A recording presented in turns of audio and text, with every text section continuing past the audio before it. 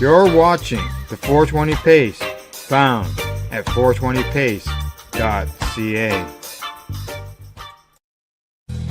Stay tuned. We'll be right back after this toke.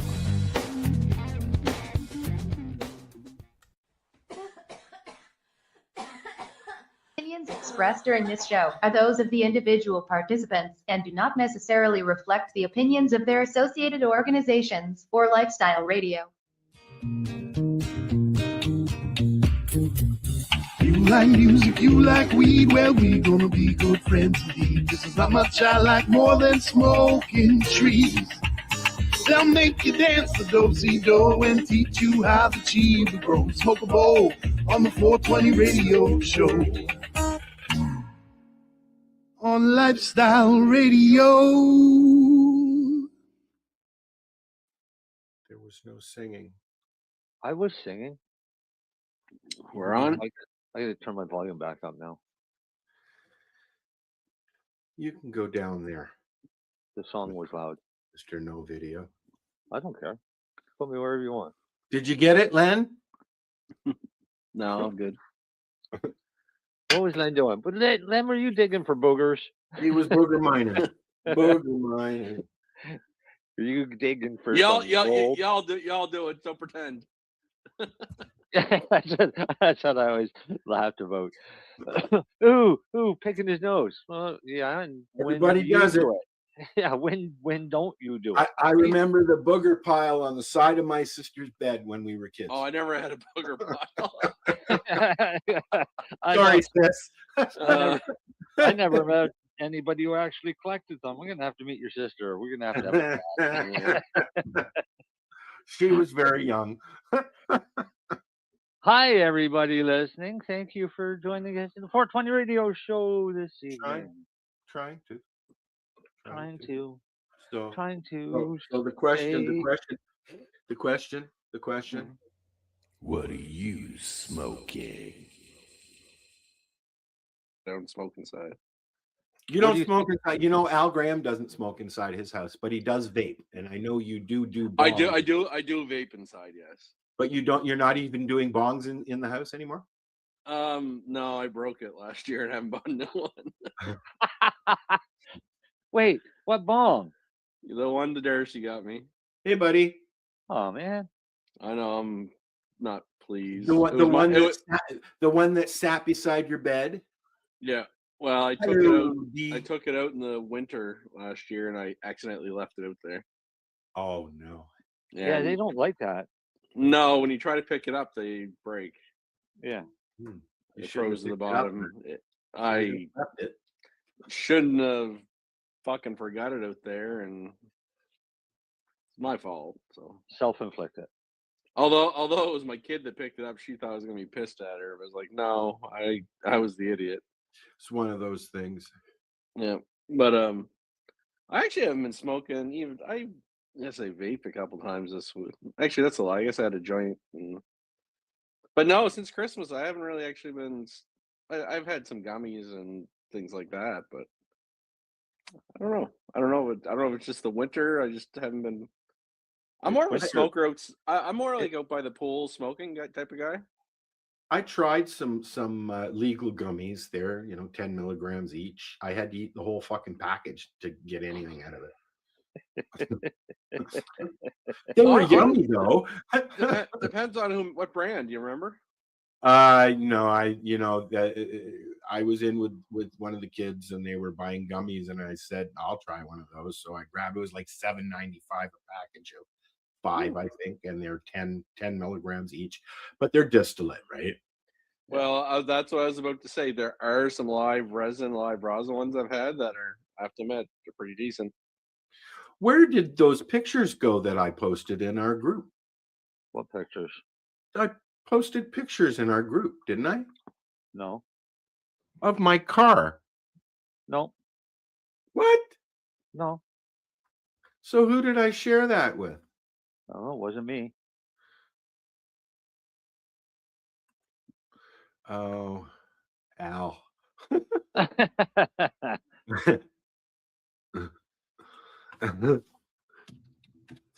No, but I definitely, you have a distillate gummy versus like a live at resin or a full spectrum. There's a difference. Most of the stuff that I've seen up here are a distillate or an isolate, and I don't like it. So this is the picture that I was trying to show you myself. This is my car these days. Wait, I got to go back to this one. That's a good way to park. Yeah, Just fucking really, really good gas mileage. So what you're telling me is up northern Ontario you get snow. I don't know if I knew that.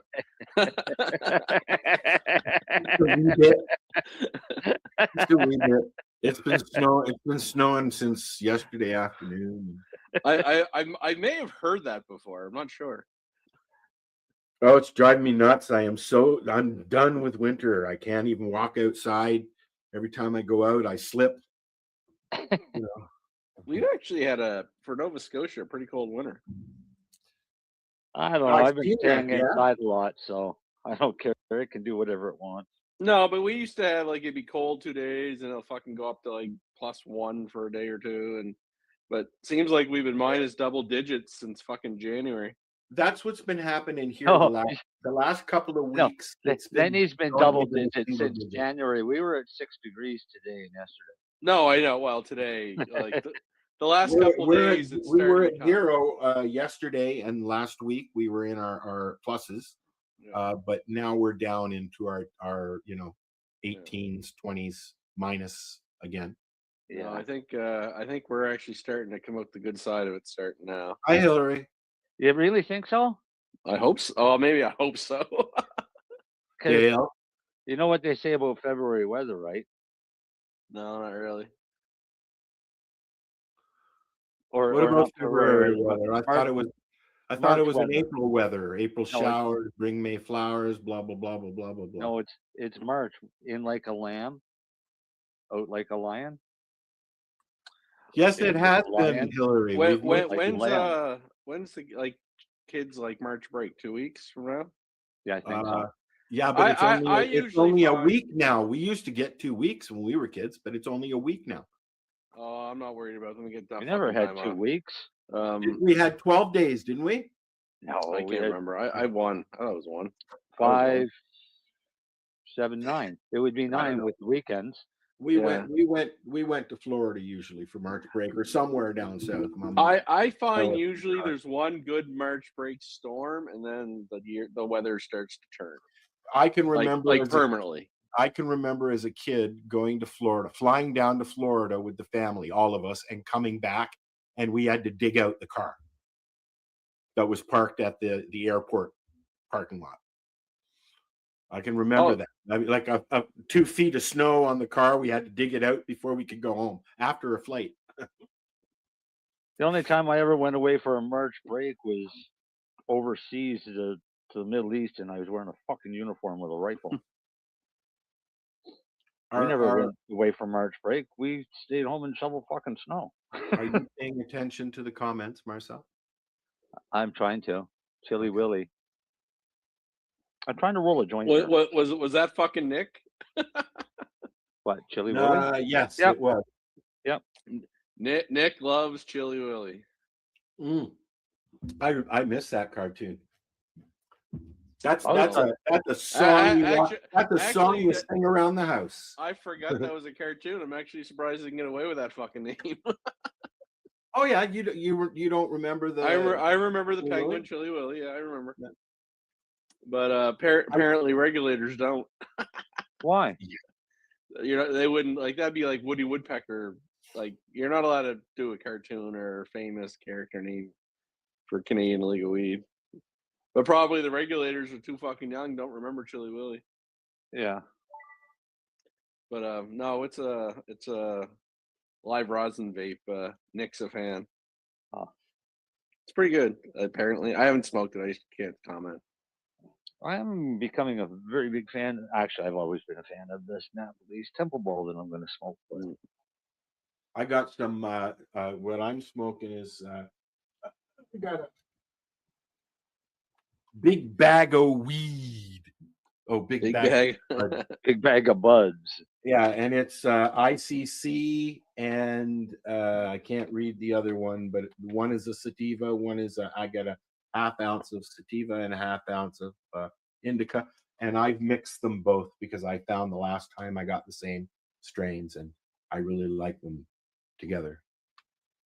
Cool. And I got some Vortex hash too. I'm enjoying that. Got a medical question for you, Lenny. Yeah. Me too. A bacterial infection normally causes a sty in an eye, Yeah. but will an irritant cause a sty? I don't believe it would. Like to me, I always thought it was basically almost like a little bacterial cyst forming under the skin and popping. You kind of just put a warm compress and try to make it pop, basically. Right. So I'm not sure why an irritant would cause the sty. I'm not saying it doesn't.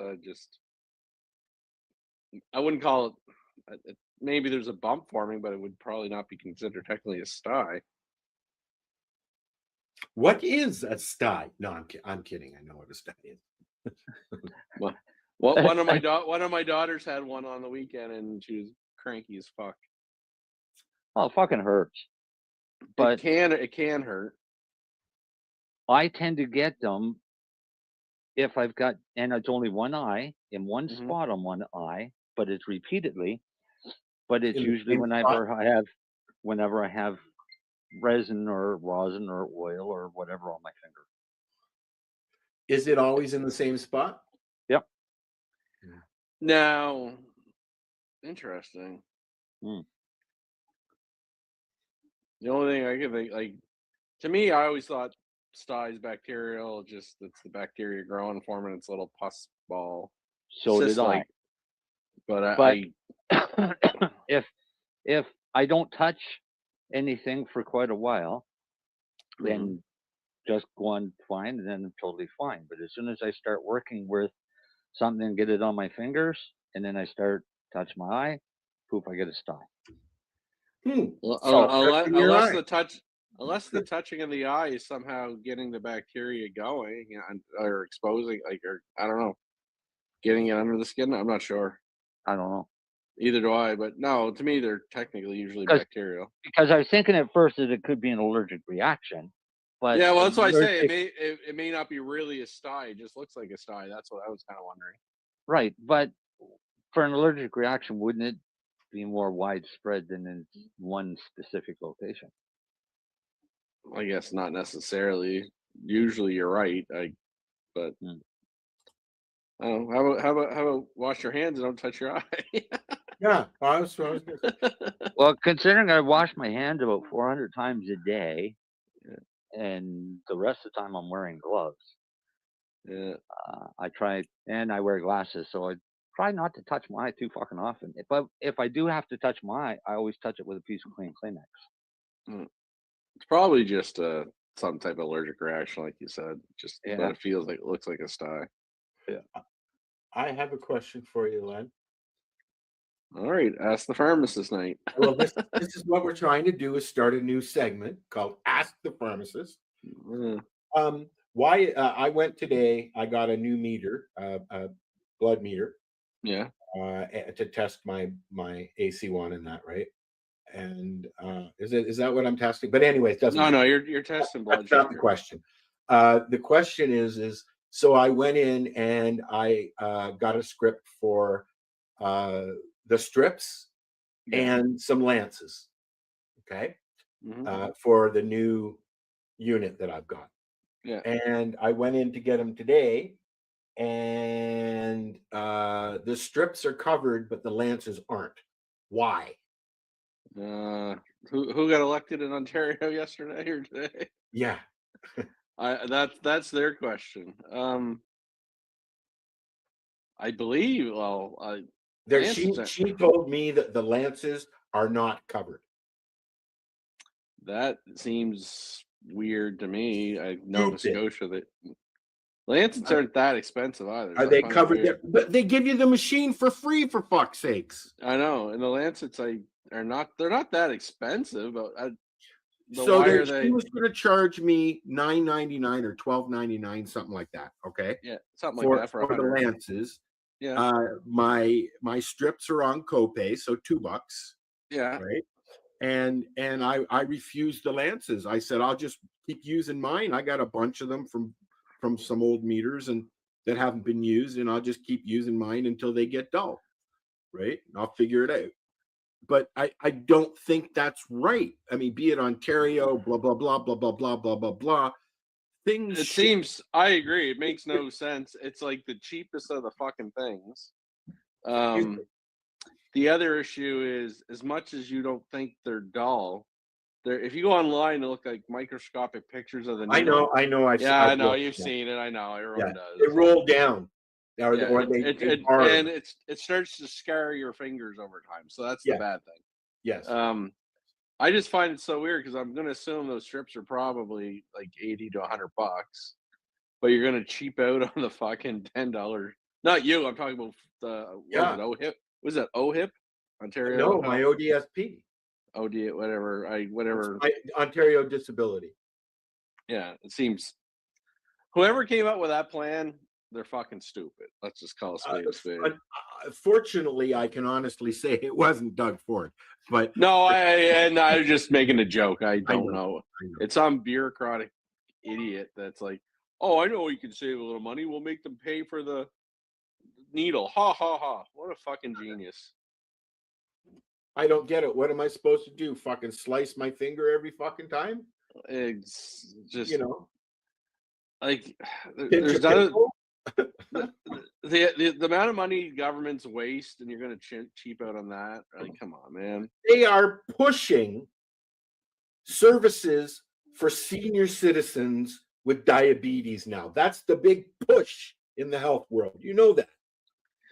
Well, chronic disease prevention is great, and I'll be honest. Sometimes I even think the testing's overkill. I don't know. It's just, there's a difference between someone insulin dependent and you're trying to make sure you're not going too low. I'm not. And I think it would make a better program to say, like, how often are you testing a day? What's that? How often do you test a day? I stopped. You stopped? Yeah, I got frustrated. Because you couldn't get the needles? A couple of reasons, but yeah. No, but like I had missed my meds. I had missed my metformin for a few weeks because they couldn't get them in or something, right? Okay. And then I got it and I went back on it and I felt really, really shitty for about 2 weeks. And I was testing like in 19s, right? High teens. Yeah, you gotta get, that's bad. So I got frustrated with it and stopped, and because I figured, something was going on with the going back on my meds. Yeah. So now I'm going to start up again, but now I can't get the fucking Lancets, so it's a vicious fucking circle, right? No, what I would have suggested for someone like yourself is, like, they tell you you're supposed to test every day or a couple times a day. Morning, after every meal, or even some people do it before every meal, Yeah, see, someone like yourself, 3 times a day. If you'd rather save some money, I don't see the point in having you test 3 or 4 times a day. Just once? I would even have you test once every other day and just track it.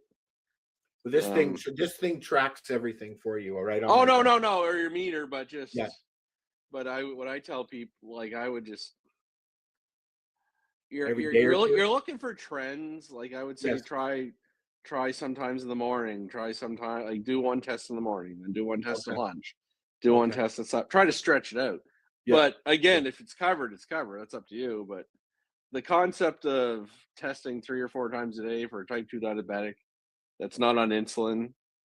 Emily has to test all the time. She's got one of those things on her thing that's linked to her phone. She never has to actually test, right? She just scans it. Yeah, How often do they have to move that patch though? I think it's every 30 days she has to put a new one on, but they're covered. Right? They're covered. She gets a box every month and she changes it when she has to change it.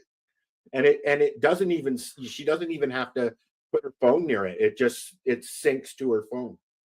Cool. Right? No, they're good. They're not technically blood sugar accurate as your meter. Really? No, but don't get too caught up in that terminology. Like there's a little delay. So. Yeah, there is a little delay. Yeah. But if somebody was having you kind of need real blood at if you think you're low, mind you think you'll just treat it anyway. But those things are actually good for type 2 diabetics or even pre-diabetics. I've heard what it is, it teaches you what to eat. And Dale just said that. Yeah, no, and I know that, but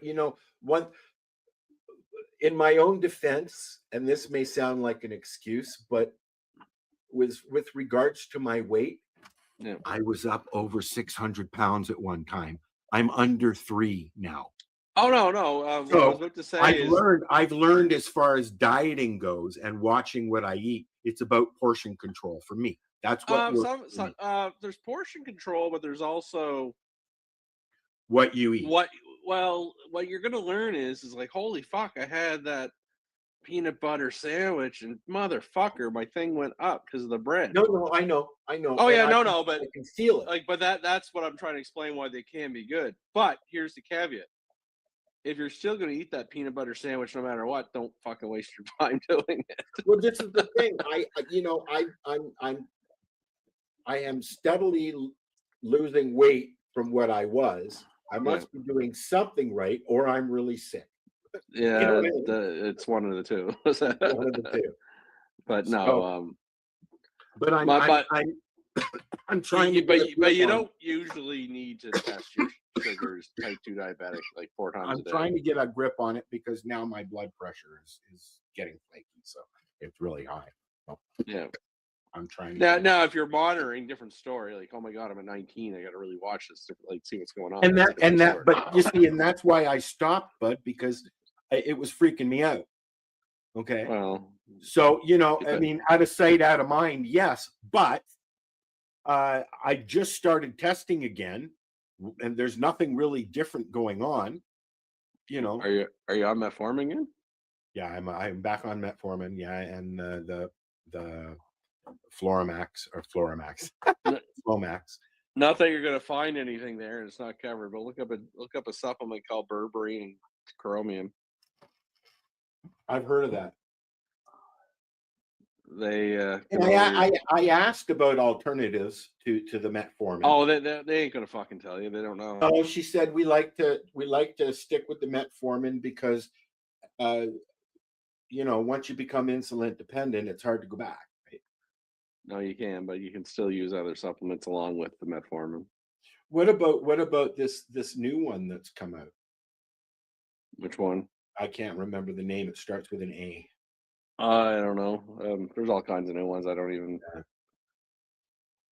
But I did ask her about alternatives. But anyways, enough about me. Metformin's good for you. Take it. You know what? They're saying that it's actually women are being prescribed to control PMS. Well, they use it for several PCOS. things. No. And there's now, I saw something about metformin being a life. It's an anti-aging drug. Yeah, thank you. That's what I was trying to get to. That's why I was trying to tell you. Just take it. And I do. I mean, I'm prescribed it and I take it. Right. Yes, I've heard that, Hillary. Ground flaxseed? For what? To add it to oatmeal or a smoothie. For diabetics? It's fiber. Yeah. I don't mind oatmeal. Actually, I was just reading an article about oatmeal is actually really bad for you because it causes inflammation. It clogs me up really bad. It's called gluten. Yeah. So It's honestly what it is this is where naturopaths are good, right? They can do elimination diets and see what happens. But that's why I do like that sensor. If someone's really trying to lose weight and not sure what to do, have that sensor and have a bowl of oatmeal and see what the fuck happens. And you're like, oh shit, I won't eat that again. You just don't want your sugar spiking, right? It's the spiking that makes you hungry. It's the spiking that makes you gain weight. You want to just keep it even keel. That's why so many people do well on carnivore diets. Well, now I got to get my blood pressure down too. You can live a long time off of eggs, butter, and steak. You know what? I tried You the actually Atkinson can. diet. I tried the Atkinson diet in the fucking 90s, dude, and my poop turned green. That's the steak and the eggs and the no white cholesterol, like white foods like potatoes and stuff like that. Just eggs and fucking steak. Yeah, I know. It's a great meal. Oh, I love it now and then, but not for months on end. Thank you.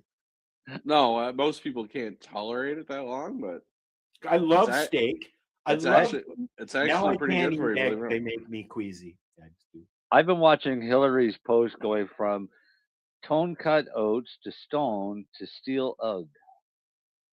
Not instant. Steel cut oats. Long. When she said stone cut oats, I knew that was wrong because stone doesn't cut it; it crushes it. But I know that steel cut is the healthiest of the oats because I think it's cutting the gluten, the longer chain molecule. What did you call it? What? Steel cut oats? Oh yeah. No, I thought you said something else. Tell me about this colloidal silver. As far as I don't eat enough, you'll turn blue. Is it good for you, like they're saying? I don't know much about it. I've heard different things, but I really can't comment, to be honest. Don't know much about it.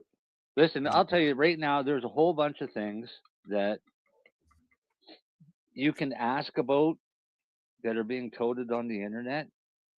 And the best suggestion that I can give everybody is go and research it. Well, this is what I tell everybody, Marcel, when they say, "Do you know about blah blah blah?" I'm like, Google it, read 3 articles. If they all say the same fucking thing, then there's some validity there, right? Right. So I went looking today because there's a lot of issues going on with COVID vaccines, right? There's a lot of issues with just fucking COVID. No, right. Well, with COVID too, right? But a lot of the issues is there's more truth coming out about what was in the vaccines. There's a lot more truth coming about how much damage the vaccines caused. So yeah, we might have to go through that again because now there's a new, more powerful strain. So here's what I'm going to tell everybody, and I told everybody this the first time around, and I'm going to tell everybody this the second time around. Where I'm unvaccinated, I can say whatever the fuck I want. Likewise. Right? But at the same time, a lot of people I know got vaccinated. Some got it because they thought they were doing the right thing. Some got it because they were told to, or they would lose their jobs. Some got it because they had to have a medical procedure and they refused if they did not. Exactly. Right. So lots of reasons why people got it. Exactly. So the ones that got it reluctantly wouldn't be the ones going back for the fucking boosters, right? The ones that have been lining up and gotten every booster, there's no helping. There's they haven't been forced because they've done that on their own. So there's nothing that anybody can do for them, right? They haven't learned on their own. Everybody else can fight back, right?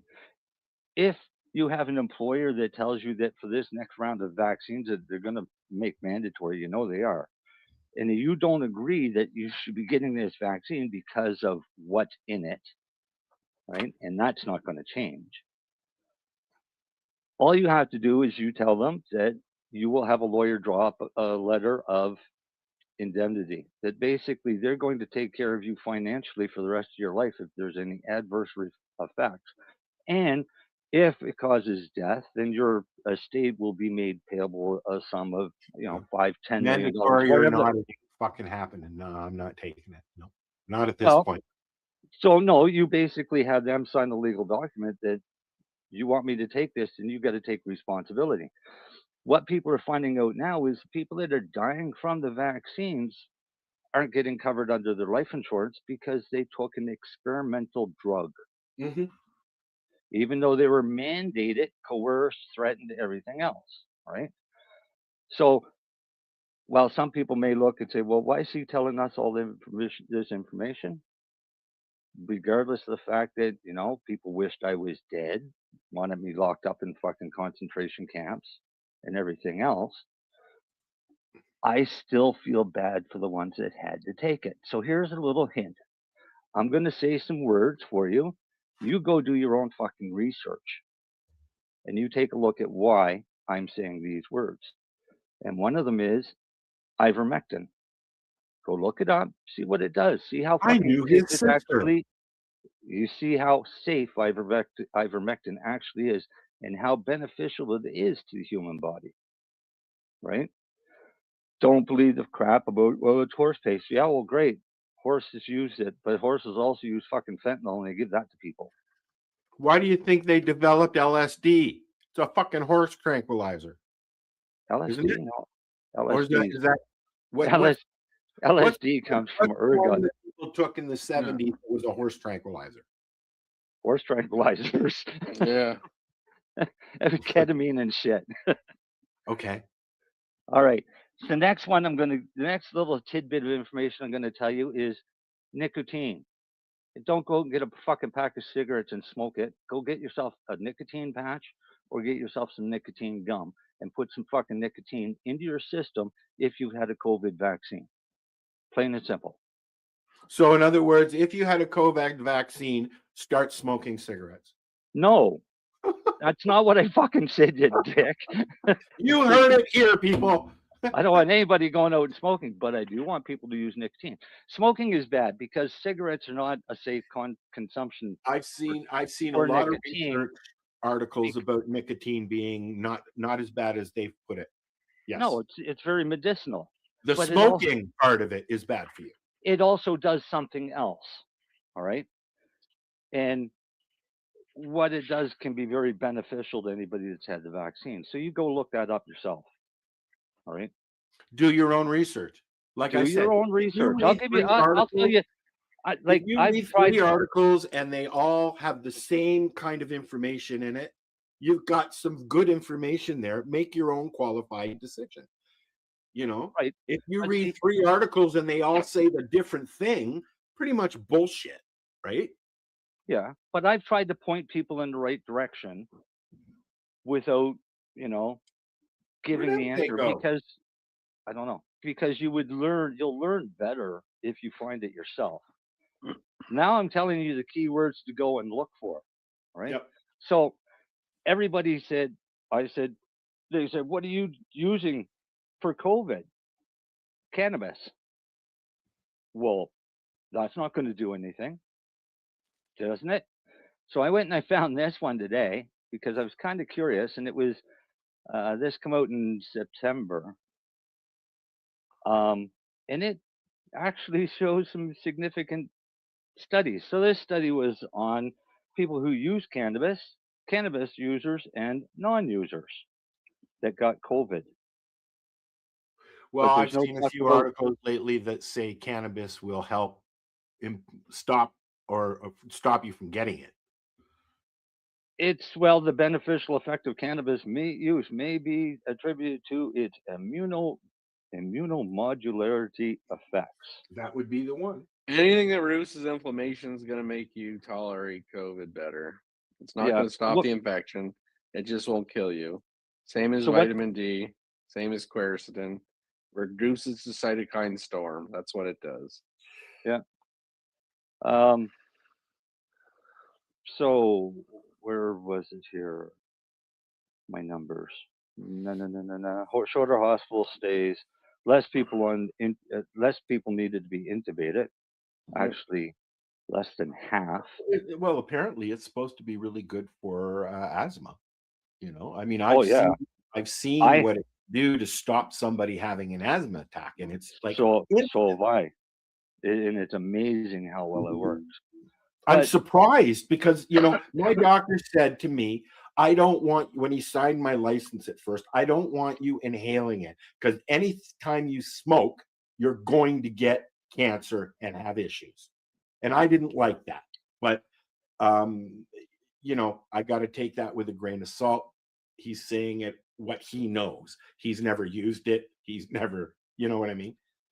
well, I So saw it one night at a campground in BC, and we were all sitting around the fire, and the kids had just gone to bed in the tents. And one of my neighbors that was with us had two little girls. One of his little girls took an asthma attack. And of course, the mom is freaking out. The dad's kind of freaking out. They're trying to get her breathing down. And one of the guys said, sitting at the table, said, "Oh," he said, "I can fix that." And he walked over and went into the tent for a few minutes. Mother and father stepped out. And then a few minutes later, he come out. The kid was no longer coughing, choking, or anything like that. And he went in and blew a big fatty into her face. And as soon as she inhaled that smoke, her breathing started to calm right down. The coughing, the gagging, the choking, everything stopped. And I said, "Holy jeez, I knew it worked for pain, but I didn't know it would work for that." And I never well, forgot it. it doesn't make sense that it would, though, Marcel, if you get I what I know, mean. but How I does don't know. something that can make, I know that it's a natural expectorant, but how does something that can make you cough so fucking bad be good for your lungs? Well, she's having a hypersensitive lung reaction, right? So it's just reducing it, right? So It's I kind of don't like know. I have I syncope. wouldn't tell every asthmatic out there to go start smoking weed. No, But, I No, wouldn't. no, I no, would, no. and I don't tell people with COPD to do it either. But I have syncope that if I get a cold or anything and I start coughing, I don't stop coughing until I go unconscious. I fucking hate that. And then I come to, but the cool thing is when you come to, you're not coughing anymore. My thing is I cough really bad, and then I cough, and then I cough, and then I can't breathe, and then I sneeze, and I'm fine. Oh no, I don't get that lucky. So I try not to cough. It's almost like a seizure. So Like it's on key almost.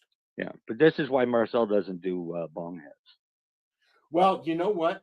I enjoy my dewdrop, but it's already been retired because I can't smoke it. It's available for anybody who comes over. And I can hardly use my student glass, quite frankly. like I technically have asthma. It doesn't bother me that much. But does it help you with it? No, Have you ever had an asthma attack? Oh yeah, I used to have inhalers and shit like that. See, I'd rather smoke a joint, have a couple of hits off a joint than use an inhaler. No, I'll take the Ventolin. I know it opens you right up. But you don't have an inhaler or anything now. No, it expires. The only time I have. I have in the past. Now I haven't. Because of my deviated septum, I have a nose inhaler thingy. Doesn't do fuck all, but No, but why? If I have an allergic reaction like cats and stuff, I wheeze. It's supposed to open up my passages so I can breathe better at night, Marcel. For your sinus passage. For my sinus passage, because normally an inhaler. The only other correction I've been told by the ear, nose, and throat people, the only other correction is surgery. So. Yeah, my father tried that, and they tried drilling through, and they couldn't do it. I'm not gonna go through that. No. Yeah. It was always funny when we were kids because he used to smoke, and when he'd blow smoke out of his nose, it only went out one way. I had a friend who did so much coke when he was younger that he could stick a tissue in one side of his nose and pull it out the other because all the cartilage had been eaten. Wow. And an uncle that could flatten his nose right on his face. He had And no used to cartilage at all, eh? play goalie for years, long before they ever had masks. Yep. When hockey was hockey. Yeah, when hockey was real. The last game I saw, they weren't wearing helmets. The last Really? game that I went to. Yeah. That was with my grandfather, and he's been gone since I was 19. So long time ago. Well, Getting old. it's quite different now. Oh, I know. Maxine, And now they have this new thing where while you're watching the game on your TV, on your phone, you can watch an animated game on your phone and shit. It's like, Not sure if I know. Maxine smokes weed and she has asthma, and she's trying to take it other ways to save my lungs. Not Hi, bad. Maxine. That's not bad. Not a bad strategy. Have you met me yet? Because trust me, I would much rather eat the shit than smoke it. That's David's birth mother, buddy. Yeah. Maxine, yeah. Huh. Yeah. Edibles with whole plant extracts, not edibles with fucking distillates. It's, you know those nice little charts you see that show THC does, this, CBD does this, CBN does this, and they've broken it down of what medical benefits you get from each compound. I hate them fucking things because it doesn't work that way. Al Graham has been testing a lot of different vape pens and that, and he's found a few that are full extract and are that's fine because it's it's full extract. But yeah. If you're going to put out a sheet saying that CBG helps with pain, then people start looking for CBG. I hear you. That could create a market for them to distill CBG just to sell it to those people who are going to pay exorbitant amounts of money for something that doesn't fucking work. Yes. Right? So each one of those things that it says that it does, theoretically on paper, that's what it could do. But practically, everybody's individual. Practically in the human body, all of those combined together is what works, not the individual compounds. And this is why distillate sucks. CBD distillate sucks. THC. I just don't like it because it makes me cranky. Because it's not doing anything for you health-wise. I get cranky too. I've been enjoying hash, and I'm going to start squishing again. That's a whole plant extract. Yep. And turn around and make your edibles with it. Well, yes. Right. There's nothing stopping you from making edibles with rosin. I know, but you have to decarb it. All right, so there's 30 minutes. Right, it's a big deal. Throw it in the fucking oven for 30 minutes. It's done. Right. So how hard is it to decarb? Then it's done. Put it in your edibles. You don't have that fucking chlorophyll taste. It makes you gag, and you can make them as strong as you want. I don't mind the chlorophyll, but too much of it, yeah. Like I'm not going to eat a whole bag of cookies that's got chlorophyll in it. You know what I mean? Oh, but I might, and I don't think I could eat a bag of cookies with FICO. If I open a bag of cookies and I can smell the chlorophyll, I'm passing the bag back. So let's just change the subject for a second because I haven't brought it up. I want to mention that we've lost a true warrior in the cannabis community this week, and in one Corey Yelland, who started with Rick Simpson, and continued working with Janet and Dr. Bob and Gendrich and a whole bunch of other people. And she passed away, I believe, yesterday. And she did a shit ton of interviews. She was still working with patients while she was in the hospital. Yeah, but she did, because she interviewed just me. Like Dr. Bob would have done, and just like others have done. Yeah. We did an interview in 2017, and I still have people messaging me after seeing that or listening to that podcast. I know that Jack's Garage has put the documentary up that they did about Corey. So if you're interested to know about what Corey was about, please check it out. And this is a hard one because, you know, it's right out of left field. I knew she was sick, but I didn't think she was that sick. And I think a lot of people didn't think she was that nobody knew that she was that sick. But what's the she has been a part of this community from the beginning. Yeah, but what is the best skill that every sick person has? Helping other sick people. Nope. Lying about your own health. Fair enough. Yep. Right? Fair enough. Because when people say, "How are you?" you don't tell them the fucking truth. You say, "I'm fine." No, you smile and say, "I'm okay. How are you?" Yeah.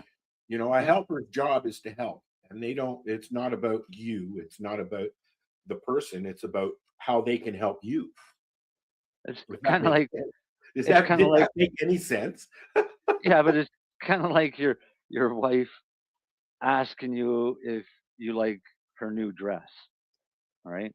Well, there's answer that question. No, there's two answers. There's a husband answer, and there's the truth. Right. The husband answer is, "Oh, it's gorgeous. It matches your eyes perfectly. You look wonderful in it. Those shoes will go perfect with it." The truth answer is, "I don't give a fuck." Right? So it's a matter of, when you're a sick person, if you come up to me and you say, "Hey, how are you doing today?" I'm fine. How are you? But on the inside, I could be a total fucking wreck. Agreed. And I think all of us go through that at one point or another. My attitude is, why share my misery? I'm going to share with everybody this documentary about Corey, because it's important, because the work that she's done is, can I even share? Yes, I can. There you go. Skippity B. Look at all them links. Yeah. Yeah. So we can share it, but we can't. We can share it, but we can't play it. No, we can't. Well, I mean, I wouldn't want to play it without asking Jack first. But you know, Jack Kungle, because it's from his series of documentaries. You know, and she also did. She had a few podcasts that she was on. Yeah. So you know, you guys should broadcast it sometime this week. It's on my Facebook page. We just pasted the thing here. I don't think that we can. I think we'll probably get hit because it's you know, probably it's from another show, right? Yeah. So y'all go watch it, and while you're listening to. But if you go to Jack's Garage, and you'll see it there. He's posted it. Now we've posted it, and everybody should watch it. Yeah. And we're going to take a little break, and you know, then we'll come back and do more stuff. I'm not going to post that because Can Expo's been postponed to October now. Let's see. We'll do this here. Hi, I'm Timmy. And I'm Mary Jane. He's the newbie. She's the doobie. And this is the show where we toke cannabis. Talk. From both sides. Is that even possible?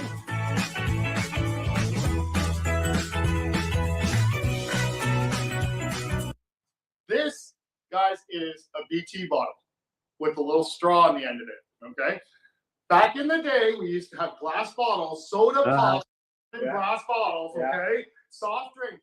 And this was built for the old school hash. This is the hash that your uncles and your grandparents would get. And this is the stuff that we would all treasure whenever we could get it because we thought it was the best stuff because it's constant. It was our form of concentrate. Correct. Right? When we were young, right? Yes. This is, To answer your question now, Oh, here we go. Howard. Now you're gonna cut this out if it doesn't work, right? Yeah.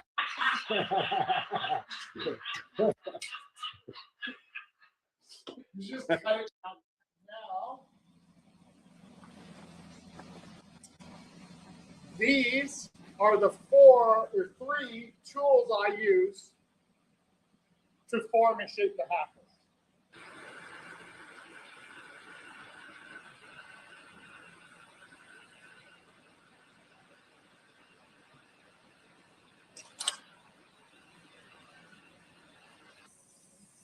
So now once the prep work is done over on the lathe, it now has to come over to me to put the mouthpiece on and finish off the top part. So first up, I just need to clean up and close off the top that's left over.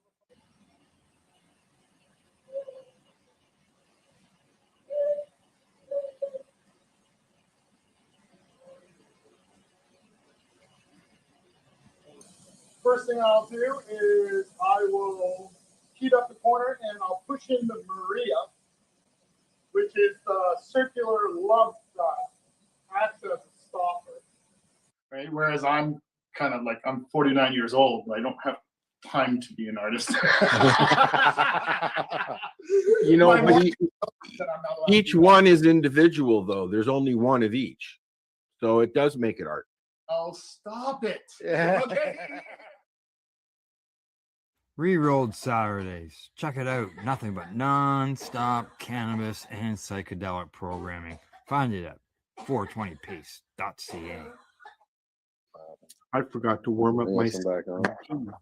Yes, we're back on. I hear you.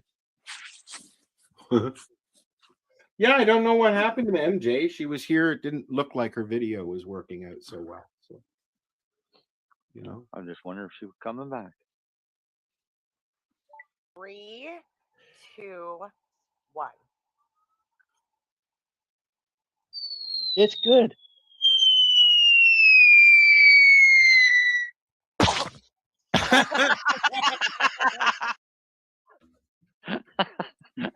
It's still funny every time you see it. I know. It pretty much is, yeah. I was just reading a really cool study. It's a About? study on the medical cannabis dosing doesn't negatively impact driving performance in experienced patients. Yes. And what they did is this was done actually in Australia. Who did it though? Was it the authorities? Happening in Queensland, Australia. I'm enjoying watching what's going on in Australia because they're finally catching on, right? Yeah, they used medical patients because under Australian law, physicians may authorize cannabis products to patients unresponsive to conventional prescription treatments. And what they did is they assessed patients in a simulated driving performance at baseline, and then 45 minutes after they vaporized a prescribed dose of cannabis flower. And after vaporizing one dose of their prescribed cannabis flower, participants exhibited no significant changes in performance on any of the video-based tasks: hazard perception, skill, gap acceptance, following distance, or speed compared to the baseline. Was this like the Dr. Johnny Fever test? Yeah, the study authors concluded the findings suggest that a dose of vaporized cannabis consumed in accordance with prescription may not affect hazard perception, ability, or driving-related risk-taking behavior among medicinal cannabis patients.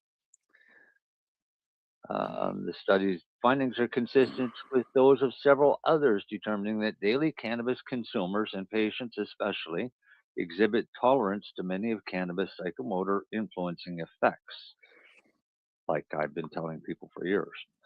According to the findings of the literature review published in the Journal of German Medical Association, Patients who take cannabinoids at a constant dosage over an extensive period of time, 3 to 5 days, often develop tolerance to the impairment of psychomotor performance so that they can drive vehicles safely.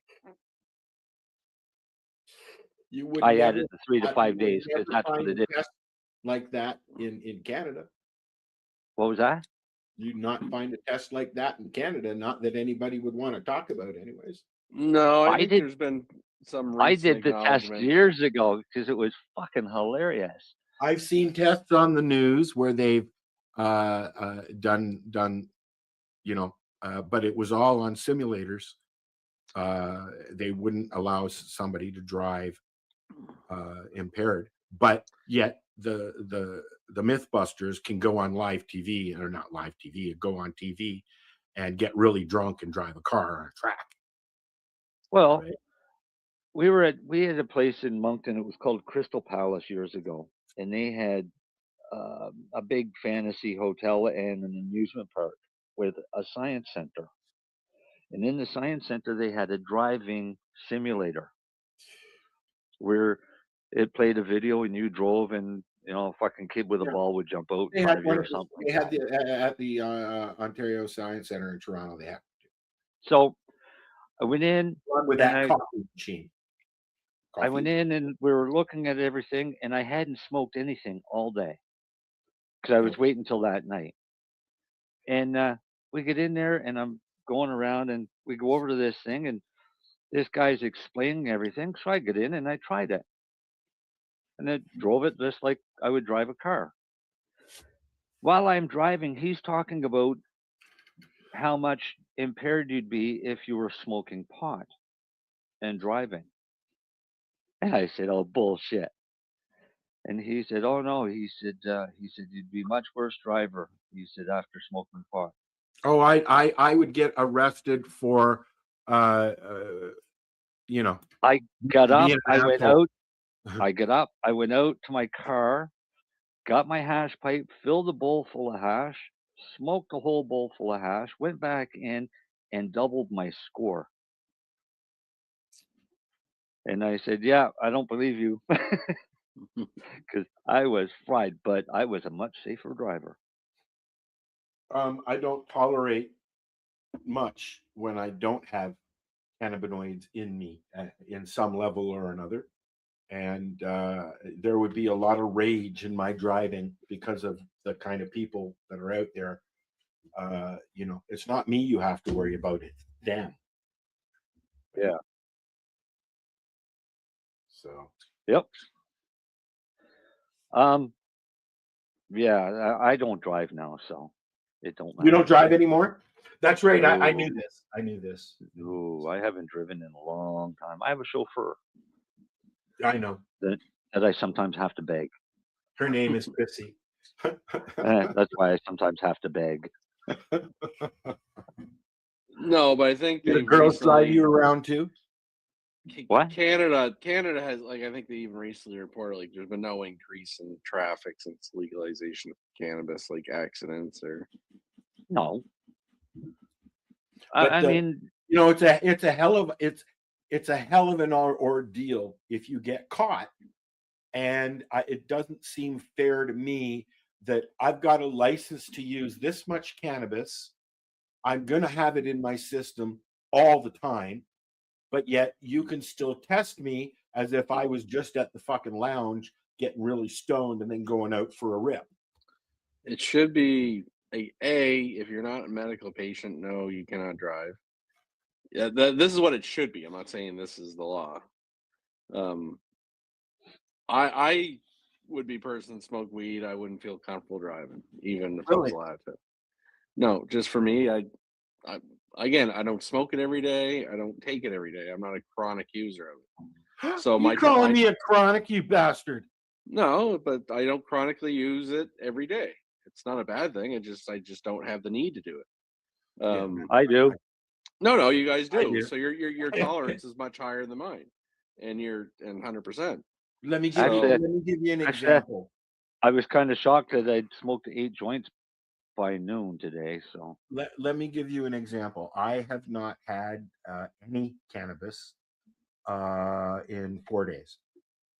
And when Marcel asked me if we were doing a show tonight, what did I say? I don't know. That's kind of what you said. It's kind of what it is. I don't know yet. We'll see how I feel. And that's probably what I actually sounded like when I was typing it. Well, that's why I said it that way. So then I said, well, after you smoke that, you might feel better. Or really high. One of the two. And Both. where were you? Feeling better Both. or really high? Both. Good. And my dog came in to say hello. Hello, sweetie. I don't like being wrong, so that's why I say good. Well, you know. But again, I mostly use cannabis to sleep. You got to pick up on these comments, bud, because I can't even see the screen at the moment. Buddy said cannabis is just as bad. Comedians, you just gotta laugh. Mm-hmm. No, but it's really, again, it's down to the individual person. Like you. Well, you know, and this is what most people know if they're inebriated or not. Right, but people that are high, people that are drunk, don't know they're drunk. I know. I can tell when I'm drunk. I can tell when I'm drunk. I don't like being drunk because I don't like the feeling of being drunk. I don't like, I'm going to say what my dad told me. And he goes one step further than that, and then Lenny could drive. Right? What's that?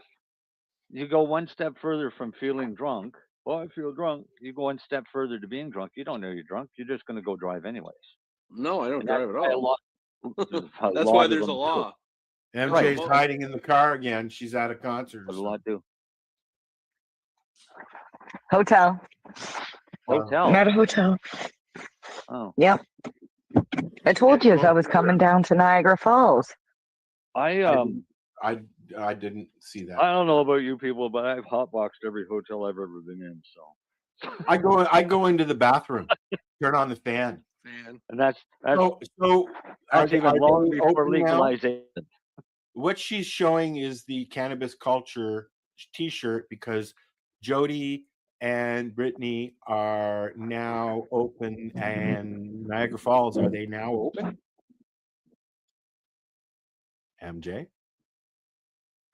Officially open. Grand opening is tomorrow.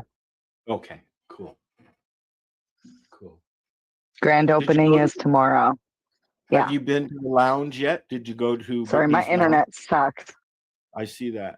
She'll get this in a minute. TikTok. No. No. Okay.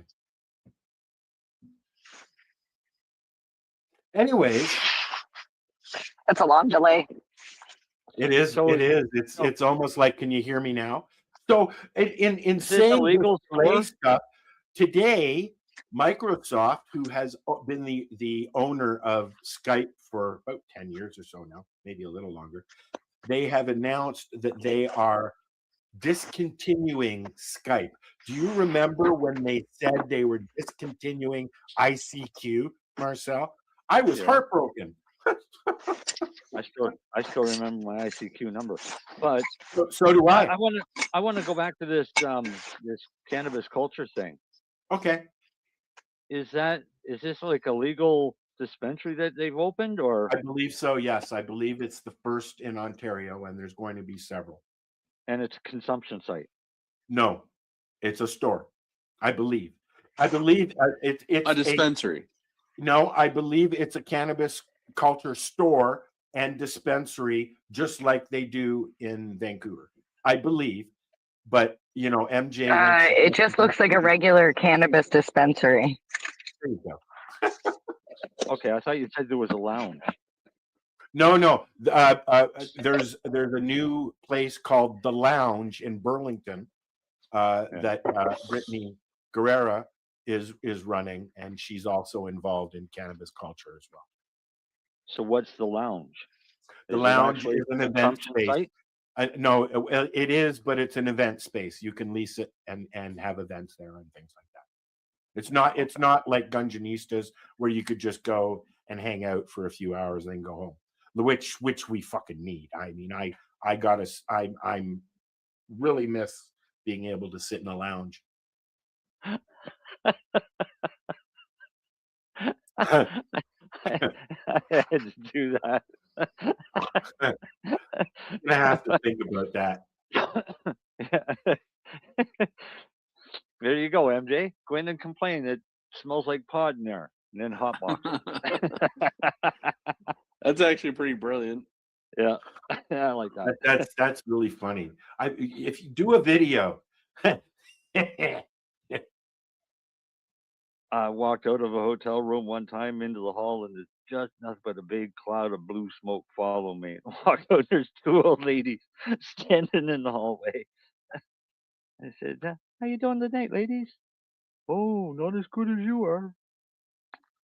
Yep. I have to laugh. This is Marcel would know Matt. So we were at a trade show a few years ago, and it was legal to do samples.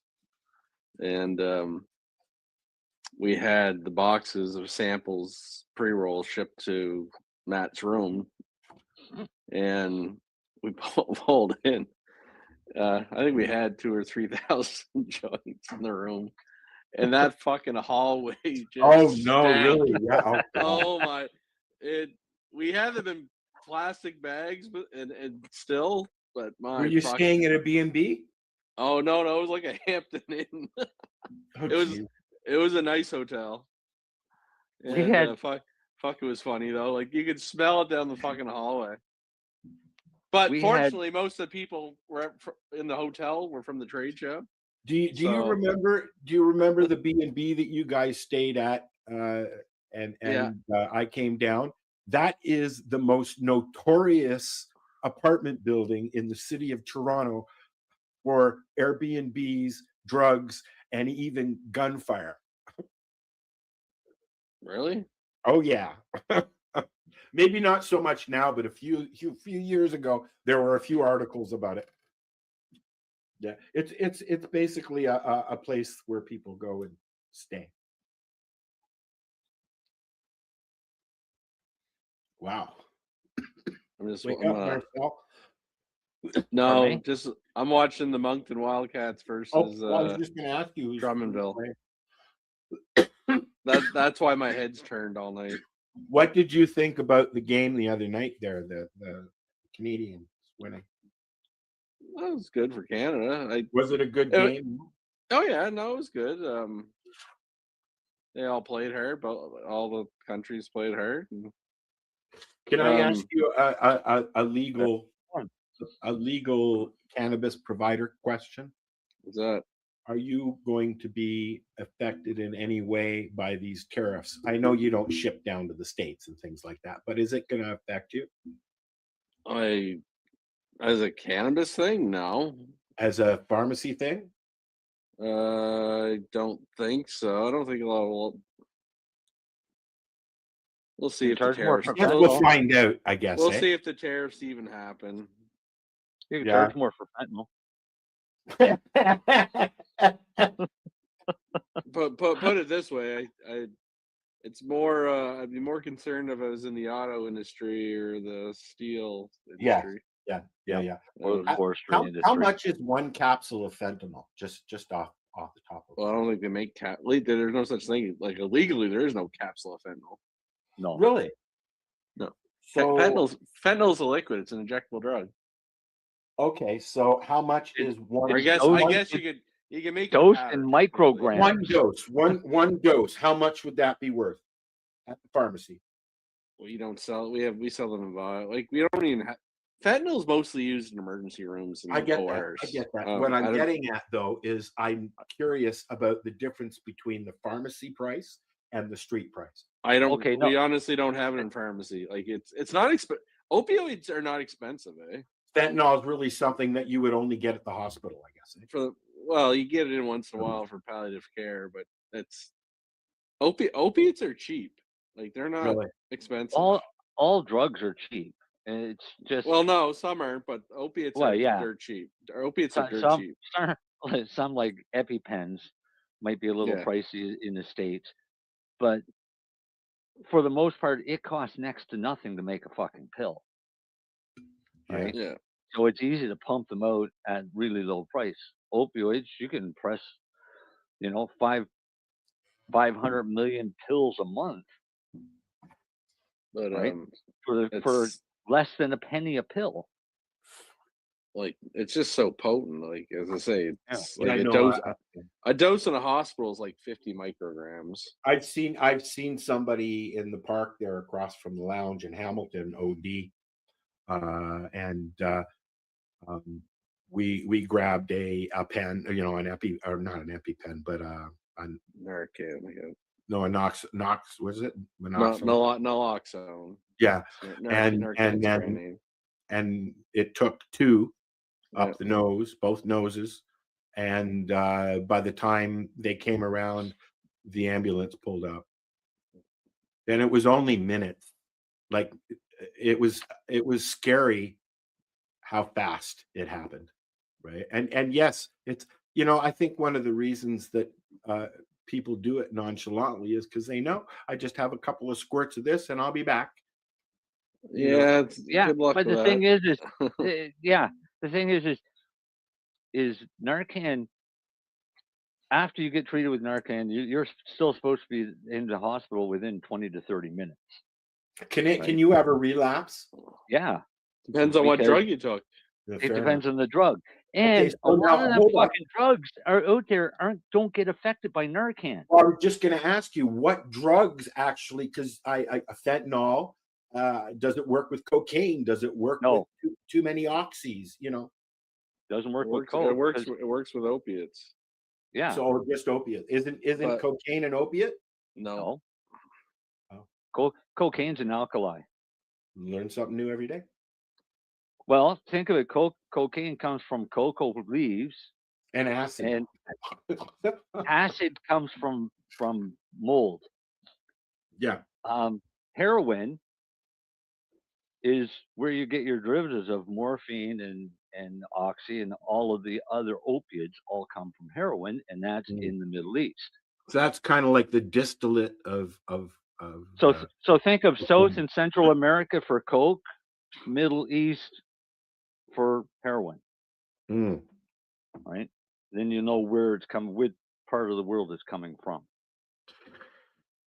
I never got into that crap. I've tried coke a couple of times when in the 90s, I think, just to see what it was like. But, alcohol was something that I used to enjoy, but not anymore. I don't like the feeling of being drunk at all. I don't like that feeling. No, I like alcohol. It's just alcohol is just not good for you. You're not drinking anymore? I try not to. Not drinking any less either, eh?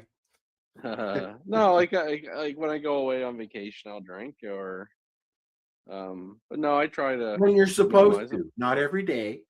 I bought a case of beer last summer. I still got one left.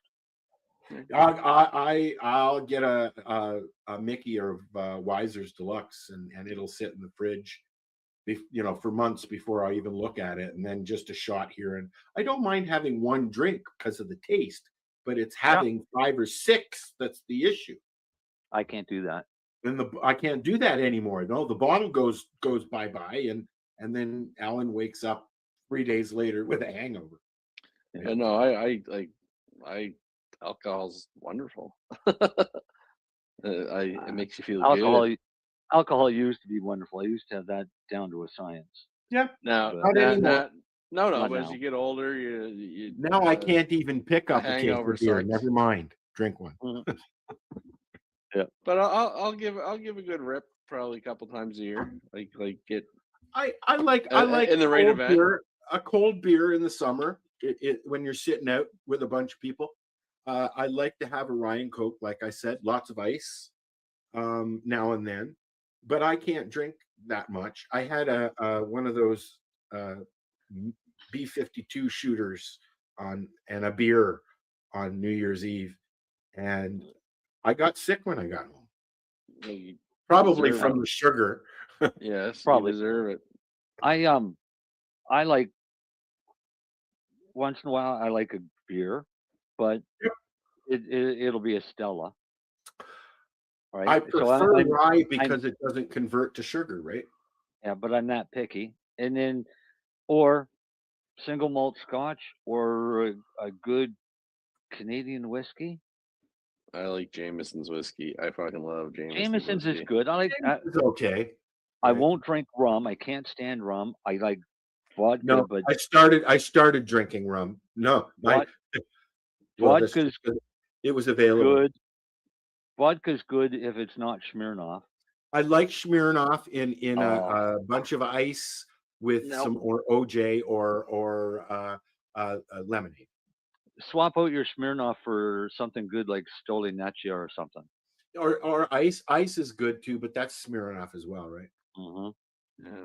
I But, don't no. mind. I like gin.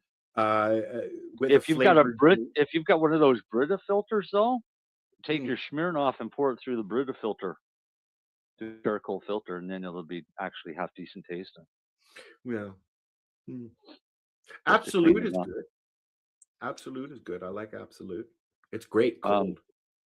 Tequila, I don't do that anymore since I the can't do 80s. that. That's just heartburn waiting to happen. If it's good tequila, I love it. Oh, mine was really good, but I got alcohol. Tried a worm in the 90s. That didn't go off too well. Mezcal? Yeah. I like when you could actually sneak it across the border. I like Oh, some yeah. wines, So but I don't what? like cannabis wine.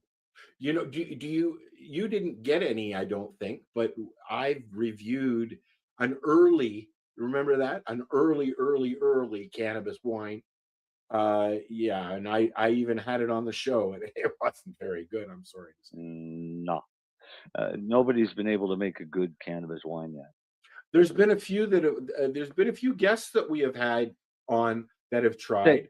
That have claimed they have made a good one, but Yeah.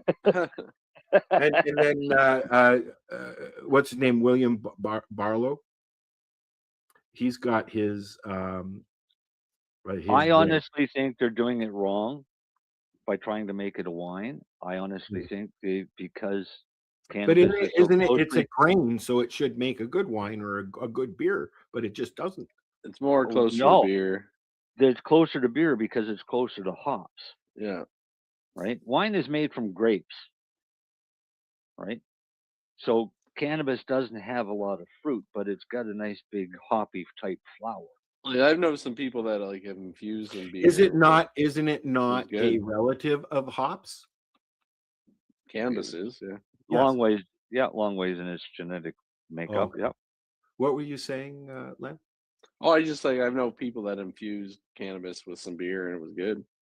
I know I've tried that. It was good. You can infuse cannabis in any alcohol, really. But it actually tasted good in the beer. Yeah, but it's is called it just Green the flavor? Dragon.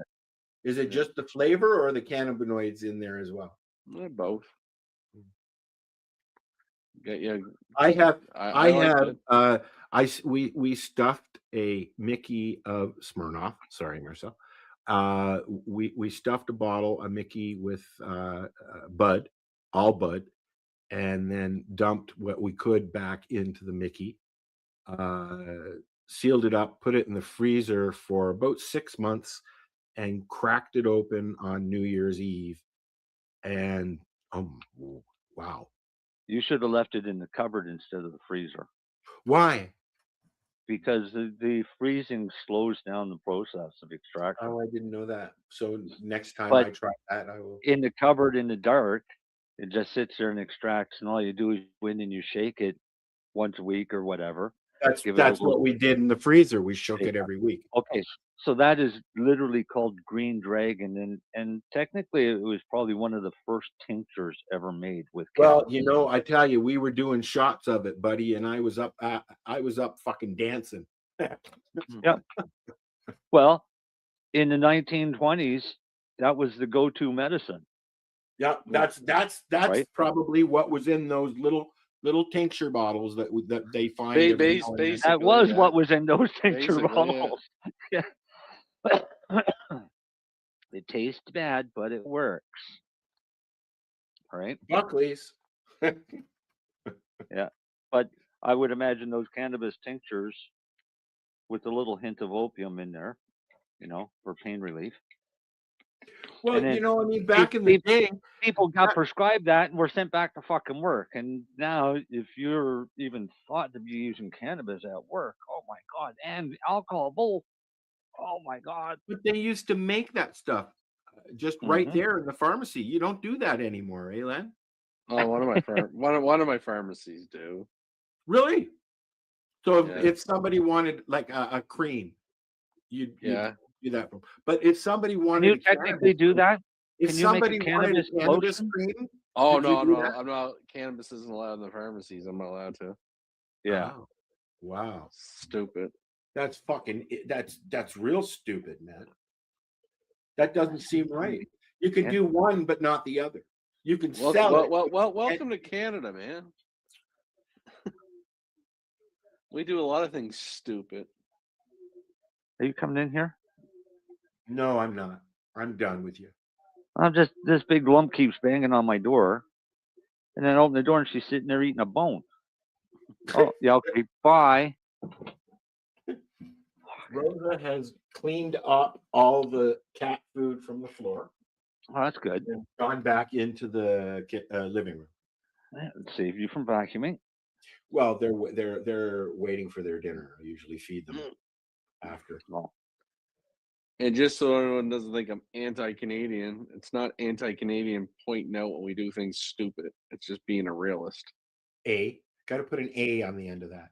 I don't know if I say A a lot. What? Wait, now, what was this about anti-Canadian? Oh, that's the Liberals' campaign of Pierre Poilievre. Because really? He says Canada, because he points out the bad things that they do. Oh, that's anti-Canadian. Canada's not broke. Well, no, there's some things that are stupid that we do, and we should try to fix it. Canada's pretty fucking broken.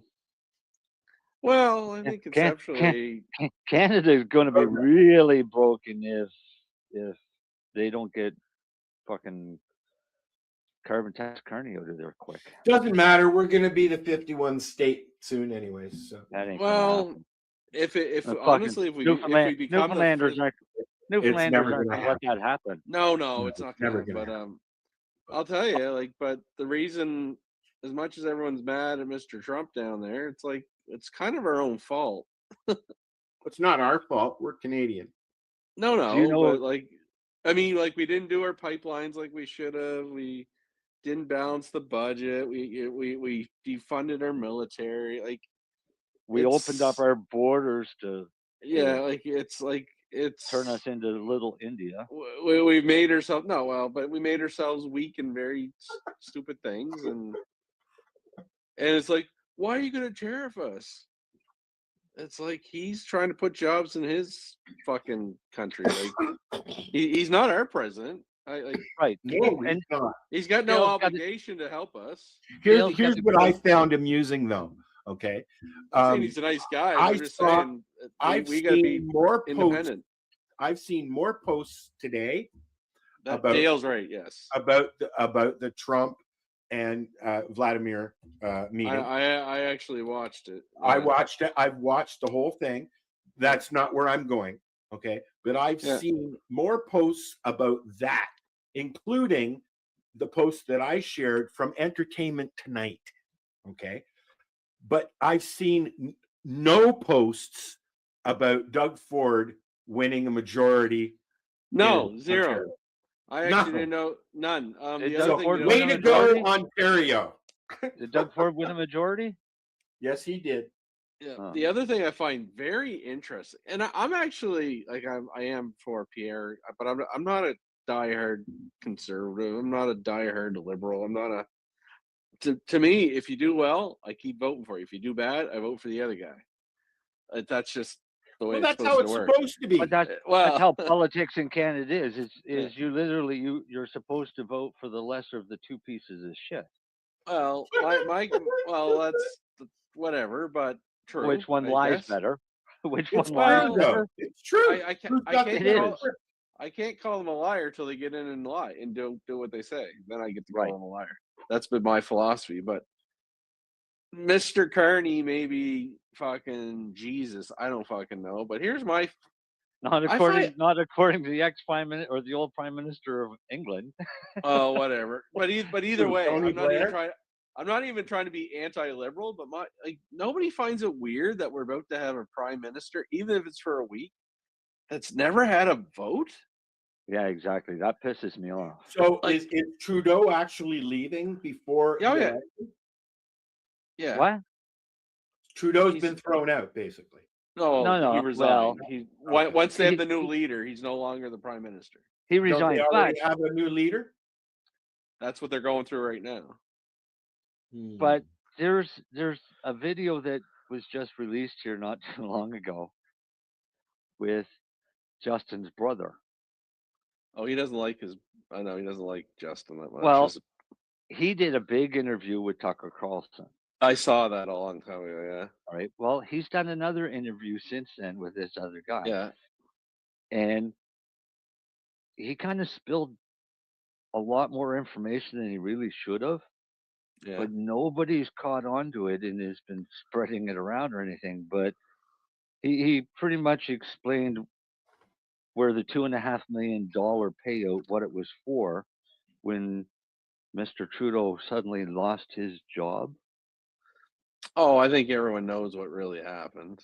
Yeah, well, his brother admitted that it was a 14-year-old girl of a prominent businessman. Yeah. Right? Or the 14-year-old daughter of a prominent businessman, that there were some inappropriate things going on between them. So it was basically $2.5 million. That's from his brother. Okay. That he put on YouTube. Wow. Like we all knew there was a non-disclosure agreement signed about the whole thing. Nobody was ever allowed to talk about it. Yeah. His brother's obviously never signed it. Yeah. No, it's whatever. Even besides that, but my whole point is, I just find it very odd how there's no Canadian uproar that this guy's about to be our prime minister. You know what? I know nothing about it. And that's how much people are talking about it. Not at all. Well, it's just weird, just to me, that everyone, like, even if you don't like the conservative, whatever, but just like, is it not strange that anybody could just walk off the street and in a loophole become the prime minister of Canada? No. Well, apparently it's possible. Yeah. Yeah. What is to stop somebody from getting voted in and then turning around and giving the government to somebody? No, Marcel, here's the ultimate fuck you that no one's ever talked about. What's to say Justin Trudeau stepping down, Mark Carney wins this leadership, they go to the polls, Mark Carney wins the prime minister, and Mark Carney decides, I'm stepping down, and Justin Trudeau runs for the leadership again of the Liberal Party. Can he do that? Yes, he can, based on the way this is fucked up. Is there no limit in Canada, like in the No. in the States, only two times? No. Which I'm okay with. I'm all right with. Well, that. his dad was prime minister for a long time. Yeah, but I'm okay. I don't even mind that. If you're doing good, you're doing good. But my whole thing is, you would think the leader. His dad was prime minister for his entire life. That's what I mean. Pierre was like 20 years or so, wasn't he? It's like Mel Laskin.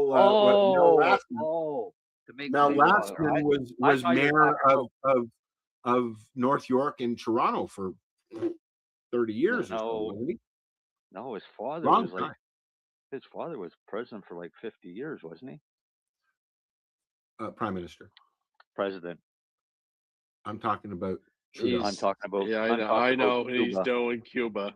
I know what he's talking about. I'm talking about Cuba because I'm still convinced that that Pierre ain't daddy.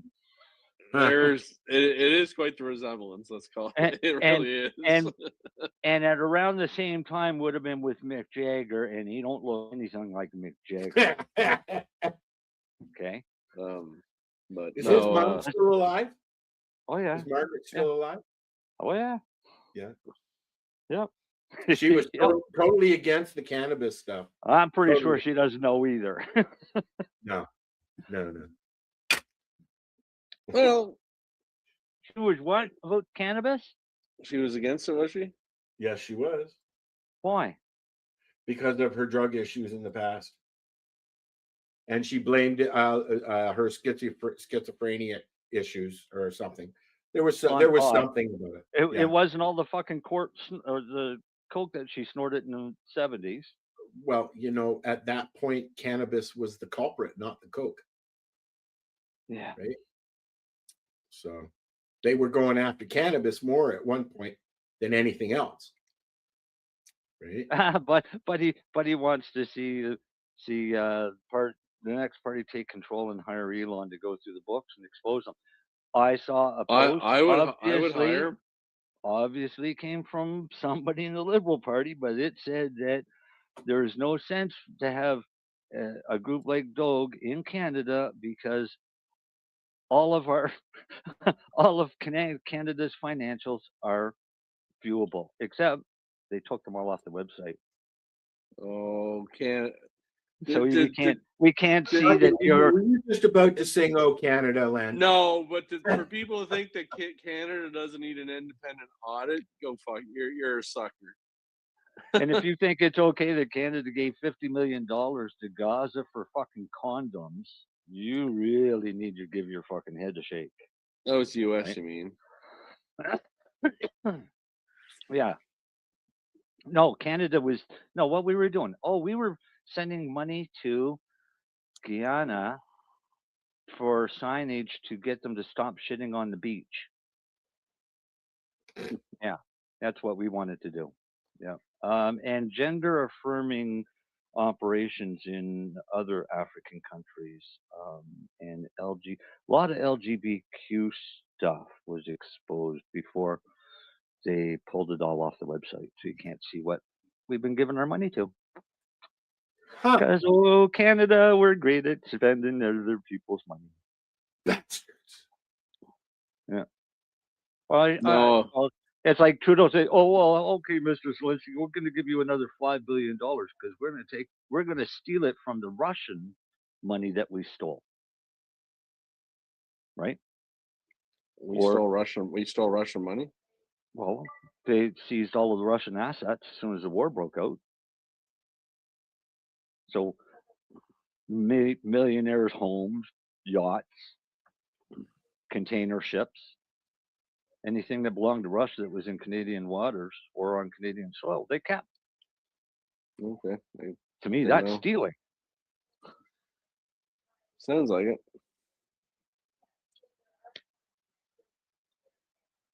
I was starting to watch the interview today with Mr. Zelensky and I did watch it.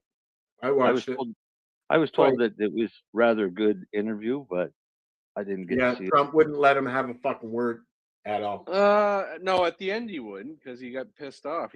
I actually. Yeah, but that's you know, and he boasted. He's like, "That's why I told them to leave this running. This is going to be good show." No, he said that, but he. No, it was actually JD Vance that actually got it going.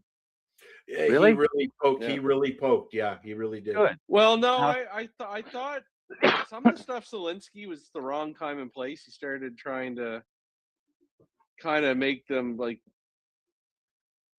Okay, so here's what Putin did. Everyone knows is wrong. But what Donald Trump basically said is, like, they're accusing him is like you're being friends with Putin, and Trump basically said is like, well, I can't call him a fucking asshole, then ask him to make a deal. So really, what basically Trump's trying to say is like, you can't fix the past. How do we settle this?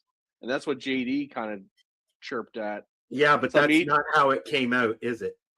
I think it did. So, people have their hate on for Trump. I don't have a hate on for anybody. No, but most people did. The guy I watched acts like a fool. He was. No, he makes a big fucking dramatic fucking theater out of everything, and he doesn't. He was trying to straight. I actually thought Zelensky was being disrespectful. I actually agreed with JD Vance, and he was pushing his limits. He didn't. Okay, so let's say anything, but let's go back. When Trump lost his temper, you weren't going to get a word in. No, 100%. Wait, let's stop talking about this because I haven't watched it. All right. But let's go back in history a little bit to the beginning of this whole conflict with Ukraine and Russia. Oh, it's Putin's Anybody fault. remember why? Whose fault? I still think it's Putin's. Why? You know, you no matter what, he invaded the country, provoked or not, he But invaded the why? country. But why did he invade the country, and what did he do before that invasion? I don't even care what the reason. You could tell me, I don't know, but he did Okay. invade the country. So when Ukraine separated into its own country, when the Soviet Union broke up, a large portion of the people that were in Ukraine were technically Russians.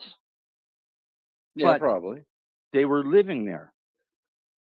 For 10 years, Nazi units, which were Ukrainian military Nazi units, were going in and killing these Russians, especially if they complained about the conditions that they were being forced to live under. You got 5 more minutes for this fucking conversation, guys. Seriously. Putin threatened retaliation if it continued. And Ukraine said, fuck you, we'll do what we want. And it took 10 years of threats before Putin finally had enough. And he said, you've killed 2,500 of our fucking people. No more. You're going to get paid back. And that's how this all started. It very well could have, but again, he's still invading a country is never good. No, but the same thing is happening in Gaza. Oh yeah, no, 100%. Right? I agree. There's no difference there. All you've got is land invasion, and then you've got turn around and you've got Iran saying, "Hey, well, let's give some money to Hamas and shake things up and see if we can really piss these guys that's off." not. I'm not saying any of it's good or not, but what I say, what happened today was more of Zelensky basically was shooting off. I need more weapons. I need more air force and blah blah blah. A little bit, and you could read it. He basically doesn't want to settle anything. No, and in the end, Trump got pissed and he did get mad, and he actually had an interview. Oh no, and he had an interview later, and he said basically they were both right. Like he can't win the war without the U.S. And basically the U.S. says we don't want to fund this war. He just want more killing. And I don't blame him. I mean, I'm it sucks for Ukraine. It's terrible. But I don't want Russia taking over Ukraine. No, 100%. So that's why. Right. So I can understand this, and I can understand where Trump's coming from, and I would probably want to do the same thing. Yeah. But there's got to be give and take on both sides. Well, that's basically what happened in the end of the thing today. That they're kind of pushing Trump's buttons a little bit. Like, what if, like, he basically started accusing, well, we've had ceasefires before, and you guys never stood up. But Trump saying, I'm the president now. In the end, you got to start somewhere, man. Like, it's just going to keep going on and on. So, anyway, watch it. For 4 years, yep, it's going to keep going on and on for 4 years. And that's where JD kind of stepped in. It did get provoked by a question from a reporter, and that's how it started. JD basically said, "But what Biden did didn't work. We're trying some diplomacy." And then Zelensky sort of shot back at JD, and then Trump actually bit his tongue for a bit, but when he went off, he went off. Are we done? Yep. Yeah, I wonder if the UN would actually go in and set up a demilitarized zone between the two, similar to what they did with Cyprus in the '60s and Gaza. I would just, as I say, in the end, you can't Kosovo. send it. Trump's on the right track. Make a deal. Make everyone just stop fucking fighting. Well, yeah. Because in the end, they were basically trying to explain to Zelensky, you will lose. Shut up, Dale. No, and Dale's right. Korea's another one. Oh, no, but he just said, like, you will lose if we don't do it. And Trump doesn't want to, like, everyone's basically trying to almost make Trump poke at Putin. But I don't think Korea's demilitarized zone is a UN thing. I think that's a US thing.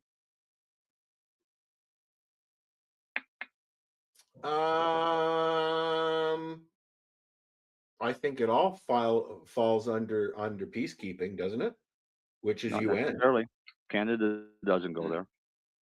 But you're going to see the story as Trump's a big asshole, blah blah blah. But no, I don't think he was. Personally, did he get upset? That is all your opinion, and you know, if anything, it matters that you get your own opinion. Oh no, but the story was spin will be Trump's a crazy asshole, blah blah blah. But no, he already is. But like I said, I am appalled that here in Canada, or in Ontario, didn't see one fucking post until halfway through the day about the election yesterday. No, nothing.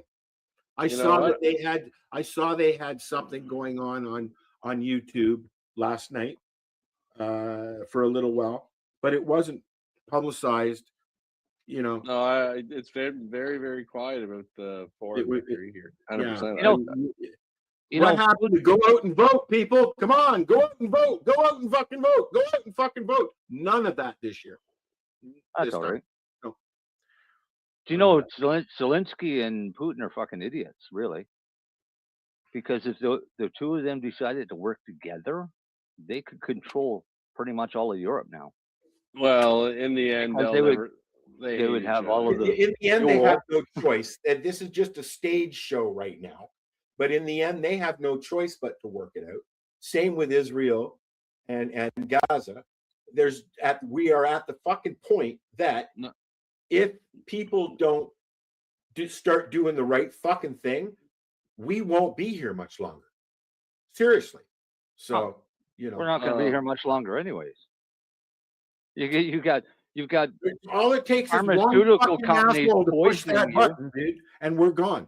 Period. I don't know over that extreme yet, but why is the Wuhan laboratory working on another virus that they say that it's got a 30% kill rate, but they don't have a cure for it?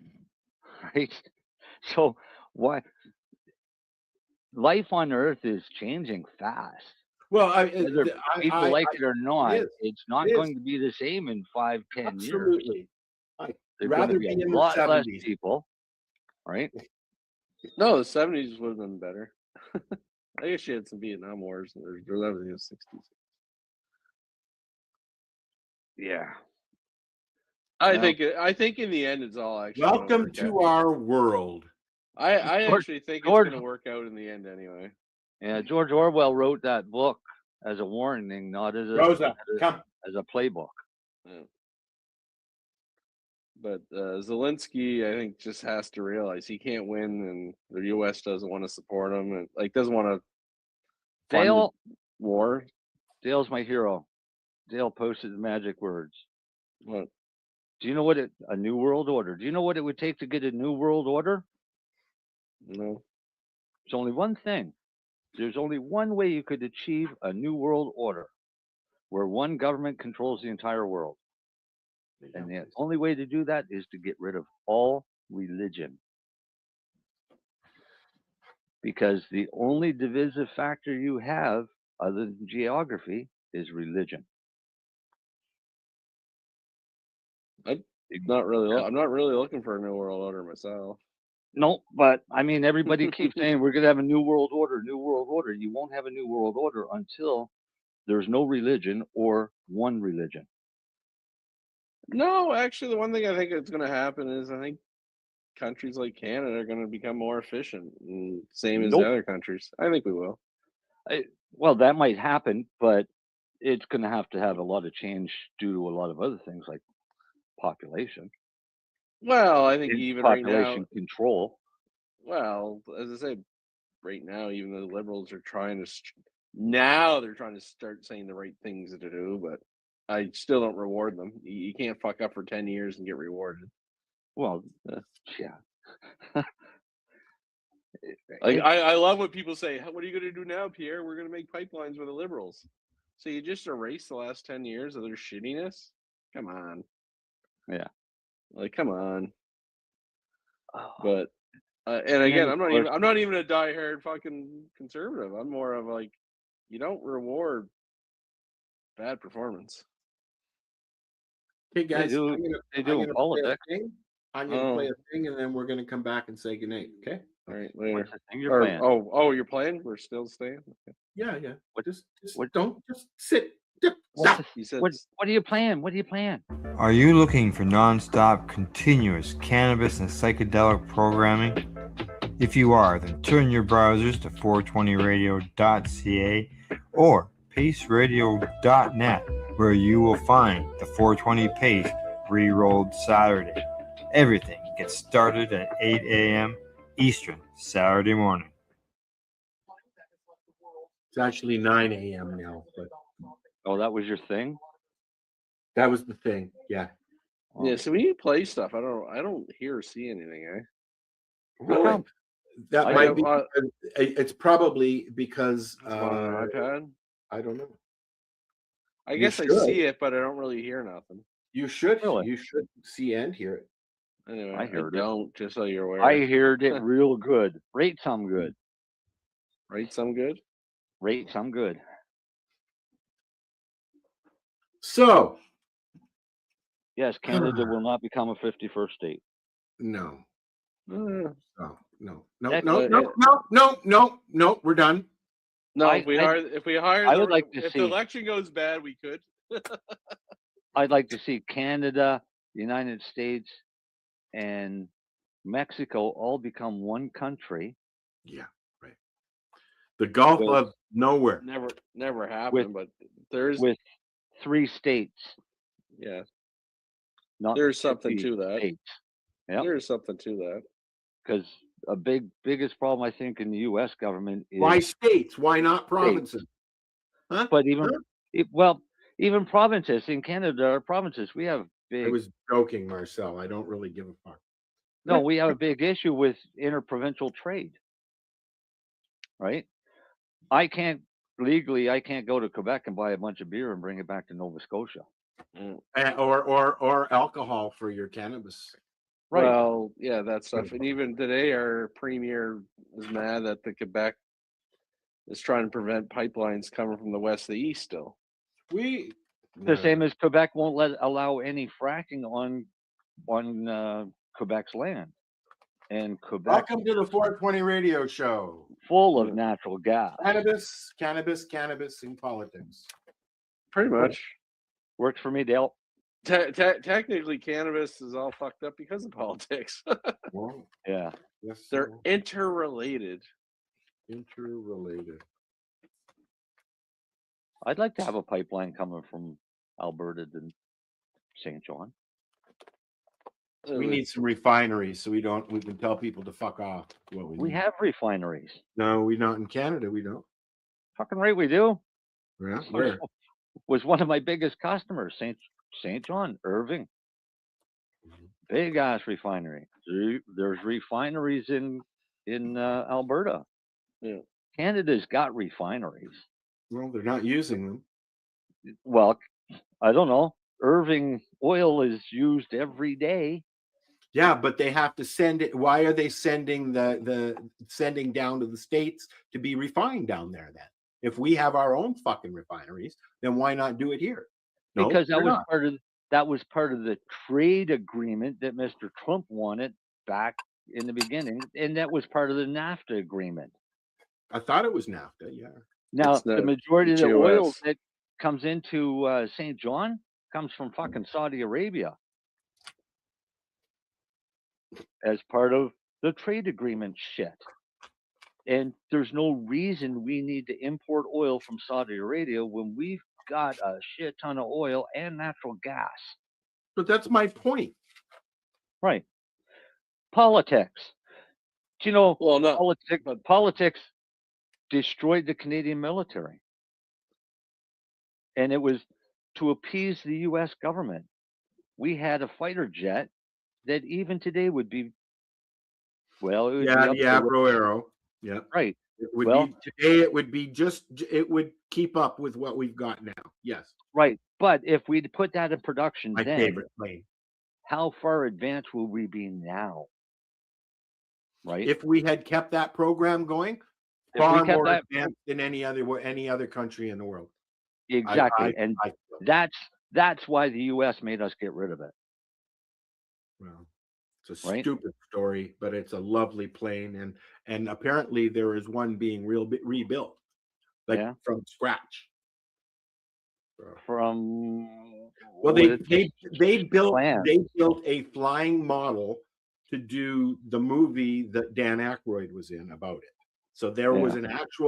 an actual plane that looked, sounded like, and flew like the Avro Arrow, although it was just a rebuilt on top of another chassis kind of thing. Right. Like, Yeah. Because but the original there is plans one- were all destroyed. They pulled a nose up out of somewhere, and in they're, Lake Ontario. rebuilding it from the nose up, so to speak, I guess. Yeah, so I think it's Lake Ontario that they flew it into. Well, they found several, so Yeah. But that was, I used to have a book that the Toronto Library came after me and sued me for because I kept it. Remember Seinfeld? Tropic Capricorn? Tropic Cancer? Can't stand you. Can't stand you. Bookman, the book cop.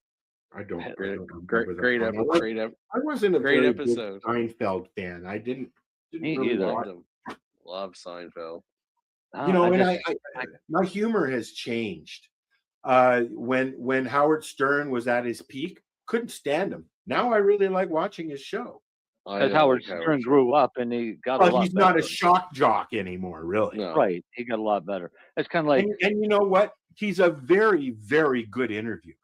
It's like Andrew Dice Clay. Do you remember Andrew Dice still Clay? alive, still kicking, still doing his thing. Yeah. But is he still doing it the same? Or Yeah, he toned it down for the woke people? He still wears. He's got his his leather that he wears. He looks the same. Older. I met his bodyguards one night in New Orleans, totally by accident. Just add liquor. Walked right into the guy on the sidewalk, and I mean, I walked into him. I was talking to my buddy and slammed into this thing. It was like hitting a brick wall. And I stepped back, and then I looked up at him, and I turned around to walk around him, and I ran into his brother. And I had no idea why these fucking people were all standing in the middle of the sidewalk. And then when I stepped out, then I saw they were trying to open the limo door for Andrew Dice Clay to go into the fucking theater for a show. I just saw a video posted about him. He was out on the town or something. Yeah. Yeah, but he's still around. He's still kicking. Crude. A lot of the old guys are still kicking. Yeah. Yeah. Shall we say good night now? A lot of them aren't as funny as they used to be. Yes, we should. And everybody go do your homework now. Go. Well, yeah, do your homework. Go look up nicotine. Go look up ivermectin. Look up vitamin D. Look up Donald Trump and. Well, you don't have to look up Donald Trump. It's gonna be in your face anyway. Oh Yeah. fuck. But you're going to start seeing, and I've already started seeing it, and I said this a couple months ago, that we're going to start seeing a big push on anti-smoking ads, and they've started over the last couple weeks. So why? they're really because they don't want people to use nicotine. And after you research nicotine, you'll understand what I'm talking about. Say goodnight, guys. Nicotine and COVID vaccine. How's that? All right, I'll take a look. You take a look. And you all have a wonderful evening, everybody. Night, buddy. See you later. Night, Dale. Night, everybody. Hillary. Goodbye. And I'll see you next weekend, Dale.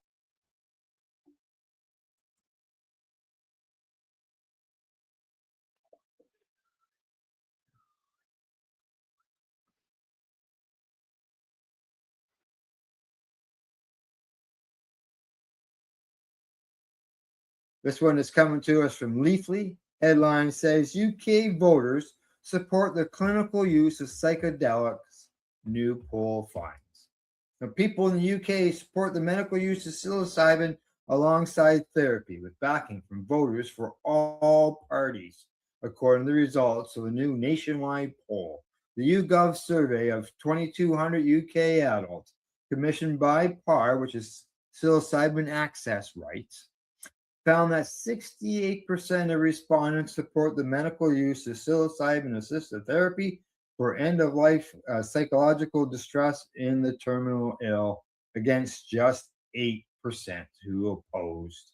Now, support for psilocybin use in physical and neurological conditions such as cluster headaches, Traumatic brain injury and stroke recovery reached 61%, with only 12% opposed.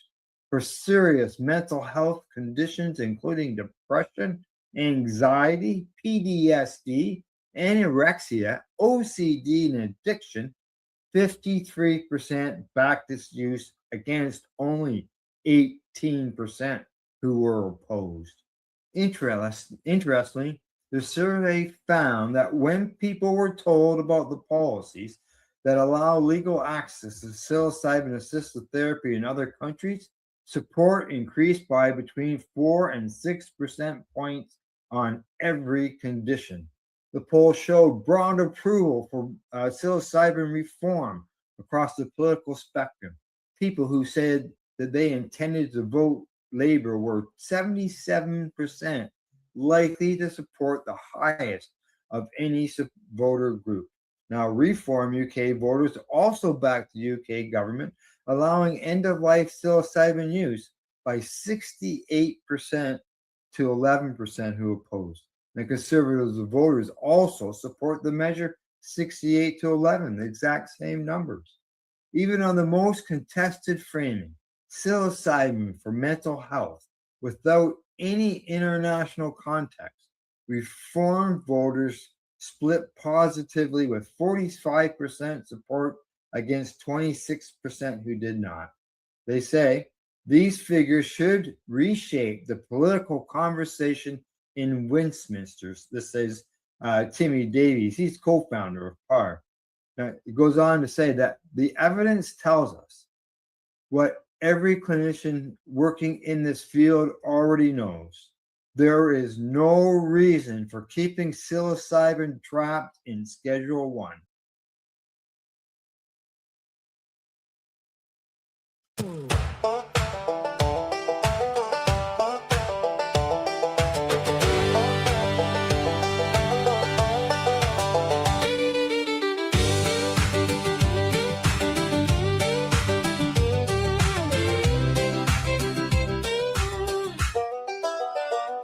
Twist up another rollie, pass it down the road, ash in the mason jar, bare feet on the floor.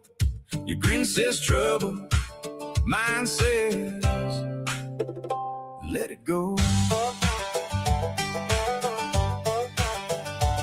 Bluegrass in the moonlight, dust on my jeans, your hand on the table, my heart on the beat. We got all night and not much in between. Take a little drag now, hold it like a prayer. One more for the road, babe. Meet me halfway there. Puff, puff, pass it along the line. Puff, puff, pass it along the line.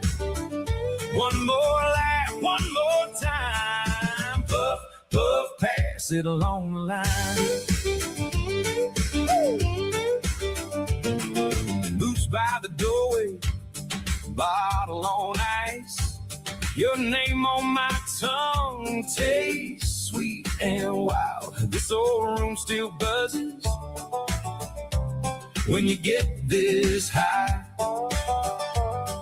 Take a little drag now, hold it like a prayer. One more for the road, babe. Meet me halfway there. Puff, puff, pass it along the line. Puff, puff, pass it along the line. One more laugh, one more time. Puff, puff, pass it along the line.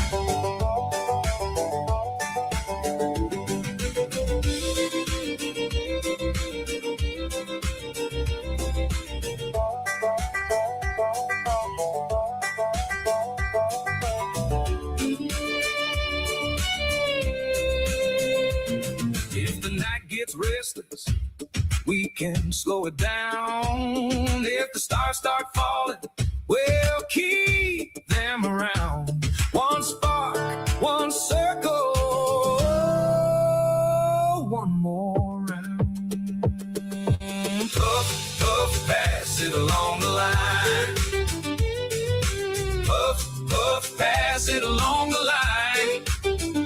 One more laugh, one more time. Puff, puff, pass it along the line.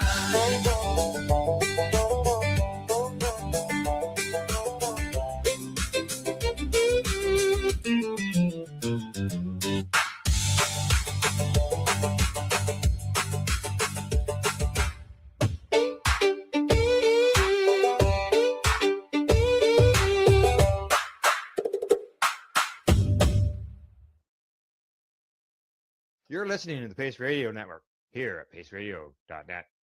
The views expressed by the individuals during this broadcast are their own opinions, and they may not be the same as those of their group or other organizations they may be involved with. All medical advice during our broadcast is not a medical opinion and should be checked with your medical physician.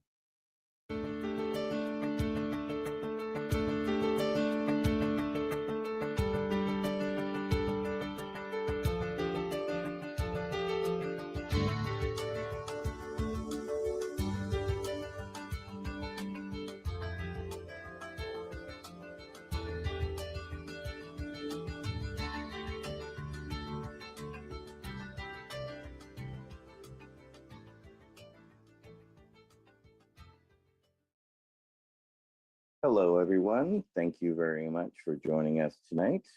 We are around for our VAC Roundtable number 45. We're having a discussion with Dr. Uma Donabalan, who is going to give us an education about cannabis as we continue to have discussions with people who inspire us in the Veterans Action Council. So thank you very much, everybody, for joining us tonight. And we're going to start off with just a brief introduction. Dr. Donabalan is a highly respected physician trained in family medicine and occupational environmental medicine from Harvard Medical School. She is a fellow with the American Academy of Family Physicians and a diplomat certified in cannabinoid medicine. Dr. Donabalan is a founder and CEO of Global Health and Hygiene Solutions, LLC, whose mission is to promote wellness and prevent illness in the global and private sectors. She currently practices at Uplifting Health and Wellness in Cambridge, Massachusetts. She is dedicated to educating, embracing, and empowering her patients while promoting cannabinoid medicine as a treatment option. Dr. Donabalan believes that cannabis is an entrance to a better quality of life, an exit drug from pharmaceuticals, narcotics, alcohols, and nicotine. So again, thank you for joining us tonight. So we're basically going to get right into our discussion. So Dr. Donabalan, please explain how cannabis works as an exit drug more than a gateway drug, because as we have been educated through the misinformation through our educational systems, we've been led to believe all along that this is an actual gateway drug. So could you explain why this is not the fact? Well, first of all, I want to say thank you to everybody that's here with us and everybody out there all throughout the world for joining us today. And I truly believe in the concept of, if anything, it's a gateway to a better quality of life, and it's an exit drug. And the reason I explain it that way is because it has helped people to eliminate, and I use that word eliminate, as completely be able to remove opioids, alcohol, and nicotine and other pharmaceutical drugs, and definitely reduce many of their medications, and it gives them a better quality of life.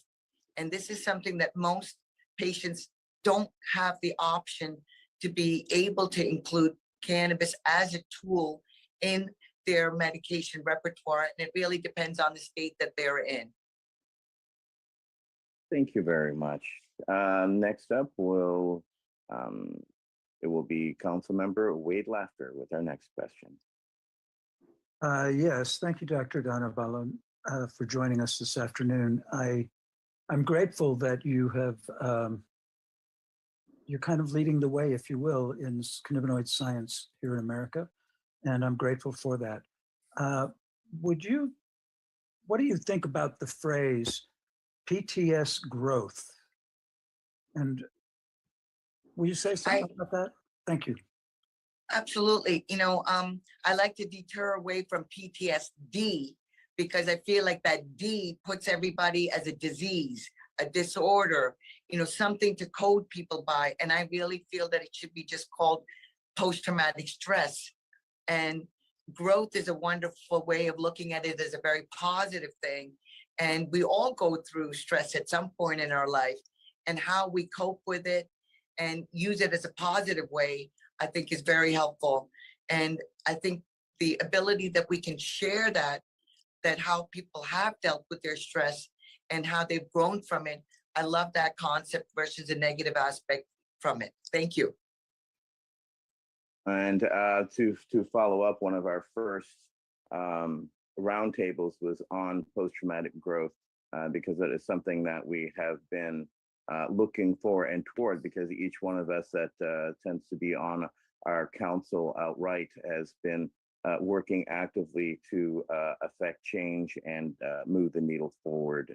So PTS growth is something that we find very helpful in discussing with a lot of especially entry patients and people who are new into the activism, because we want them to have examples of how we've overcome our traumas, as well as how we have moved past that, and finding help in the service of others has helped a great deal of us veterans who continue to struggle with our post-traumatic stress. It helps us heal and move forward by giving us purpose and helping and working directly with people. So thank you for your insights on that. And did you want to follow up on anything regarding that, Dr. Donabalan? Absolutely. I really feel that right now the whole world is suffering with PTS, especially with COVID being something that we've all been impacted by in some way, shape, or form. It's touched us and it's impacted us. And so, and I really feel that through this, some people have absolutely taken it as an opportunity to grow. And it's change. And with change comes some difficulties. And we definitely should look at it as an opportunity of growth. And I love the fact that the veterans have each other to support and grow from it. Thank you. It's one of the things that we found that we had to do ourselves, because we found that the VA, of course, was not doing its job, or the the job that we felt it should.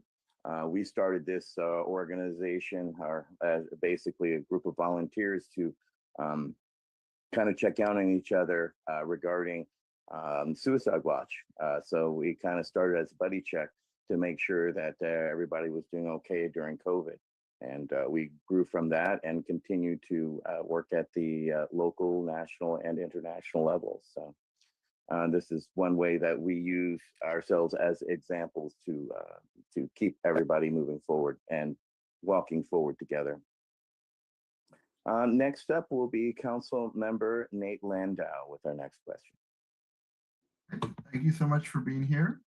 My question is, how do you see us taking the best advantage of cannabis for national mainstream marketplace? I think the opportunity is that I boldly use this word, mandate. We should be mandating all healthcare providers, especially in the states where we have a medical program, that they must learn that we have an endocannabinoid system. And the Veterans Administration must make this as part of their mandate. And I have no problem saying that. We're mandated to learn about opioids. We're mandated to learn about all the up-to-date vaccines and precautions that we have to take. Why have we not made this as a part of a rule for all healthcare providers across the state? We've recognized it as a medicine. We've recognized it state by state. We're making rules saying that this is a medical cannabis program. And I really want to call it that. They should be calling it a medical cannabis program, not a medical marijuana program, because I think marijuana, again, still has that stigma and negative connotations. And so I really feel very strongly that this is where we can kind of, by using the word cannabis and making it part of the mainstream, we're going to have people awaken maybe a little bit to start to say, hey, it is a plant, and it's a plant that's been around for thousands of years. And this was able to be prescribed by healthcare providers. And because of politics and racism, not because of evidence-based medicine, did this get into being a illegal Schedule I drug today, not based on evidence-based medicine at all. And I want that to be part of understood by mainstream. And we have that opportunity now, especially since veterans are not just isolated in the states that have cannabis, they're in every state. And if they're not just here locally, they're here globally. So I think that this is an opportunity that we do have, because cannabis is a global issue. And I've been saying this for years now. And so we have the opportunity to, correct the wrongdoings in one way, because United States of America did lead into part of this being into prohibition. So we have an opportunity to correct the wrongdoing now and to move forward. You had a follow-up, Nate? Yeah. Do you mind elaborating on the endocannabinoid system a little bit? From what I understand, it was discovered in the 80s or 90s. It's one of the last systems that we discovered. And how complicated is it to change a medical school curriculum? If you mind elaborating on that. I think I'll start with the last part and kind of move backwards. I think changing medical school curriculum is difficult, since we keep saying that there's so much material we have to learn, and it keeps but yet we are updated on medications. We have somebody that brings in and says, this is what you have to learn about this thing right now. There's an opportunity that a doctor can learn that we have an endocannabinoid system. That first must be taught.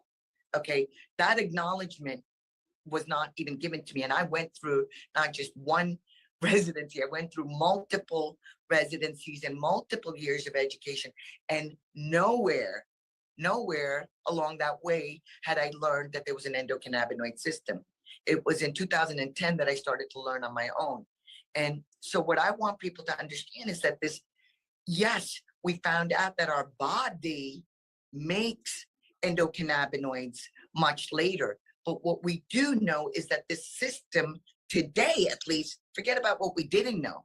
Today, 2022, we know that this system is there. So why not start by saying, here's a brief 15-minute info commercial that every healthcare provider must learn, and learn that you have an endocannabinoid system. And I would be happy to explain it to them very simply. Just like we have digestive system, a cardiac system, a respiratory system, reproductive system, there's an endocannabinoid system. And it is very similar and analogous to the nervous system. And we understand that there's a presynaptic and a postsynaptic, and neurotransmitters like dopamine and serotonin are made in the presynaptic. They're released and they bind to the postsynaptic. What's unique is that we have endo, meaning within our body, cannabinoids that mimic cannabinoids that are in the lovely plant cannabis, and they're produced in the postsynaptic, and they're released and they bind to the presynaptic. So it's a retrograde mechanism. So my analogy is that a pitcher has the ball, he throws the ball, the catcher catches it. That's a nervous system. With the endocannabinoid system, the catcher is making the endocannabinoids. He's got the ball and he's throwing it, and the pitcher is catching it. And between these two, they have, their function is to keep us at ease. And if we are not at ease, we are at dis-ease. And that's how I explain the endocannabinoid system. Its function is to keep us at balance. Homeostasis is what we're looking at. And what's beautiful is that everybody's homeostasis, by the grace of God, is not the same every day. It may be more, it may be less. And this is why what one requires one day may be different than what one requires another day. And what we also understand is that most drugs, learn are on a bell curve. And what that means is drugs are made and dosed for 80% of the population. They don't care about the people where that dose is not enough or that dose is too much. As long as we treat 80% of the population, we're good to go with most prescribed medications. And that is why many of them are deadly and toxic and can be overdosed. Okay. Now, with cannabis and the endocannabinoid system, I like to describe it, and I make it easy for people to remember. Remember Dr. Uma. It starts with a U. And the cannabinoid system is more like a U curve. Too little, too much. So what we're learning is that when this system is deficient, like Dr. Ethan Russo has explained, migraines, IBS, lupus, all of these different illnesses, fibromyalgia, are related to a dysfunction where the endocannabinoid system is deficient. There's also where the endocannabinoid system can be overactive, and that's in addiction, obesity. We're finding out that this is what's really beautiful about the endocannabinoid system and why people can find a sweet spot. Initially, there might be more that they need, but once they acclimate to it, there's a way for them to balance and be able to flow. And that's how I try to explain the endocannabinoid system. And that there's receptors. The first one that was identified was CB1, which is primarily in the brain, CB2, which is primarily in the immune system, but these receptors are throughout the whole body. And that's why this one plant with all its different facets is working for a panacea of diseases, but it is not a panacea treatment. But that's why it's able to work for so many different illnesses. And what we understand is that nobody, a big fat nobody, has ever died from a toxicity because part of the brain stem that controls our breathing and our heart rate cannot be blocked by cannabinoids. And we say it funny that you may feel like you're dying if you take too much, but you're not going to die. So that's the safety part about cannabis. But truly, we have to understand that this system is there. It's millions of years old. It's evolved from a sea squirt to what we have in humans today, but it is real and it's a science. That must be taught to everybody in the whole world. That's my mission.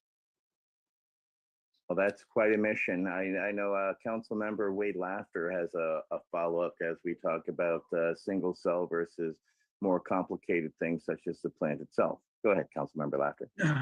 Dr. Donovan, that was a beautiful description of the endocannabinoid system. I've been learning about it. Of course, I never went to medical school, but I've been really fascinated by the science since around 2010 because of my work in cannabis. Anyway, as a clinician or a medical practitioner, you, as you said, you spent years learning about prescription drugs that can kill people. And especially when you start piling one on top of another, on top of another, on top of another, where you end up treating the symptoms or adverse side effects of the first medication, it can be disastrous, as you know. But meanwhile, you know, as veterans, even within the VHA, we have trouble getting access to good medicines and guidance on how to use them. And what's true is in medicine today, you can get, you know, THC in the hospital called Marinol if your doctor prescribes it. And now there's Epidiolex and Sativex and for different conditions. But like you said, that model of hitting 80%, how does that translate into practice in a hospital or even in a family practice where you're working with individual patients? Could you talk about that, please? Absolutely. So I'm very fortunate. You know, when I decided to get bold and speak about cannabis, I left the system. I don't work for the hospitals. I don't work for the universities. I don't work for insurance companies. I left that and I love what I do. I truly am blessed because I am able to offer, I can write those prescriptions. I choose not to write opioids, and I haven't written an opioid in over 15 years, but I have written recommendations for cannabinoids since 2012. And what I feel is that I've been able to truly get to practice family medicine because I usually end up with one family member, and now throughout the years, I'll get another family member. The child might come in, the parent will come in later, or the parent comes in and now the child, and then, you know, their parents. So I even have 4 generations now that I get to practice: the child, the mother, the grandmother, and the great grandmother. And it's really beautiful because I feel very sorry for my colleagues. You know, just like we're losing veterans today, we're losing healthcare providers. I don't know if you guys have heard the statistics that we're losing almost a doctor a day right now to suicide. And it's alarming because doctors, I feel, have lost their autonomy. They're also unhappy. You know, they're now told to practice medicine by somebody else that doesn't really understand medicine, that wasn't a doctor. It's somebody that's a number cruncher. And what I feel is, in the last 10 years, I can truly say that I've helped people improve their quality of life and impact their families. And what they've also done is actually go back to the community and teach some of my healthcare providers, like, no, I don't need that prescription filled anymore. And no, I don't want that higher dose. And yes, I can use an edible instead of that tramadol, or I can slowly, Dr. Uma has taught me that I can have a plan to exit, my exit plan on how to slowly get them tapered off their prescription medications. And I practice cannabinoid medicine by following them up. I don't just give a 1-year certificate, and I take that part of my business very, very seriously. And I tell that to everybody out there, these people that are doling out veterans for 1-year cards and no follow-up, that's just wrong. That's just wrong. I tell that to doctors: you would never give somebody a blood pressure medicine or a diabetic medicine or whatever medicine and say, see you in a year. We would never do that. Why would you do that with cannabis? Why would you do that with giving them a recommendation for a medicine that they're maybe, even if they've been on it before, why wouldn't you want to see how it's impacting them? And why wouldn't you want to monitor them? So I don't know if that answered the question, but that's what I want healthcare providers to understand, that they don't have to write the recommendations. Understand that there's this alternative. At least if you're in a state that there's a medical cannabis program, you must be mandated to understand that cannabinoid medicine is available and it should be covered for all veterans.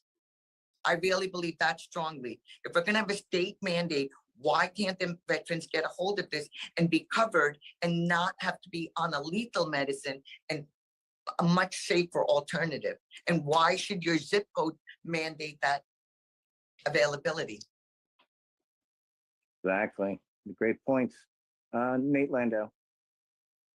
I know that there's not a lot of research besides like GW Pharmaceutical. It's been 20 years developing a particular thing. And I'm really glad that you don't just write the recommendation and send them on their way. Have you developed any methodologies or anything, like you were mentioning migraines, different stuff like that, on how, with the limited research that we have, how you can build these methodologies with different clients? And I know everyone's different. Absolutely. And this is where I tell people, look, by the grace of God, cannabis medicine is truly personalized medicine. Okay, where the individual has an authority over their own body. Okay, and this is what I want people to know. It's your body, it's your life. Get educated.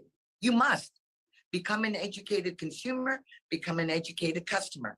Because if you're willing to be on a medication without a plan to ever get off of it, say, can we look at other options? And especially when we started out by saying the side effects are what we have to treat again. I used to call it the party pack of 5: blood pressure, diabetes, something for cholesterol, something for reflux, and something for anxiety or depression. Did this prescriptions day in and day out, and there was no exit plan. It was just treat another symptom, add another pill. So I really feel that the individuals must get involved in their own bodies. You must start to look at the labels. You must understand what you're taking your medicines. What dose are you taking? What is the purpose of it? Are you taking more than one medicine for the same thing? Can you make some lifestyle changes? Because your doctor definitely doesn't have the time to talk about it anymore. No, that's a real point. On top of that, we deal with the rotating physicians in the VA system, which on average is 3 years. So, we're lucky to have even continuity of doctors in the VA system.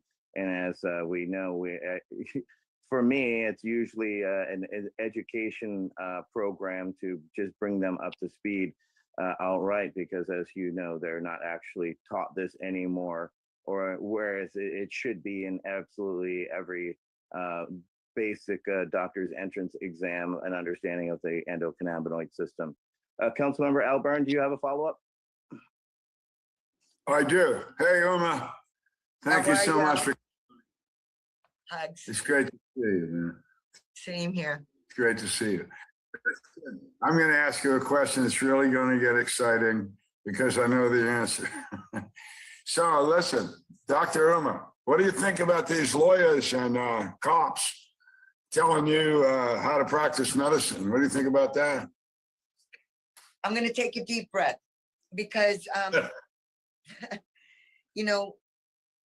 I've been involved as a physician much longer than I've been involved with cannabis or cannabinoid medicine.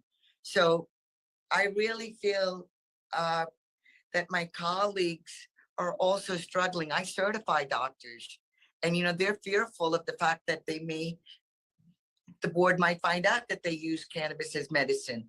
They're fearful of it.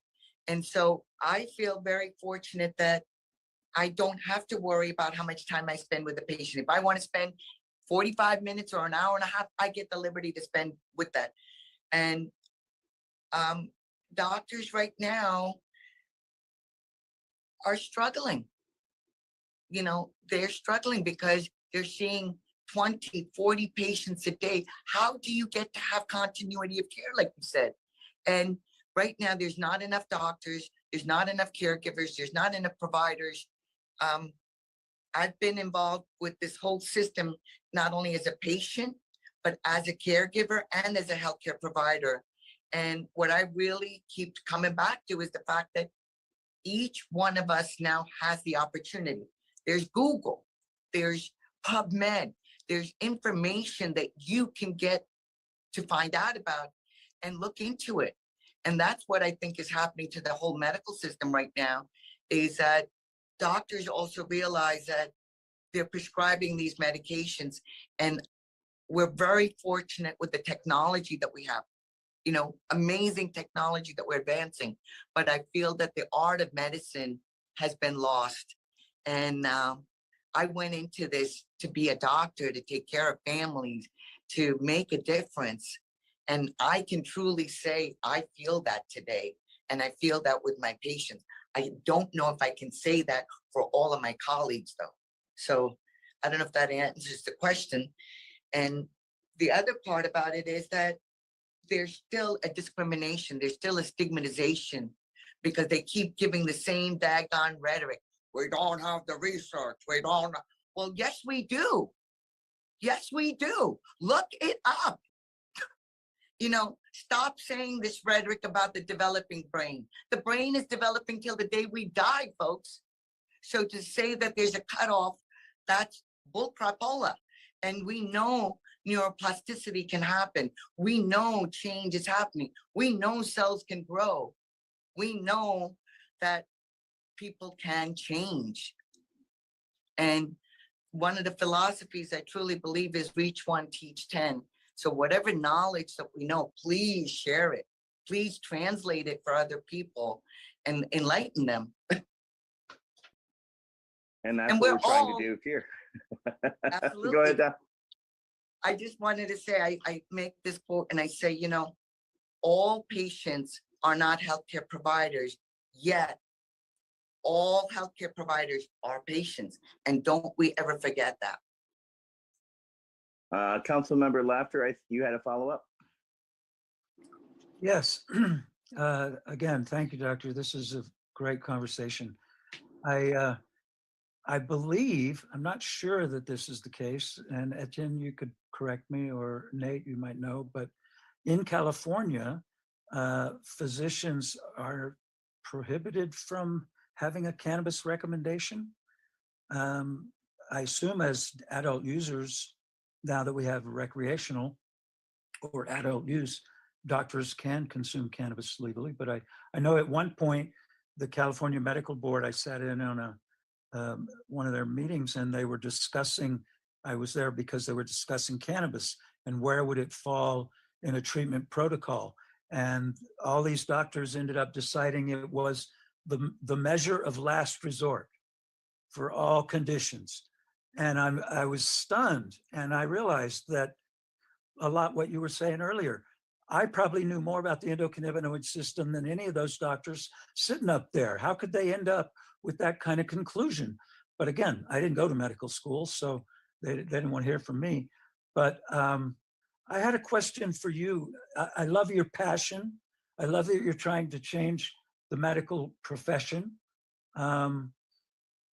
One of the things that as an activist and a patient myself, that I find most challenging about legalization is cost. And to be blunt, in many places, poor quality of the cannabis and cannabis products that are available. I know it's not your area of expertise, but you probably have some part of your heart that really wants it to be different that way. What would that look like for you? How could we fix the high cost of legal cannabis, even in California, and in states where it's not available? Your thoughts or opinions. Thank you. Thank you for the question. You know, I really believe that my roots come from being a farmer. My grandparents were farmers, and I really believe that there's so many beautiful farmers out there, and we need to tap into them and let people grow this plant, whoever can grow it properly. And I'm originally from India, and plants are considered as deities, and cannabis was considered as a sacred plant, and it's still a sacred plant along with many other plants. And so this is where I believe that there's so much we don't know, but what we do know is that if we can have more people grow it that can do it well and make it a joy for them. And I just actually, believe it or not, I had to do a testification earlier today in Rhode Island for 2 people that as a church, they were trying to grow cannabis and they were arrested for their consumption. But this is what measures people are taking now to try to do this growing of a plant, to grow it safely and to make sure it's safe, because one of my backgrounds is in heavy metals. So I've said, you know, this plant's not, that has killed nobody, don't mess with my plant. Because if they grow it improperly, or if they grow it in soil that is contaminated with heavy metals and not properly processed, they can create a poison out of this plant. And then we are making it into, we're condensing it, we're processing it, and we're concentrating it. So when there was a small amount, now that you concentrate it, you can make it much more impactful, and it could be very detrimental. So what I would love to see is that people that do have an interest come up and step up to the table. People that have the land step up to the table.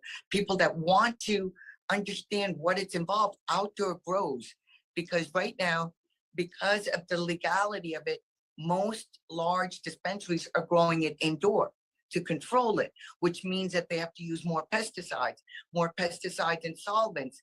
And once the plant is contaminated and then you try to change it, the plant is still contaminated.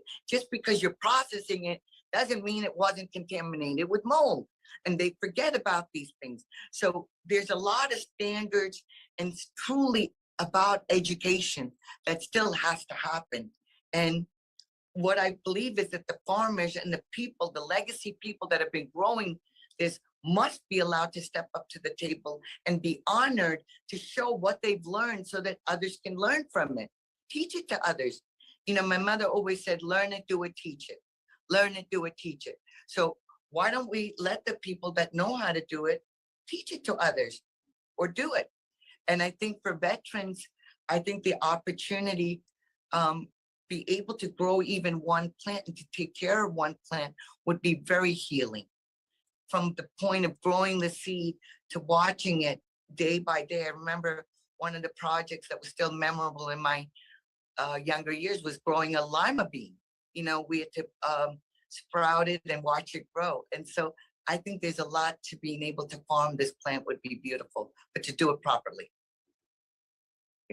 Next up is Council Member Tony Landry with our next question.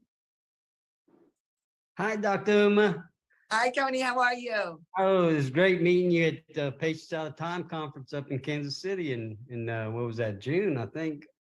And it was, yeah, it was great meeting you. And it's an honor to be here again with you in the meeting tonight. And my question is, you mentioned about the training, and yeah, I totally agree with that. And that's part of the reason why there's so much stigma. And I was wondering if you've ever, because of your activism in cannabis, have you ever experienced any negative career repercussions for that?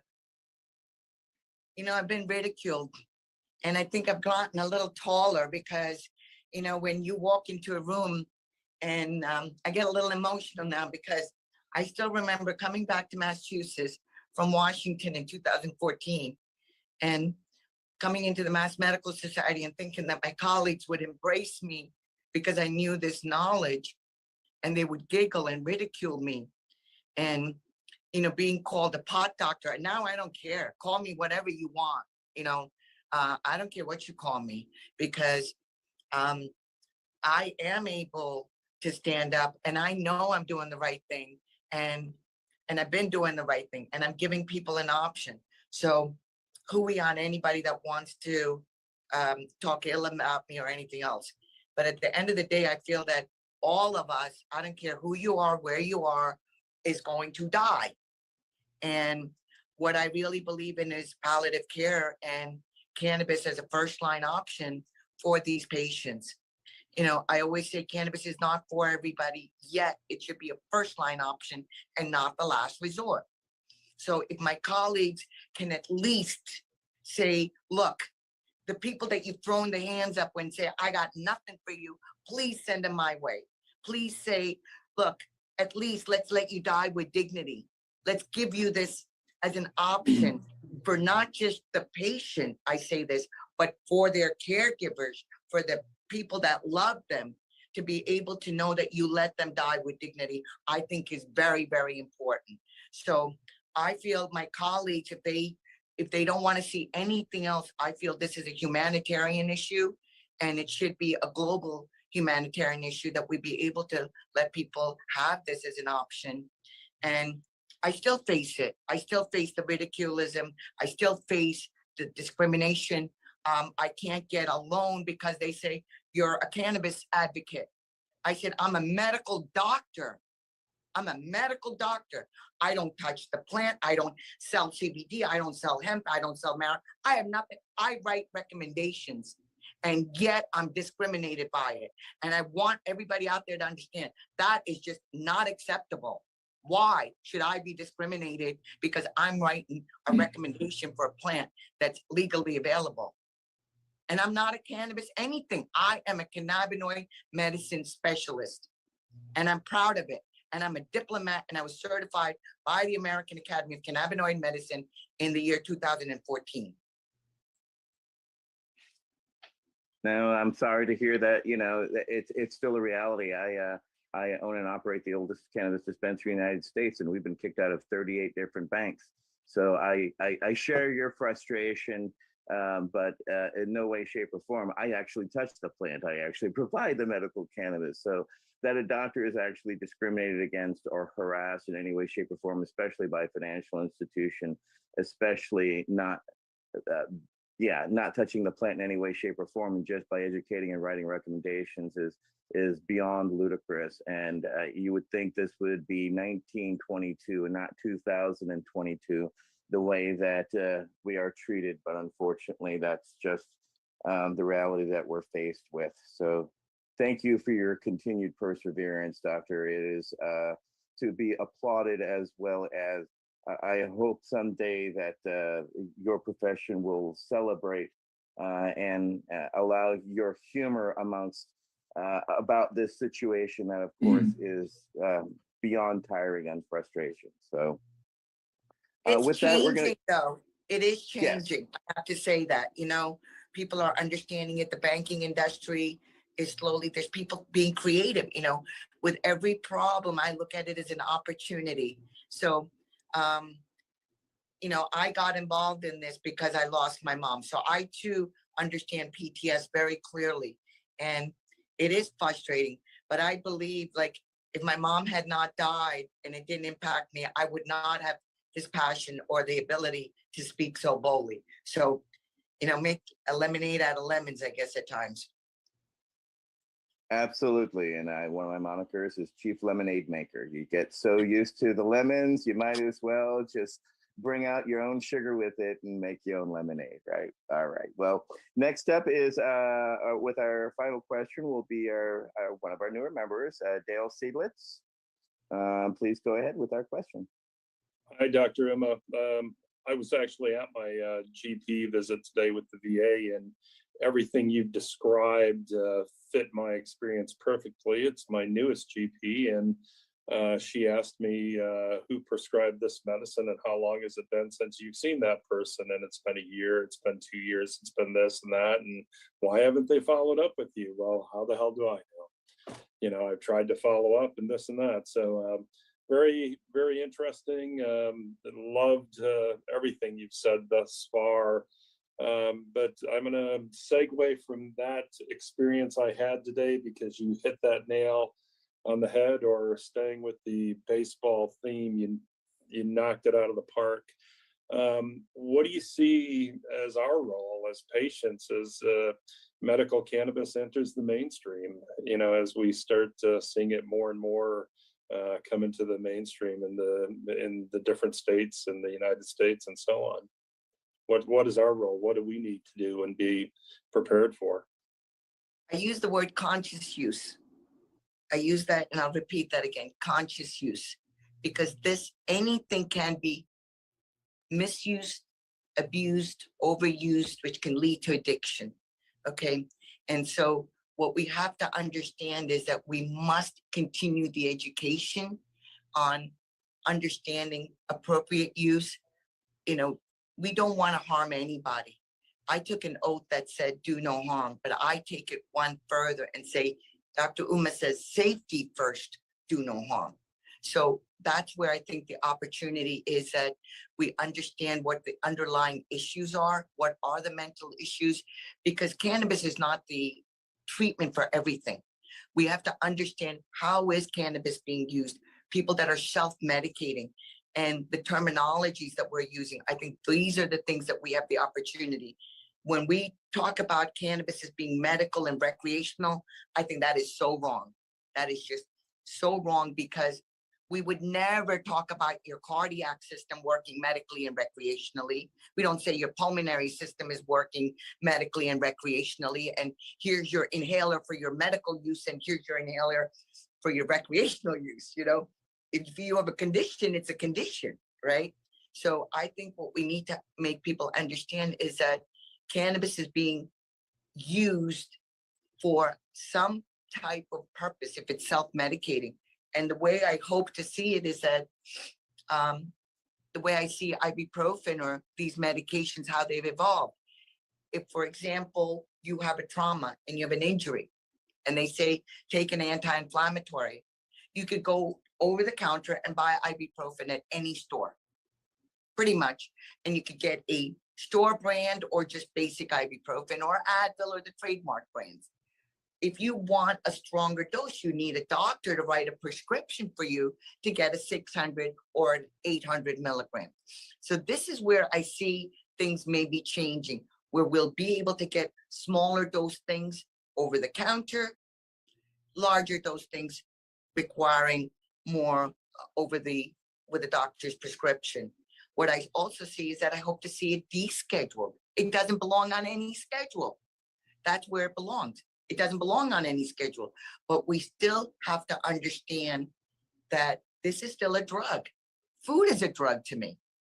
If we don't know what our food sources are and what's in it and how much we consume and how it impacts us, we're not being educated and using things consciously. So this is where I feel the opportunity is, because it is so available abundantly, that we should hold a higher standard, start to teach people to know what to look for, what are the standards, because I do believe testing should be there so we know what's in the product.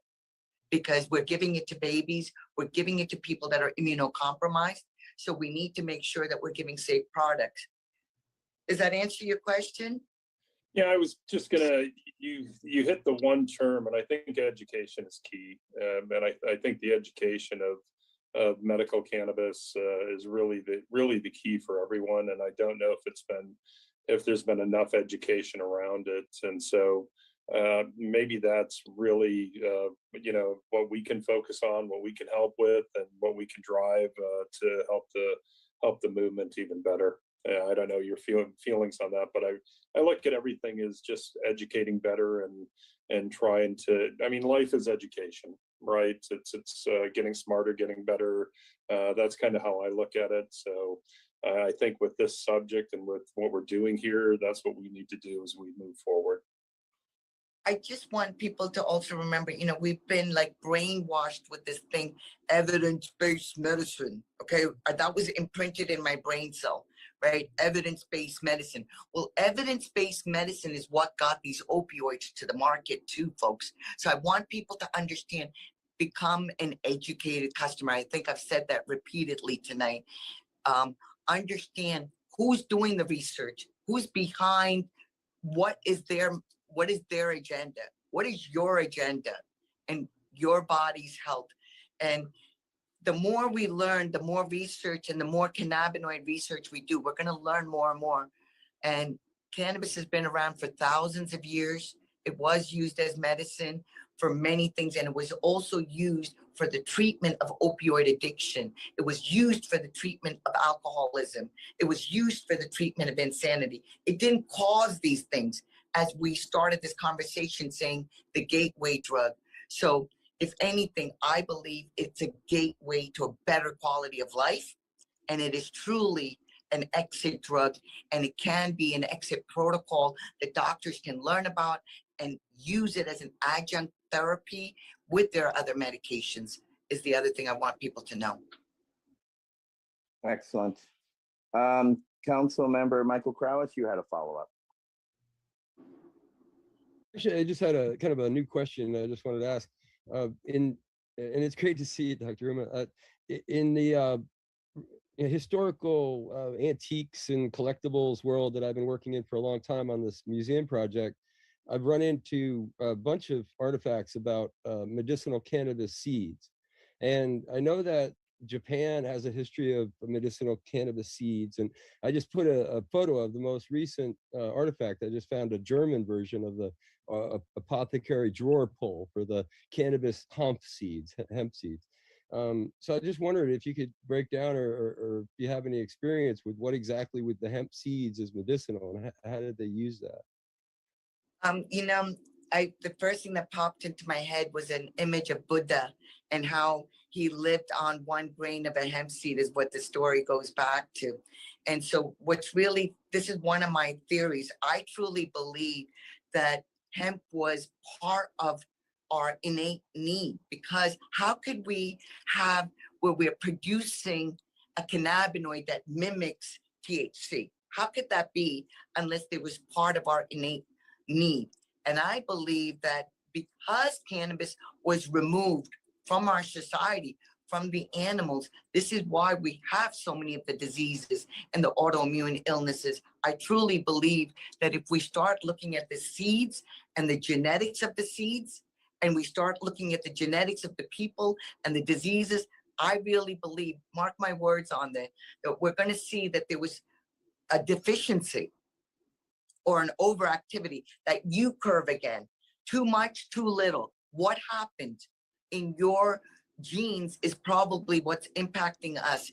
And I really believe that, again, hemp, one serving of hemp is 3 tablespoons, gives 10 grams of protein, easily digestible, 12 grams of omega-3, omega-6, 20 amino acids, 9 of them are essential. So we know that anybody out there, even if they don't want to inhale cannabis or ingest it in different ways, they can start with hemp and incorporate this food as dietary.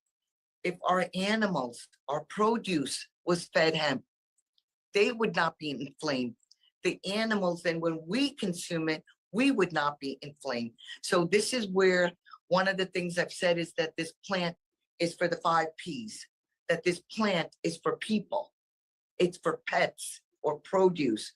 It's for our planet. If we planted this plant, what it could do to our whole earth with the climate change. It's for peace. If we legalize this plant and people did not have to face jail sentences that they're still facing today for a plant, there would be peace on earth and profit. And when I mean profit, I mean one's health and wellness. No amount of money can give you your health and wellness, and also all the jobs that we can create. So I believe in the seeds. The more we learn about the seeds and we look at the genetics, I believe the answers are there, and we will find the genetic makeup for what we are deficient in. Just my thoughts. No, that is excellent. We're going to kind of go in a different direction. One of our mothers, who's a veteran, who is here, Saya Gonzalez, has a question that is very apt given the political climate that we're in right now. Go ahead, Asaya. Thank you. Good evening, everyone. Thank you for having me. Thank you for your time, Dr. Uma. I apologize for my kid's foot.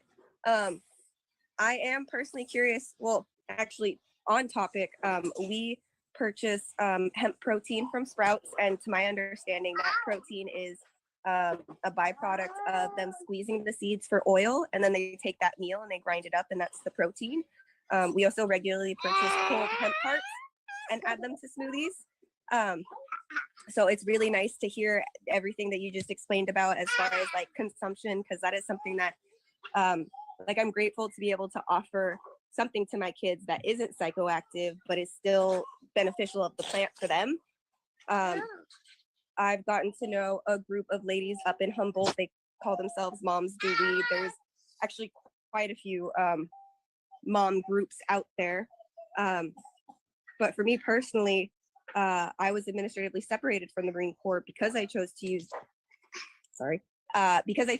cannabis on active duty while I was postpartum, specifically to treat the depression, to be able to get up and do dishes and whatnot. And I'd taken antidepressants through my pregnancy because the way it was explained to me was that if an athlete gets hurt, they're going to take the pain medication to be able to get through physical therapy. And that's essentially how it was put to me in terms of getting through my service, which was, in hindsight, looking back, personally, I feel cannabis is more beneficial and able to be used in moderation. So I'm curious about your perspective on maternal cannabis use, say, through pregnancy, breastfeeding, and postpartum. I'm so glad. Thank you for your service and being a mom, which is amazing. And as far as my practice and my thoughts, I just recently just had a case, and I just spoke to Melanie Dreyer, and Dr. Melanie Dreyer had done one of the first research studies in Jamaica looking at the Rastafarian population and followed them over time. And in the Rasta community, cannabis is part of their culture, and it's used throughout their pregnancy, feeding, after. And we know that the babies that have been followed through. Hi, sweetheart. Are are socially and emotionally engaged, and we don't see all of these things that we've been told. And I will tell you, in my practice, I take care of babies, and I'm very proud. I can say that some of my patients that were told that they would never get pregnant, would never have children, I really truly believe that cannabinoid medicine helped them to conceive and help them to be able to be a parent today. And what we do know is that these endocannabinoids are throughout the body, and we know that these are also the first drop of breast milk a baby receives has this molecule known as anandamide, which mimics THC and works with the receptors. That's why THC works, because it mimics it. And so, when they say baby milk drunk, I say happy baby. The baby is the mantra of what Dr. Damaso says: relax, eat, sleep, forget, and protect. So this is what the baby is doing. It's able to nourish itself. It's able to build up that immunity, because the baby has the mom's immunity for the first 6 months, and through this it's gaining its own immunity. It's able to recover. It's able to forget that it's gone through this canal and everything that it's been through, and now in this outer world. And there's so much sadness of our babies being taken away from our mothers because they tested positive for THC. That's insanity, because they'll rather them be tested positive for their Ambients and their other SSRIs. That's okay. And we don't know the impact of that 20 years, 30 years, 40 years from now, but we do know that cannabis has not harmed them, but we will not give this, but we will take our babies away from our mamas. That to me is wrong and unacceptable. So, were reported twice to Child Protective Services because my command was aware that I was breastfeeding. No one wanted to ask questions around over the precautionary measures that I was taking, but the social worker who wound up assigned to us, we wound up having a nurse practitioner who would regularly come into our home and evaluate us. And I feel that that was an amazing resource that we should have had available to us without that negative filing report having to go through. And she went out of her way to try and get into contact with my commanding officer to ask him to leave our family alone. It was unnecessary. So I wholeheartedly appreciate everything you've just laid out. Thank you. Thank you. I mean, this is really, some states now, what's happening, and this is slowly, and I've been involved in this too, is that they're saying we're not going to test for THC. They're doing this across, even in I wanted to go back and say this with some of the doctors in the medical schools and the residency programs now, new onboarding of clinicians, they're taking that off their drug testing panel. And I feel that they should do the same with mothers. They should not be testing for THC, because the problem is, just because you test positive does not mean you're impaired. I want to go back to that as well. And I want to talk about that, because I am a medical review officer, and I like to use the word intoxication, not psychoactive, because people can take CBD and feel at ease. So that to me is psychoactive. So just to say THC and CBD, I look at it as it's a spectrum of impairment versus non-impairment. And if you've not eaten, not slept, you're impaired, okay? If you've not had a good night's rest and you decide to get behind a vehicle, I'm sorry, you're not trustworthy, okay? If I've not had a good meal and I decide to drive, I'm not properly situated. So we have to look at this and not just look at a positive THC testing. And THC is fat soluble, so it stays in the body longer. If somebody did an 8-ball of cocaine tonight and they get a drug test on Monday, they'll be negative because it's washed out of their system. But if they smoked a joint or consumed cannabis, it could still be positive because it's still in their system. It doesn't mean they're impaired. It just means they're testing positive. So drug testing does not equate to impairment. And I want to get that message out too. And I'm going to go one step bolder. If you're going to start testing people and they test positive for THC, better start giving them a bonus, because they're saving the government and a lot of people a lot of money, and they're not the problem. It's the other issues that we really have to address. And that's a whole nother conversation. I absolutely do appreciate your passion. Absolutely. Thank you very much for that. I think we have one follow-up from Nate Landau. I just want to expand on something you mentioned earlier, that cannabis is a personalized medicine. I believe it's the University of Boulder and 2 other institutions are now mapping the genome of cannabis. I think they're 2 or 3 years away to having it fully mapped out. Do you see a future, because we already mapped the human genome, that we can have really personalized medication where you have some illness that can be explained, they take your DNA sample, and then they find the right strain to pair with you? And I know it's going to take a while, but you see a future like that? I do. And, you know, it's really interesting you mention this, because, you know, there's so much that we were saying that you can't change things. And this is where I feel like there's so much we don't understand. We know that we can change ourselves. Cells can be rejuvenated. And I really believe that by understanding, getting all of these cultivars, and we need to go back and find the land races and go back and save some of these land races, because I believe the answers are in finding the genetic makeup of these seeds like you're doing, Michael. I think that's just invaluable. Like wherever we can get these seeds from and be able to look at it, analyze it, and look at the people, look at the genetic diseases. I really believe there's something to it. I don't have all the answers, but I do believe the answers are there. Thank you, everybody. All right. Well, this is going to wrap up our discussion for this evening, which was a discussion with Dr. Uma Donabalan. And I would like to thank our members tonight: Dale Seidlitz, Tony Landry, Wade Laughter, Al Byrne, Asaya Gonzalez, Nate Landau, and Michael Prowitz, and myself, Etienne Fontan. I want to thank you for a wonderful and lively discussion.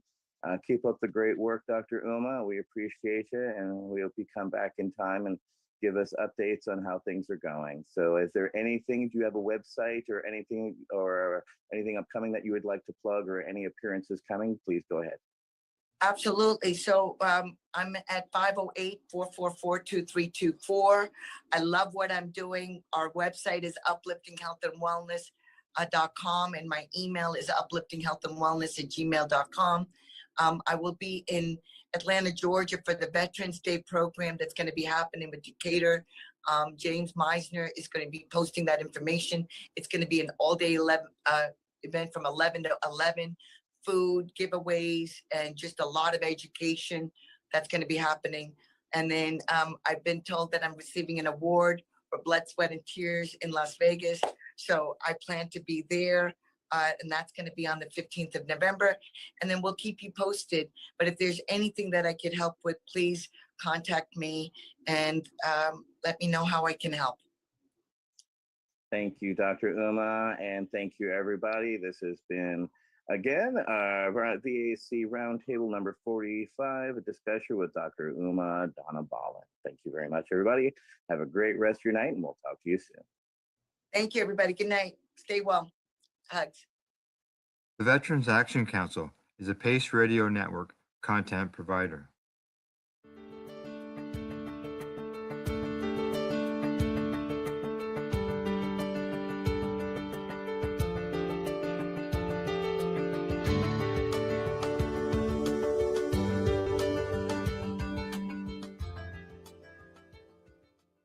You're listening to the Pace Radio Network here at paceradio.net. The opinions of the individuals during this broadcast are their own and may not be the opinions of their group or other organizations they may be involved with. All medical advice during our broadcast is not a medical opinion and should be checked with your medical physician. Enjoy the buzz of legalization with Campbellford Lifestyle Shop. From lights to plant nutrients, books, consumption accessories, and more, we've got all your basics to grow or consume cannabis. Visit our info center or take a look at our piercing services and body jewelry, now available in-store through Campbellford Lifestyle Shop, 17 Bridge Street West, Campbellford. Limestone City Hydroponics is Kingston, Ontario's hydroponics shop. Take your growing to the next level and create the optimal environment with a tent kit, or maximize your yield with an ebb and flow flood table kit. Either way, Limestone City Hydroponics has more sizes and options to fit your needs. Are you looking for the power of the sun that adapts to your budget? Then look no further, as they have professional grow lighting. They have indoor grow systems that are easy and cost effective, with many options to fit your living space and lifestyle. Cultivate your growing potential. We have everything you need to succeed. And if you can't make it to the store, they offer local delivery to the greater Kingston area. Remember, when you're looking for experts to help you grow, then look no further than the locally owned Limestone City Hydroponics, 105 Sunderland Drive in Kingston, Ontario. Call them at 613-548-0420. We are people advocating cannabis education here at paceradio.net.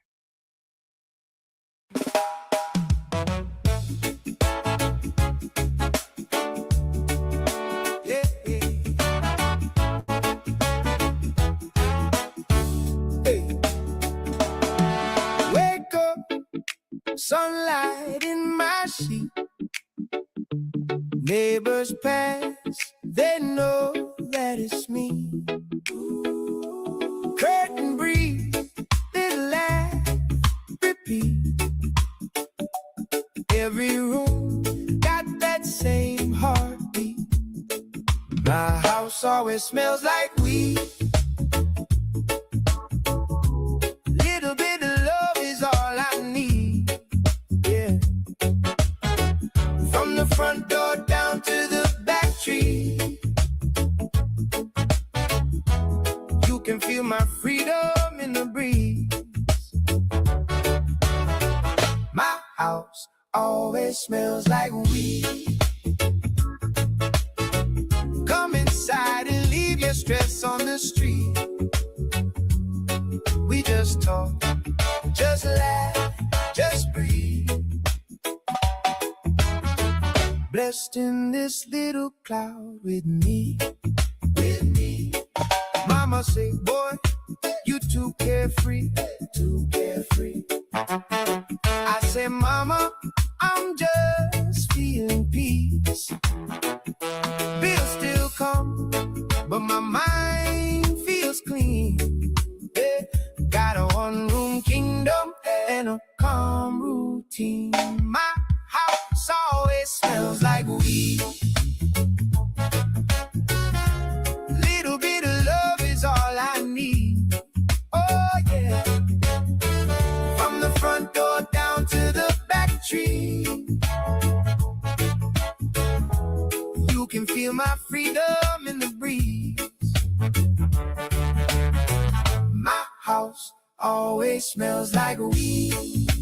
Ooh. Come inside and leave your stress on the street. Oh, oh, oh, oh. We just talk, just laugh, just breathe. Blessed in this little cloud with me, with me. If you're knocking, I don't hear. I'm in the kitchen, vibing here. Hey.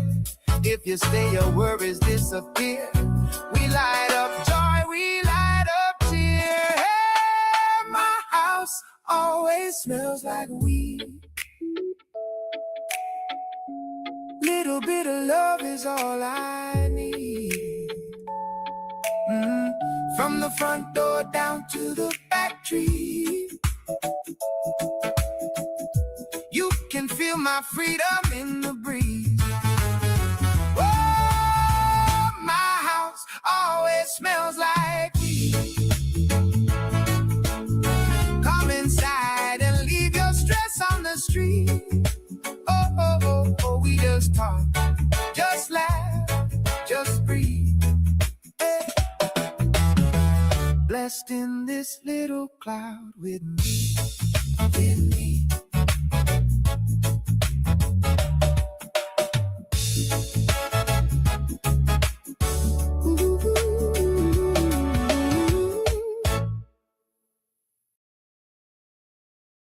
You're listening to the Pace Radio Network here at paceradio.net.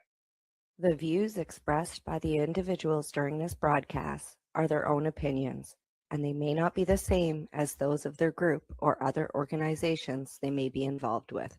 I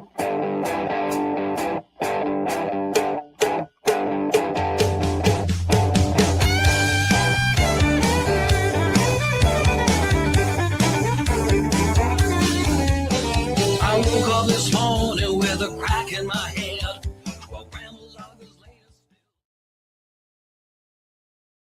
Hello, everyone, and welcome to the Pace Radio Show. We are live here on the Pace Radio Network. I am Al Grant, and my joint host, Tamara Cartwright, who doesn't look anything like the fellow sitting beside me right here, is running a bit late. So, Glenn, thank you for filling in for Tamara for these until she gets. Oh, you're very welcome. Now, for those who don't know Glenn, Glenn Prentice is his name, and he is with the Pace News here on the network. So, and your past guest here on the show as well. So, yes. The excuse the sounds. There's dogs and everything going on here. Okay, it sounds like it. And we should let everybody know that you're in Costa Rica, right? I am. You are. Hence the look of me. It's very hot here. Yeah, you said it was 35 degrees Celsius there. So yeah, it's 35 and it's dark out. So. It's dark out. Well, yeah, it is here too. So, but you're in our same time zone, right? You're an hour later than me. The hour because of the time. That annual thing that we switch twice a year. Correct. Right. Yes. Glenn and I, we've got a guest joining us shortly. Who is Loretta Clark. She's a former network host here with Tamara on Canada, Quebec. We'll be talking about cannabis, regs, the laws there in Quebec, how things are going. There'll be some arts, bit of a patient story that I'm sure she'll fill us in on. But before we get to our guest, we've got something that we'd like to announce that's going on here at the network. And that is the fact that the Pace Radio Network as a whole has been nominated at the Can Expo for the best cannabis-related podcast. And I do believe we have the best ones. So do I. I completely agree. We've got 8 broadcasts here with 6 different hosts. And what I'm going to do is I'm going to read off some of a statement that we released earlier tonight. Will actually be later this afternoon. And that is that we are very honored to announce that the Pace Radio Network has been nominated for the best cannabis-related podcast at the Can Expo in Toronto. The Can Expo is a location where consumers, industry professionals, retail store owners, bud tenders, and newcomers to the cannabis space can go. Attendees will have an opportunity to discover new products, services, technology. For this voting in this contest here for the Influencers Awards, voting starts today and ends on February the 28th. All the award winners will be announced during the Can Expo that's running from March the 24th to the 26th. Here on the network, as I mentioned, we've got 8 weekly podcasts from our 6 hosts that are patients that work hard as a team to cover the news, bring you interviews, patient stories, and health and wellness information, plus more. The goals of our grassroots, patient-driven broadcasts are to help educate our listeners, our viewers, and those who want to know, to eliminate the stigmatization of those who consume cannabis, whether you're a patient or a recreational consumer, and to give patients and others a voice and a place to be heard. Our podcasts are done in It educates me. Every time I talk, every time I go on here, I learn something new every time. Every time, I know. Hey, isn't that amazing? Like, because you're doing the news, so you're seeing all those things, like they're all new because all our articles are within a week of age, and and it's just so much coverage that you do cover. And now we're worldwide. Yeah, worldwide. Exactly. Exactly. Our podcasts are done in a video format and then are released further as an audio podcast to our worldwide radio audience. And I mentioned that if you want to help out, so you can do so by voting. And there's a link there on the Pace Radio Network's Facebook page, and we'll be sharing it around where people can vote at canexpo.ca, as well as there's a list of all our shows to let everybody know where our shows are and all the people who are involved, such as Ashley Michaud, Michaud, I should say, Reverend Kelly, yourself, Glenn, there's Green Irene, there's Rev Cindy, there's Steve Mathers, Tamara Yourself. Cart, and we're spread across the country. Cindy's in Nova Scotia, Tamara's in British Columbia. You're in Ontario and I'm in Costa Rica, so we're spread across the whole. Yeah, what? exactly. I think North and South America. How's that? Yes. we're not only are we worldwide reaching a worldwide audience, but with you in Costa Rica, we are. We are. As far as we operate, right? It gives us. I have a question for you, Al. Are you attending this in person? Will you be there? Yeah, I was going there as part of the Pace Radio on the road and the CBG on location broadcast that will be going out. We're going to be going down covering the event and talking to the vendors and stuff that I've been involved in doing this with Pace Radio or 420 Radio, going around to different events and bringing those events to the people, especially those people who can't be there. You live in Costa Rica, right, man? Yeah, I'm not making it to Toronto. Sorry. No, exactly. So, if you want to help us out with this award, and you feel that we are the best cannabis related podcast and we deserve your vote, please go to canexpo.ca and give us your vote. Am I allowed to vote? Yeah, there's like 6 or 7 other categories. Okay. That are there. Yeah. What was that question you asked? You froze. Am I allowed to vote? I think everybody's allowed to vote. I don't know if anybody's allowed to vote. I know if you were going for the president of the United States, that the president of the United States votes for themselves. That's perfectly. Or the prime right. minister of Canada. Anybody, right? So, yeah. Yeah, exactly. So, what I have found from viewing the list of all the names from all the categories is that there's a lot of people who I've never heard of, and so it's good to be seeing these new people that have all because there's always constantly more and more people that are coming in the cannabis community. So at the end of the note that we posted, it says that in closing, weed, WEED, I'd like to say good luck to all the nominees in all the different categories. Good luck, and I'll probably see you down there no matter where we end up, because we'll be covering the event. So I'll be watching. You'll be watching. Yes, exactly. All right. Let's see.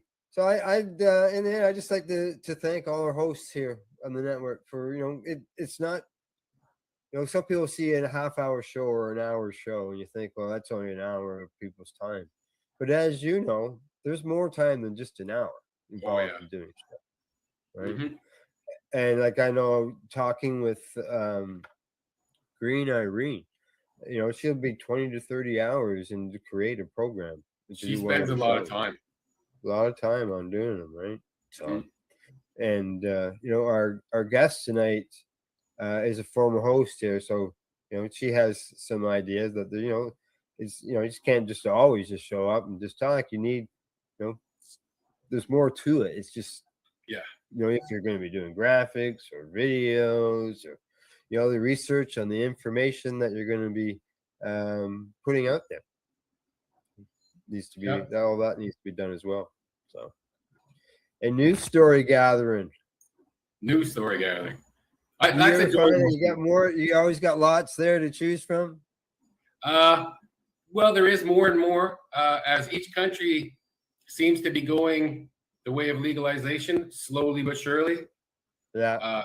Costa Rica here is one. You know, their legislation's there. It's not passed yet, but it is there, and I'm sure it will be passed. It's a government. Could be a year. We don't know. You know, they do things slow, but it is on the books now. That's right. It is. They're on island time. Well, we might not Yeah. be. Island time, man. All right. Yeah. What were you saying? We bring in our guests. I see that she's sitting there waiting patiently. And so at this time, we'd like to welcome Loretta or Lil Clark, however you want to say it, to the Pace Loretta Radio Show. Clark. How you doing, Of Loretta? Hi, Loretta. how are you? How are you? Very good. Congratulations. I think it's amazing and so well deserved. And that it's awesome that you're nominated. That's so cool. Thank you very much. Appreciate that. Yeah, you deserve it, bud. No, that's fantastic. It's long we all work overdue. Very hard here.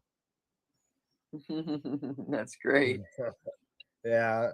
It's it's nice to be recognized for what you do. Sure. It's a bit of a I mean, it's, you're like, it's a bit of a this thank. is like It's like a such an thank you. archive, really. Like this is like, historical archive. I think this medium and what you've done. Just like when I think we were talking a little bit before we mentioned Treating Yourself magazine. Like, wow. I mean, that's going back to the roots, but this is like, this is all like, so it's so important what you've done, Al. So you so deserve it. That's so cool. Thank you for your kind words. That's one of my favorite times I ever spent with Al, doing Treating Yourself magazine. We did a paper lounge tour in Toronto. Yes. Maybe, what is it, a dozen years ago, maybe? Wow. It was in, I think I it was in remember 20 that it was vaguely. it was in 2012 when we did that tour. And I remember when I asked you about doing that, Glenn, and it was like, because you weren't out in the public, like smoking bongs were done in the house. They weren't done, you didn't go away and smoke bongs or anything, or joints. We all grew up with reefer madness, so I was still in kind of that zone when I had a medical problem, and Al helped me out, and it went from there. But it changed my life. It changed the way I looked at things, that's for sure. It sure has. Yeah. There you go. Hey, you see, Tamara's made it. Woo! How you doing, Tamara? I'm here. You're here. Yeah, I'm here. Good. Waiting for Mike Blumen, but yeah, I'm here. Yeah. How was work look at that today? cute dog. Wait a second. What's the temperature everywhere everyone is? We will Oh. we'll end with Costa Rica, of course. We're around -15 here, and we're supposedly going to -30, some say by Friday. I don't know. Al? It's been -25 here, and it's supposed to get to -5 by Friday. But It's gonna feel like -35 here over Friday and Saturday, and then go to +1 on Monday or on Sunday. Well, please keep all that weather there because it's about 35 where I am right now, and I'm sweating. And that wasn't I'm Canadian. -35. Then we're getting Hey. 10 centimeters. We're getting 10 centimeters of snow on Sunday, and we've already we got a lot. We've got a lot of snow this right now. we got dumped Yeah, on we too. We do, got enough for one day, and enough for 3 days in one day. We ended up with 3 feet of snow in 24 hours.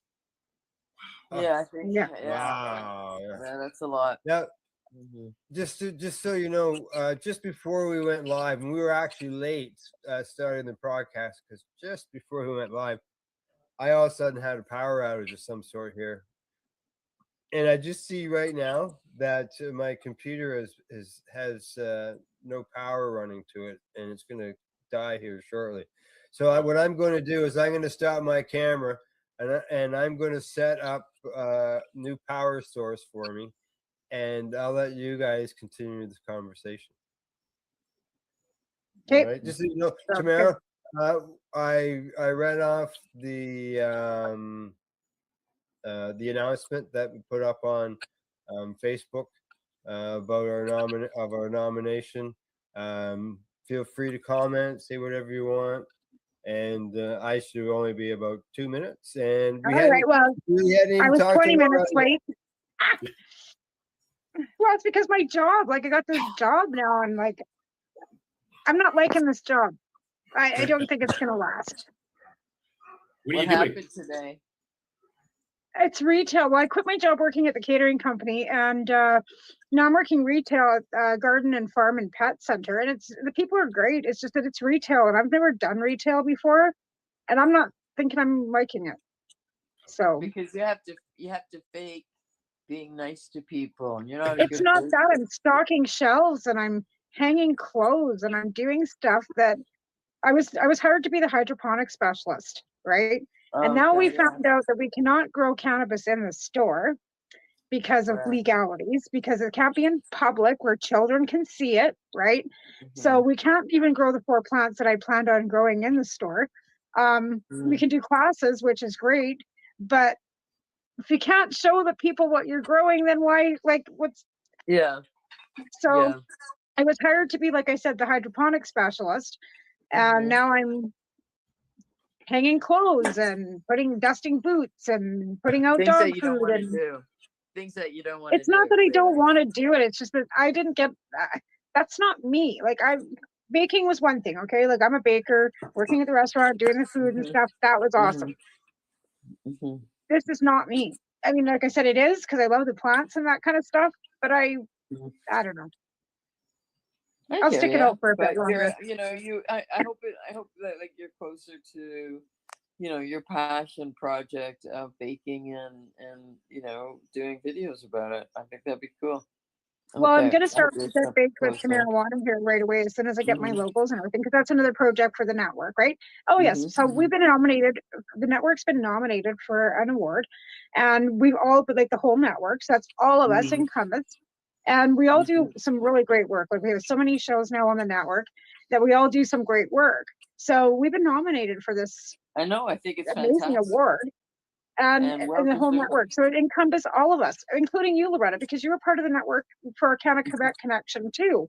So just because we shut that show down doesn't mean that you were part of that nomination as well, because we had that show, right? I mean, I feel like, I'm always honored to have, be in a small role connected. But I mean, I think, what Al has done with Pace Radio is, it's like it's really important archival material for history, really. It really is. Exactly.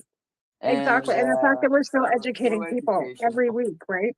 I educate myself every week when I do the news. Every single time I learn something every time. Right? And that's the thing, that we're learning something new all the time. And with legalization, I think we figured that it would peter down, but with legalization, what it's done is given more patients access to cannabis, so they want to ask more questions. And so when they come forward and they ask, about these things, at least we can't, like, of course, with the medical stuff, we can't really give them medical advice because that's not, we're not doctors, but at least they can at least look up what they want. And then they can go into a location and try and find the strain that might possibly help them. Whereas before, patients were always struggling to get access wherever they were, right? So, like I said, again, with legalization, there's the good and the bad. And Loretta, you've got a job working for an LP now. So how is that going? Like, really, like, I know we talk like on a regular basis, but I think when, you're in the fight for legalization, it does all feel very, local and also national. But now that that's been attained, even though it's not the legalization like the one that, I had hoped for, that's for sure. But, it's changing slowly and it's still in a process and whatever. I think, yeah, I'm happy to be working for this LP. It's a small one. It's MTL Cannabis. It's in the West Island of Montreal. And I think because, you know, I had a lot of experience in the very, very early days of not being in really healthy gardens, but, you know, some definitely were. But, you know, just being in one that's really highly regulated, or it's like, yeah, no, and it's also, it's like, it's close to farming. One of the things I do, I work in post production, and I'm part of a team that takes down the plants, so harvest day. And I just, All yeah, I really right. enjoy it, even though I'm dealing with some chronic pain issues. I'm like, yeah, no, I like, it's like that's I always call, I always think, okay, yeah, this is a day I feel like I'm a farmer, the way we do it. So, and the plants are big, so yeah, no, it's been like, Big I is think I've good. been working there about 8 months, But and there, it's like been you a said, really it's good highly experience. regulated, right? So Health Canada is in there on a regular basis, right? And Health Canada Yeah, has no, cameras since that they I've been watch in, them.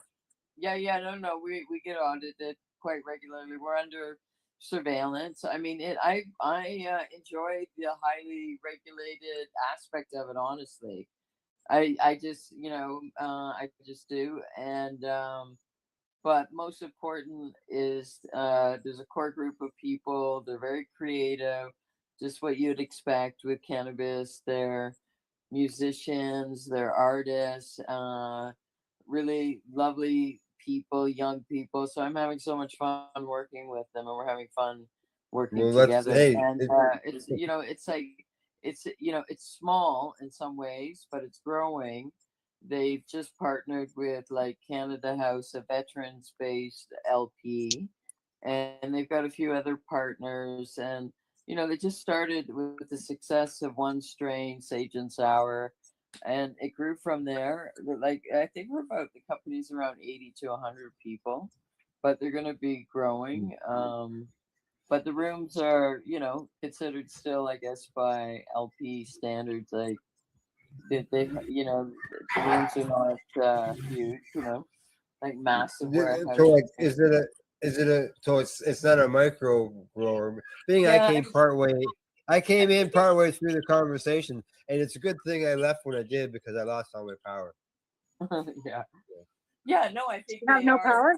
They're considered small, but I don't think, I think there's a couple of definitions. Like, I don't know how small micro is, to be honest with you. Micro's only But 100 these ones are square feet. This is small. This is small LP.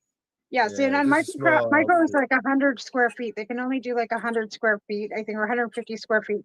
The micro goes like in between the two like blue lines of a hockey Yeah, arena, right. I they're, right? remember they're there was some limited to their equation, so it's production. bigger than that Right. for sure. Yeah, So no, we there have was one some here equation. too. There was some equation for for the arena. I mean, I don't know exactly. I don't want to represent them.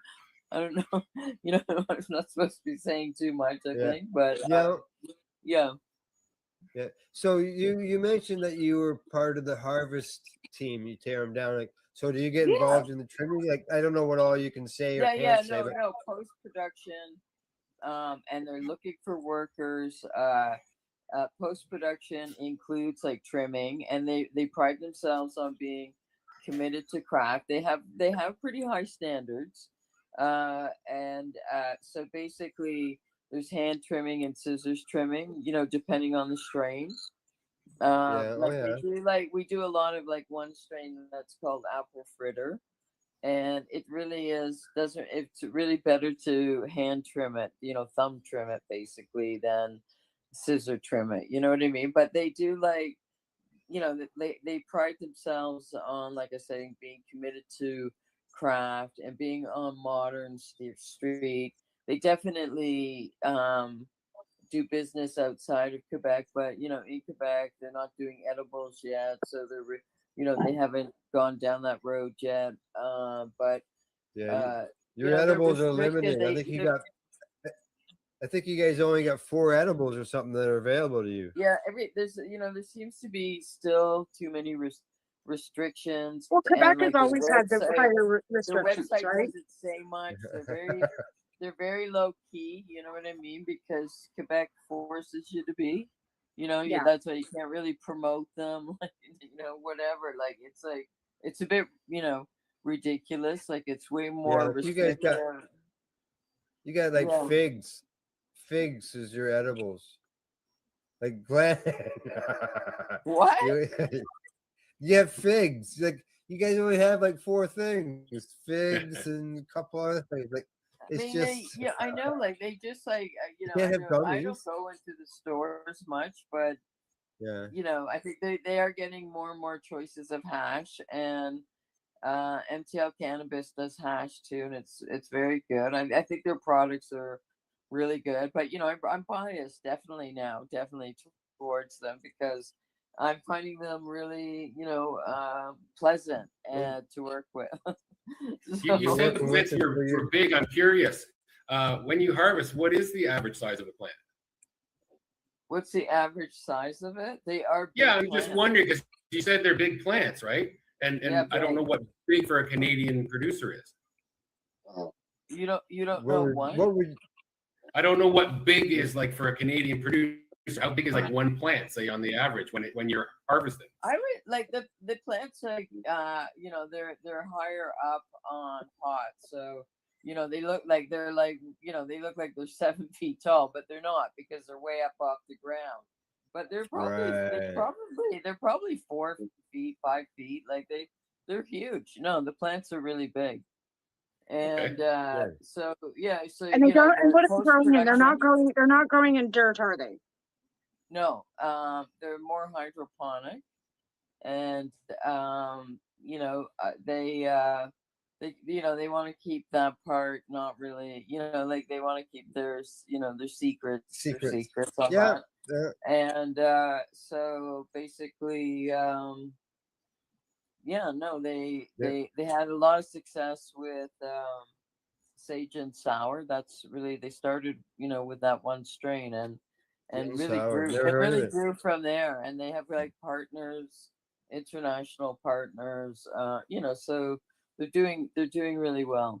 And they Which I started, find hilarious. they were medical International partners. Like when we thought about that, like you think about like, okay, we international partners, but you can't take a joint across any international border, right? And you can't import or export as a citizen, but yet they can, because I know that in Australia, because I was talking to Murray not that long ago, you got Tilray growing in Australia. And that's where their cannabis is coming from. Even though it's being grown in Australia, it's still a Canadian company down there growing in Australia. So I kind of find it hypocritical that they're allowed to have international partners, but yet they can't promote in Quebec, right? Quebec's like, oh, you can't promote.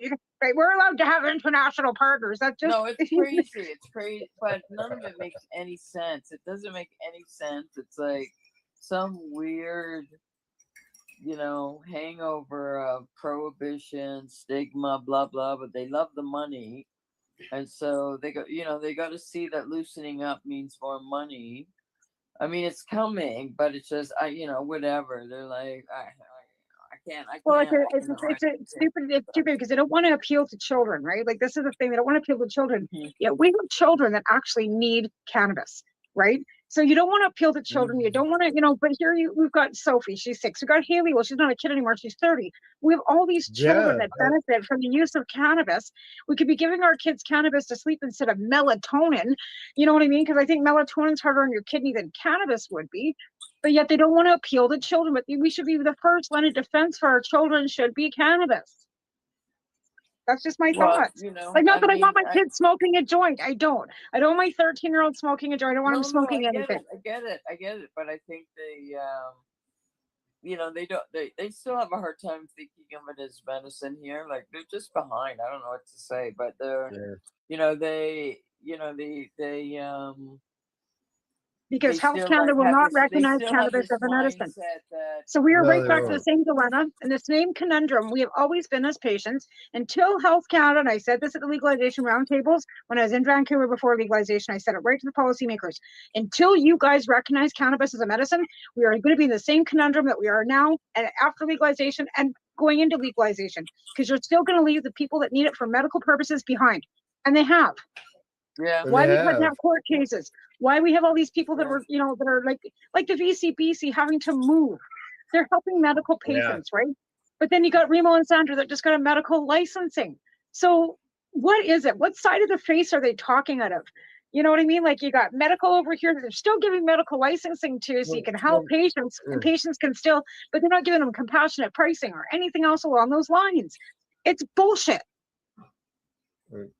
Well, hey, we all spend a Friday night sitting around fire having suppositories as a recreational item, right? Like, come on, like, fuck.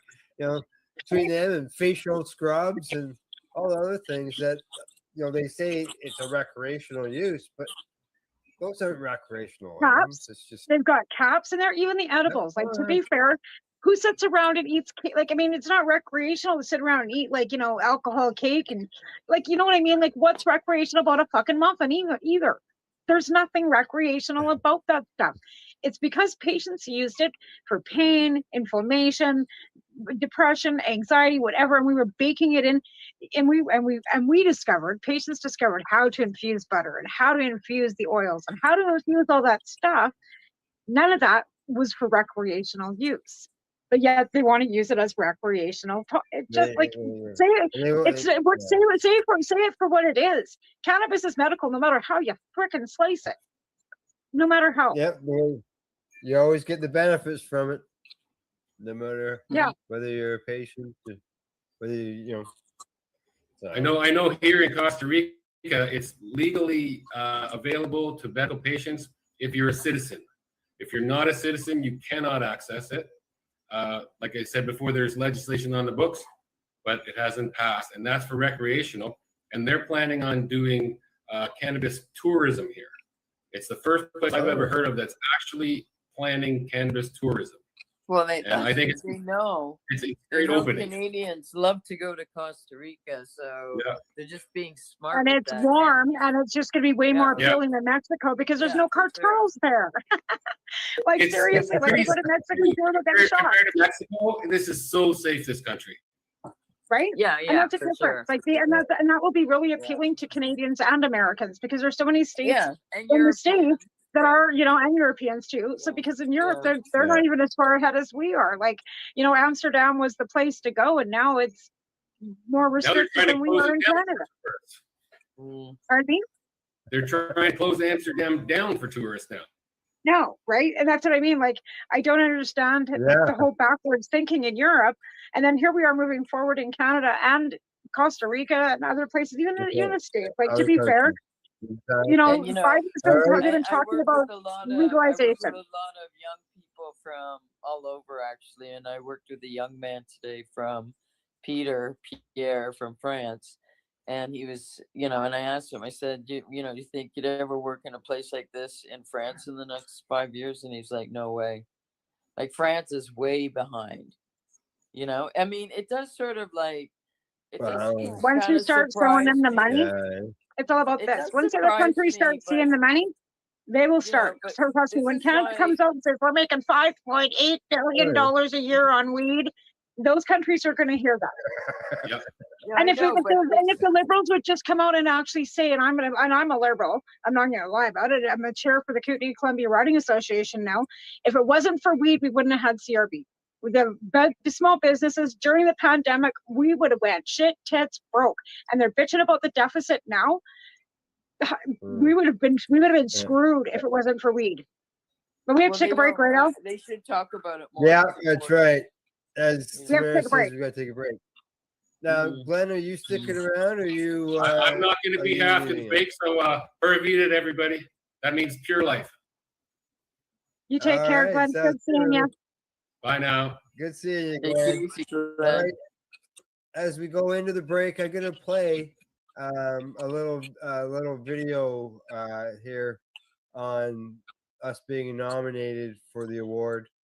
This is something that Green Irene myself put together, and there's actually like 8 videos. But what I've done is there's two videos, and one of them is done with different background music. Some of it can be chilled, laid back. Some could be funky. Some could be electronic. Could be something that's soft or light.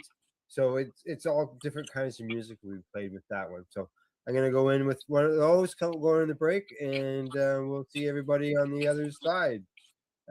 You're watching the Pace Radio Show. We're live here on the Pace Radio Network.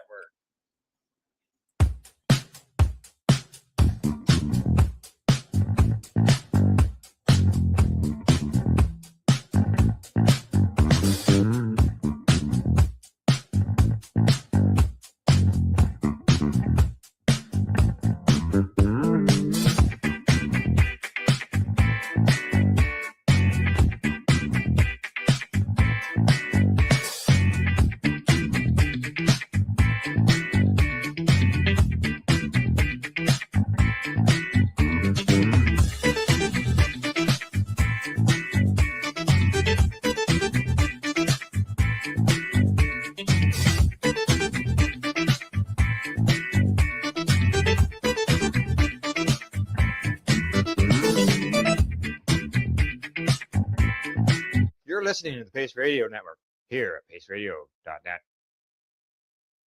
Camelford Lifestyle Shop, open Monday to Friday from 10 till 7 p.m. or by chance. Check out our flags, our t-shirts, plus our hats, and look of that supply of rolling papers, plus much more. We've got bongs and your favorite herbal vaporizers. Look at all the incense we have, as well as for those who collect knives, check out these knives in our collection. And while you're here, stop in to see Shay at the piercing room, where you can get poked by Shay. Daily deals, check them out. Camelford Lifestyle Shop, 17 Bridge Street West, Camelford, Ontario. What do you find at paceradio.net? People advocating cannabis education. I'm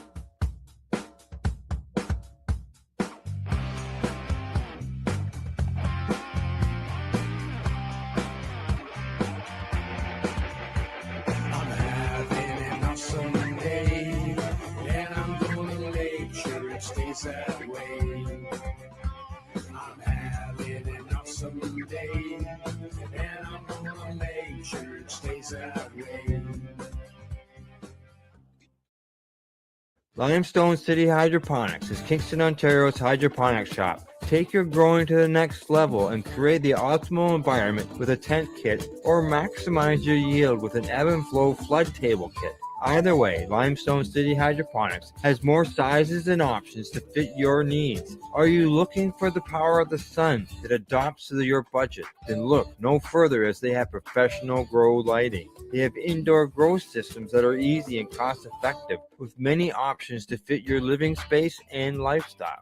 Cultivate your growing potential. We have everything you need to succeed. And if you can't make it to the store, they offer local delivery to the greater Kingston area. Remember, when you're looking for experts to help you grow, then look no further than the locally owned Limestone City Hydroponics, 105 Sunderland Drive in Kingston, Ontario. Call them at 613-548-0420. Rerolled Saturdays. Check it out. Nothing but non-stop cannabis and psychedelic programming. Find it at 420pace.ca. You're listening to the Pace Radio Network here at paceradio.net. Wow. If you're watching the Pace Radio Show, don't forget. What? Well, I just checked my Oh, that was mail. an owl. Oh. No, it's a wow. It's a wow. It's a notice from our city about a public hearing notice. I have lived here for 14 years. Well, since 2014. The previous city council, our mayor, sucked so bad that we didn't get any of this. We didn't get public hearings. We didn't get notifications about nothing. We have a new mayor. We have a couple new city councilors, and we are getting public hearing notices about changing a bylaw so they can actually make single dwelling like homes, so we can have a basement suite. Because right now there's areas in our town where they won't allow you to have a basement suite. They won't let you do any renovations. You have to have these ridiculous permits. The city has waived all permit fees and are allowing having a public hearing. That's what two new city councilors and a new mayor does for you. Yeah.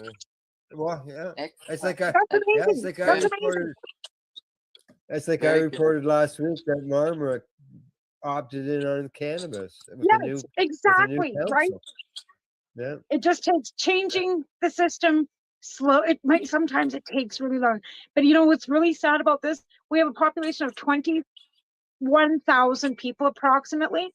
And our city Yeah. council, our last municipal election, 4,500 people voted. Oh, Yes. so a For quarter less of the than people. 5,000 people. That's less than 10% of the population. Yeah. Yeah, that no, I know this democracy Well, you had is 20, you know, 21,000 people, then you have Right. 4,500 people voting. That's closer to a little more than the 10%, but But that's ridiculous. Like, just still anyway. not enough. Yeah. Exactly. You know, it's still less than 50% of the people are getting involved Right. in that process. So Right. that's Right. But yeah. again, like, you know, like you were So- saying, like Loretta's working at an LP and we've got one here in town and they just laid a bunch of people off. They're having nothing but issues. And this came in, Dykar came to Cranbrook when I first moved here too. They were starting to set up and they've changed owners 3 times. They have a new CO as of, like when I was still working over at Barb's because they would come in for lunch. And one of the girls that was working there is now looking for another job. And she asked me, like, because the Ukrainians are looking for babysitting, about babysitting these kids, because they just laid off like over half their staff. And where's that at? A cannabis place? Yeah, Dykar Pharmaceuticals here in Cranbrook. They have, like I said, Oh. they've gone through 3 or 4 different owners. They've had nothing but struggles, and they Not do going through aeroponics. employees too. The town But that they're, small, you only get so many employees, right? well, that too, but they, you know, claimed they were going to have 200 people for the opportunities for workers, and they don't. Yeah. They have 60 people working there. Yeah. Not even. So And they what'd you just laid think? half off. So How do you what'd you want to know think of the if they're the video people? going into the break? Was it funky? Great. It's great. Yeah. I didn't hear it. I didn't get to see it. I don't know. Oh, didn't know. Yeah, it's had the funky strut music theme to the background. To Oh, it, that's so. good. No, that's Yeah, No, it's it's good. yeah, and it lists all the shows and gives a little bit of information about each one. And so Yeah. there's more to Yeah. more to come. There's more to come. Right. That's for sure. Yeah. Yeah. When does Well, like I said, when's Judgment Day? Well, the voting is going on now until the end of February, and Okay. then the announcements are done at the expo Which on is when? March Which is when? March the 24th to the 26th In Toronto? is when in Toronto, correct. Where is There, I got it here on the share screen here. Just give me a second here, and I'll just. so what expo is this? Canna Expo is like Lyft, or what is this? It's called the Can. This is the first year it's ever been run. It's They say it's Canada's largest consumer show. It's the first time it's ever been done, or for them, right? They say it highlights new products, new technology, seminars. There's a cooking competition here. Bud tenders, they get to go there, and they actually get free samples given to them. There's the awards, the social media influencer awards. That's what we've been nominated for. Exhibitors include producers, craft growers, stores, CB health and beauty stuff. It's gonna be seeds, edibles, and beverages.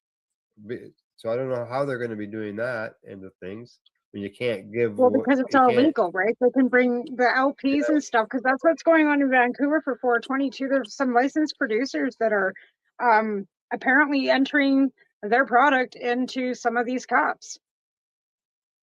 Yeah, well, And I know that's what the connected to the.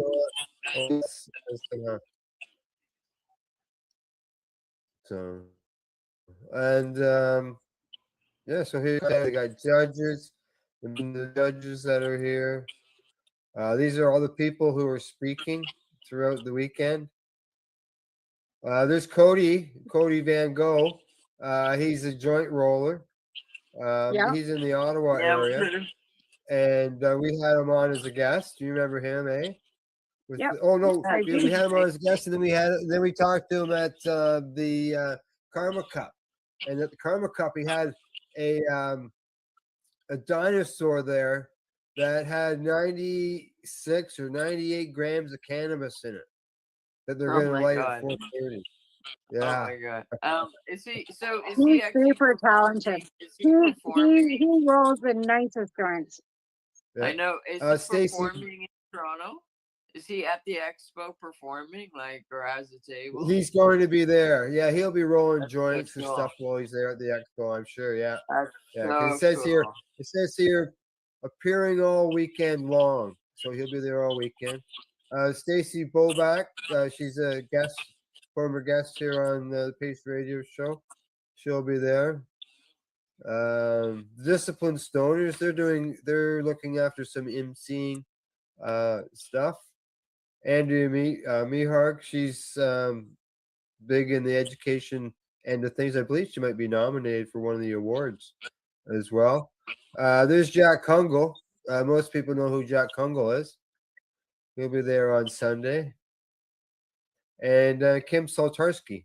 He's the director in that behind the award-winning Men with Dignity and Jack's Garage. Excellent. Yeah.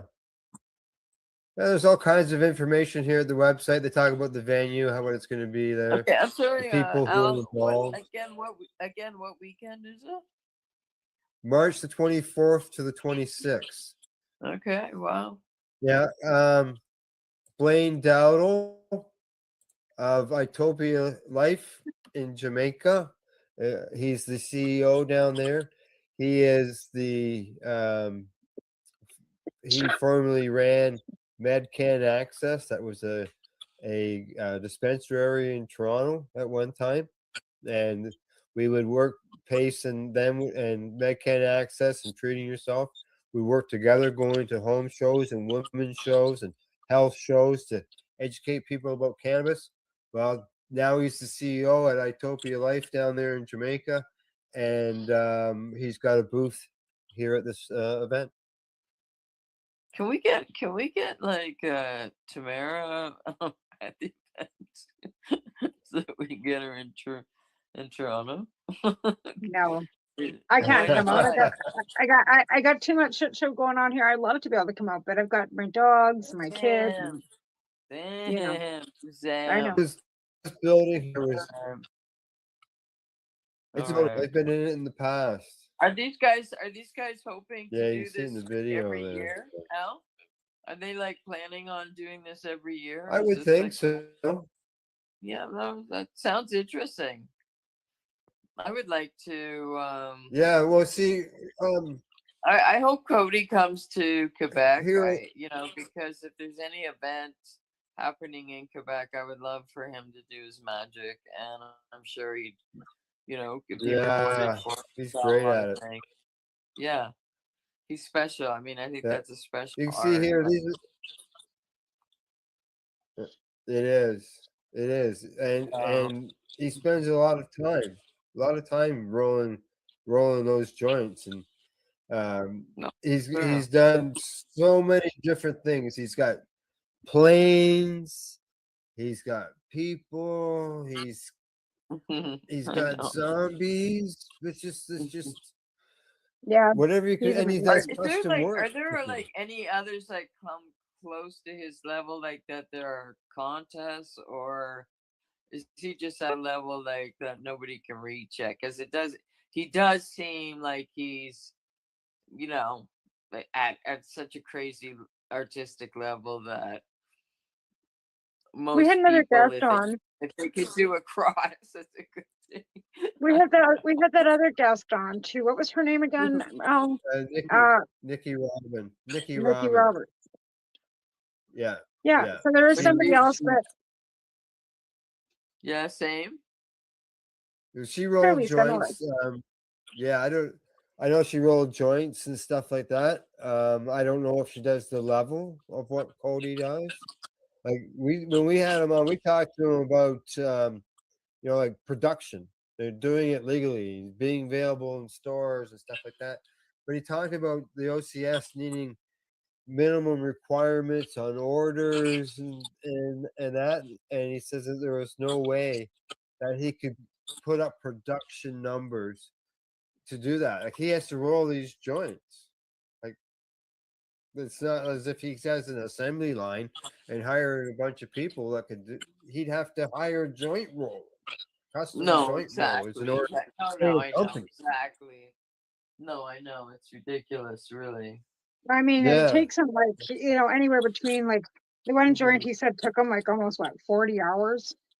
Yeah. Yeah. Yeah. Yeah. No, I know they just So- don't like. That's what I'm saying. He's like, I know there's many craft people, and I love it when we focus on craft. And I do think I do feel like where I'm working, they do have a feeling for it, which is kind of nice, but it's also just in the Yeah. culture of the place, how people treat each other. I think that's the most important thing. So yeah, but he's at a really high artistic level. He's beyond He is. craft. I think he's beyond craft, to be honest. Right? Like Yeah. but there should be like recognition, and he should be, it shouldn't be hard for him to make a good living doing it at shows or whatever legitimately, like without it being an issue. But they do complicate things, it seems. Yeah. He would probably have to go in with a backup, with a supply already prepared, if he was going to be selling them at events like Right, that. right, right, Yeah. right. In order to Yeah. But he couldn't To even sell he it. couldn't That even makes sense. he couldn't even make enough for as many people that would want them. You know what I mean? No, Like I know. he would be sold out within the first couple hours. So you know what I mean? Like there, you got thousands of people. He like he wouldn't be able to roll enough joints to keep himself, selling all weekend. Like I just don't see that possible. Yeah, I think he'd Yeah, run I out know. within the first hour. Sold out. Gotta go. But I'm sure. I'm sure he but- must have a big online thing going on, but that's what artists do. They, yeah. they Twitch. show up at these craft shows and whatever. Yeah, and sell out really fast. And no, I think he's super talented. I mean, I would love to. It seems like events are going to start happening in Quebec, and there's an event happening on Valentine's Day weekend in the underground. I'm totally excited about that. And so, things are sort of going back to normal, I guess. That Yeah. seems to be a reality. Be gathering on the hill in April. I'm sure of it. I haven't I'm out of the loop because I'm off of Yeah. Facebook, but Right. Yeah. no, that is like the mountain is a sacred place in Montreal, and it's a ritual. Like it always grew in interest. Even like I wondered if with legalization, if like people would still go, and it got even bigger. So, but in the summertime, as you might know, like when they do tam tams, it's like very much it's always been a cannabis event, and long Yeah. before legalization. So yeah, so people love the mountain, and they really do associate cannabis with the mountain too, for sure. Yeah. Yeah. Oh yeah. Yeah. I know. I do. That's what I think about. Is that when I think about, because it's sort of like Montreal's version of Toronto's Queen's Park, Right. where everybody gathers, for cannabis events, global marijuana Yeah. march, and stuff like Yeah, that. Queens Park has always, which I think is good. The location of it, it's always been a protest park.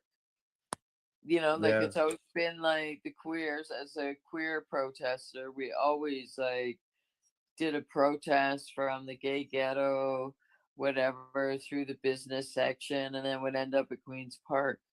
And it was just it seemed like the front Queens Park. That's what it was meant for.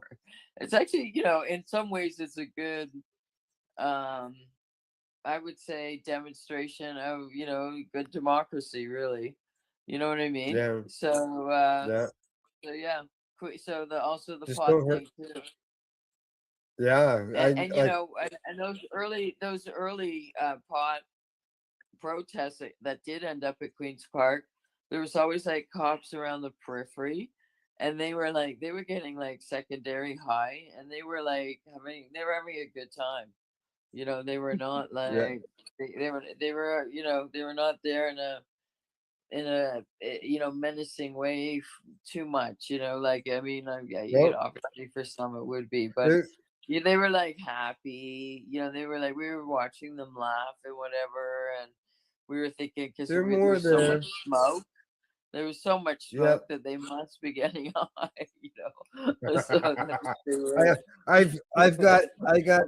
I've got pictures from the stage Yeah. during those festivals that they were holding there during the Global Yeah. Marijuana March.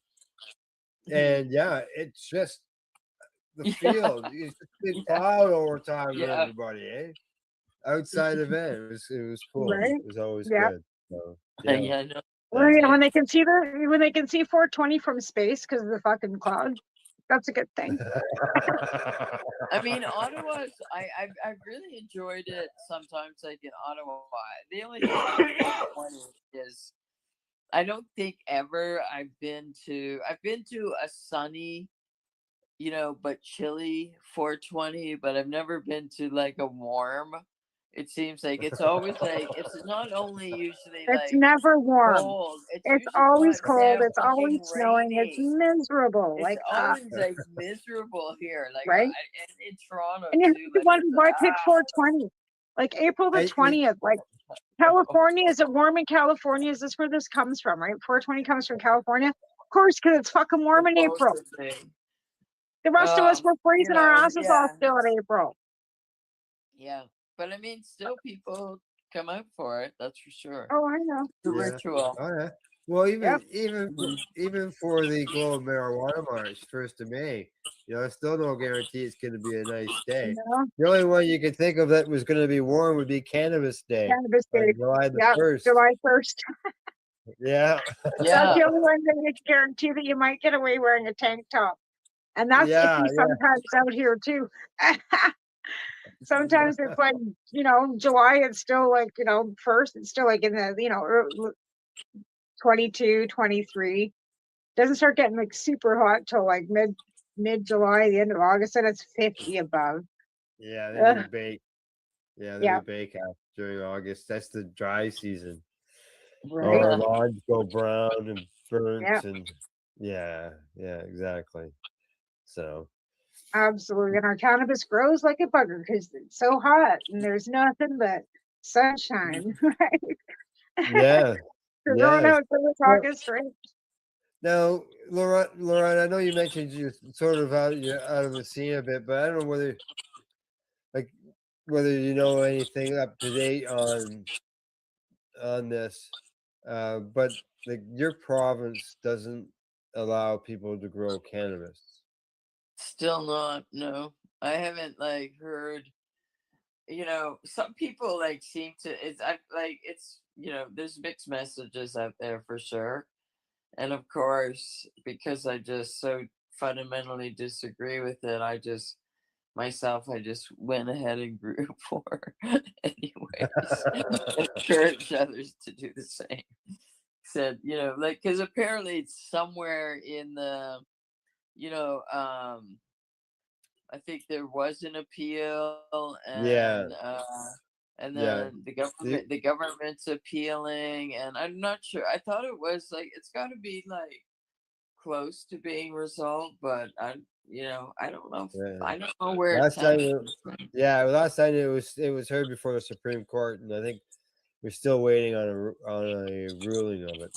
So, because it's so do you find, I don't know, like obviously you're working with people within the cannabis industry, you know, I would think that those people that you're working beside or near or would see it in the lunchroom, could possibly be consumers and growers. Like, does it seem like people are growing anyways, even though the province doesn't allow it, or? Definitely the people, it's definitely attracting people from various experiences, including, I would say, medical, so they would have medical grows that are legal, at home. Yeah. You know what I mean? So that's what I would say is like the norm. Yeah, because you can still grow legally in Quebec if you have a medical license. Correct. Yeah. Yeah. Yeah, I'm just talking about the regular person that just says, "Hey, the rest of the country can grow cannabis plants. I'm going to do it too." Yeah, Right. I mean, So I think it's ridiculous that they've restricted it because why? Like what? Just so they can say, "Oh yeah, we're going to one up Canada. We're not part of Canada. We're is this something we're just going to fuck tail the feds? We're not going to do." Because of their sovereignty, right? And this is one of the reasons why they can do that is because they've got sovereignty specifically kind of separate, right? Even though they're not separate, but they can do that because they've got this stupid sovereignty act, and they pull it, and that's a federal law, so they can, they can kibosh that whether it's a federal legislation or not. Yeah, it's crazy. It's not right. Yeah, whatsoever. Really, You're not allowing, even I don't know if it's changed. At one point there, you weren't even allowed to sell a T-shirt with a cannabis leaf on it or something. No, but along that's that line. still, unfortunately, that's still the law of the land in retail. Like everything is sort of instead of it's sort of glass, but it's glass that you can't see through. It's kind of frosted or Yeah. there's some kind of something because they all had to get them. And it just seems so wrong because Montreal really was the first place in Canada that had head shops, and High Times guy, fought for that and got that and won the right for that. And that was a fight that he won, and that's why Yeah. he kind of had the first chain. Now it's prohibition. It's still a chain, but from going from that like decades before to fast forward, and because the thoughts of legalization freak them out. Yeah. And this is why even where I work, they're pretty low key. Their website is hard to access if you live in Quebec because Quebec government doesn't really want you to advertise or be seen promoting, and they kind of like promote that the profits from the cannabis sales go to rehab for people who use too much cannabis. Like, you know what I mean? It's like that's what they like. They're like just basically saying that's all it's for. I mean, you know what? Maybe I'm lying here. I don't maybe have this totally right, so I don't want to misinform, but they use that a lot. Like they have this mindset about it that is backwards. That's all I could say. You know Sounds what I mean? like it. But they Sounds use like it. that. You know what I mean? They but sell they don't it mind like taking the have that money. like it's Like like that's the thing, right? Because the yeah, federal they want the government money is though. They want the right, but they money. still want the money. Exactly. And that's like they get 25% of what the federal government collects, right? Or they do. They get 75% of the taxes goes back to the 75, yeah. province. 75% of Yeah. it. So Quebec is reaping in the 70 plus their own provincial sales tax that they put on it themselves. So the They federal make so much GST, money, like they do. at the beginning of COVID, and that like when they made it an essential service right away, they But that's the realized thing. like Quebec is getting money. They're getting their own provincial they made, sales tax and they off are of it. they're Plus, they're like getting opening money more from the and more federal stores. government off it. They're making a ton of money, yet they want to go and say, "Don't say anything about it. Don't talk about it. You can't grow plants." Shh. But here we're gonna shove all our money in our pockets, and like that's the thing. The federal government's still giving them money too. Oh, we're not getting not enough federal transfers. Bullshit. You're getting 75% of the cannabis GST. Yeah, they get money. That's right.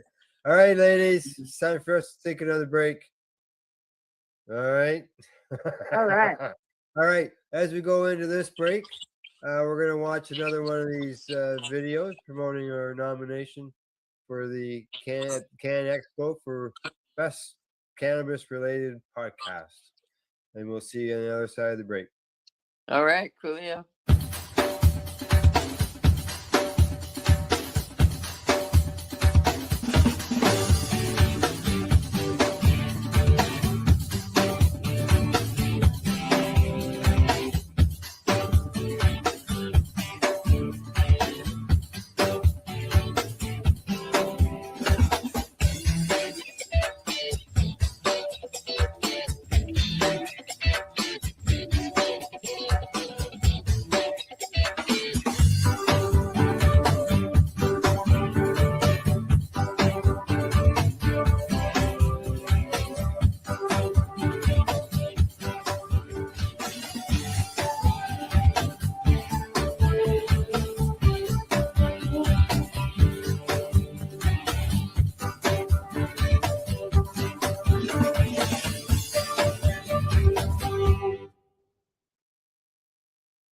You're listening to the Pace Radio Network here at paceradio.net. Camelford Lifestyle Shop, open Monday to Friday from 10 till 7 p.m. or by chance. Check out our flags, our t-shirts, plus our hats, and look of that supply of rolling papers, plus much more. We've got bongs and your favorite herbal vaporizers. Look at all the incense we have, as well as for those who collect knives, check out these knives in our collection. And while you're here, stop in to see Shay at the piercing room, where you can get poked by Shay. Daily deals, check them out. Camelford Lifestyle Shop, 17 Bridge Street West, Camelford, Ontario. I'm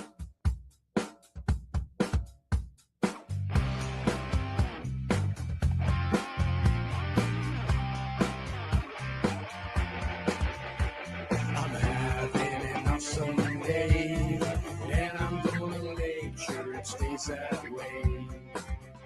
I'm having an awesome day, and I'm gonna make sure it stays that way. Limestone City Hydroponics is Kingston, Ontario's hydroponics shop. Take your growing to the next level and create the optimal environment with a tent kit, or maximize your yield with an ebb and flow flood table kit. Either way, Limestone City Hydroponics has more sizes and options to fit your needs. Are you looking for the power of the sun that adapts to your budget? Then look no further, as they have professional grow lighting. They have indoor grow systems that are easy and cost effective, with many options to fit your living space and lifestyle. Cultivate your growing potential. We have everything you need to succeed. And if you can't make it to the store, they offer local delivery to the greater Kingston area. Remember, when you're looking for experts to help you grow, then look no further than the locally owned Limestone City Hydroponics, 105 Sunderland Drive in Kingston, Ontario. Call them at 613-548-0420. Rerolled Saturdays. Check it out. Nothing but non-stop cannabis and psychedelic programming. Find it at 420pace.ca. You're listening to the Pace Radio Network here at paceradio.net. Welcome back. We are back from our break. And Tamara, I can barely breathe right now.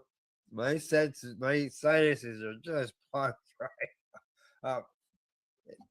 It's it's one of those things. Just so you know, my COVID test was much better today. I'm all the way out of this thing. Give me a couple of days and I'll be negative. So, You're still not negative? No, not completely. Oh wow! Really? The test has 2 lines on it, and I've got one line solid, and then the other line is just very faint. It's not bright red on both lines like it was a week ago or 8 days ago. Right. It's just like a very faint orange line. So that tells me I'm no longer contagious, and things go back to normal here pretty well. So Oh, that's good. Yeah, you sound a bit stuffed up tonight. That's for sure. Yeah, I'm stuffed up. It's just now it's more like a head cold, right? So Yeah, Taylor's been sick again too, but we tested and he's negative. So good. yeah, Hey, there's thank Loretta. you. She's There back. you There you are. go. She had to run for I know it's like I had to run like this, like I said, run from 6 o'clock, like drive, like I didn't get a speeding Yeah. ticket. I was safe. Didn't get into an accident, Yeah, and that's good. I know. I was worried the you were roads gonna are get a terrible. ticket. Yeah, no, Yeah. I couldn't drive fast enough to get a ticket if I wanted to. The roads are so bad. There's so much ice, Oh. like I couldn't get a ticket. I couldn't speed if I wanted to. It's not Oh, bad. okay. No, yeah, no. Wow. I have to drive Yeah. I'm driving like 38 to 40 kilometers an hour to get home. It's taking me like almost 15 minutes to get to work, which is usually a 7-minute drive. But it's not Oh, bad. okay. Yeah. I remember.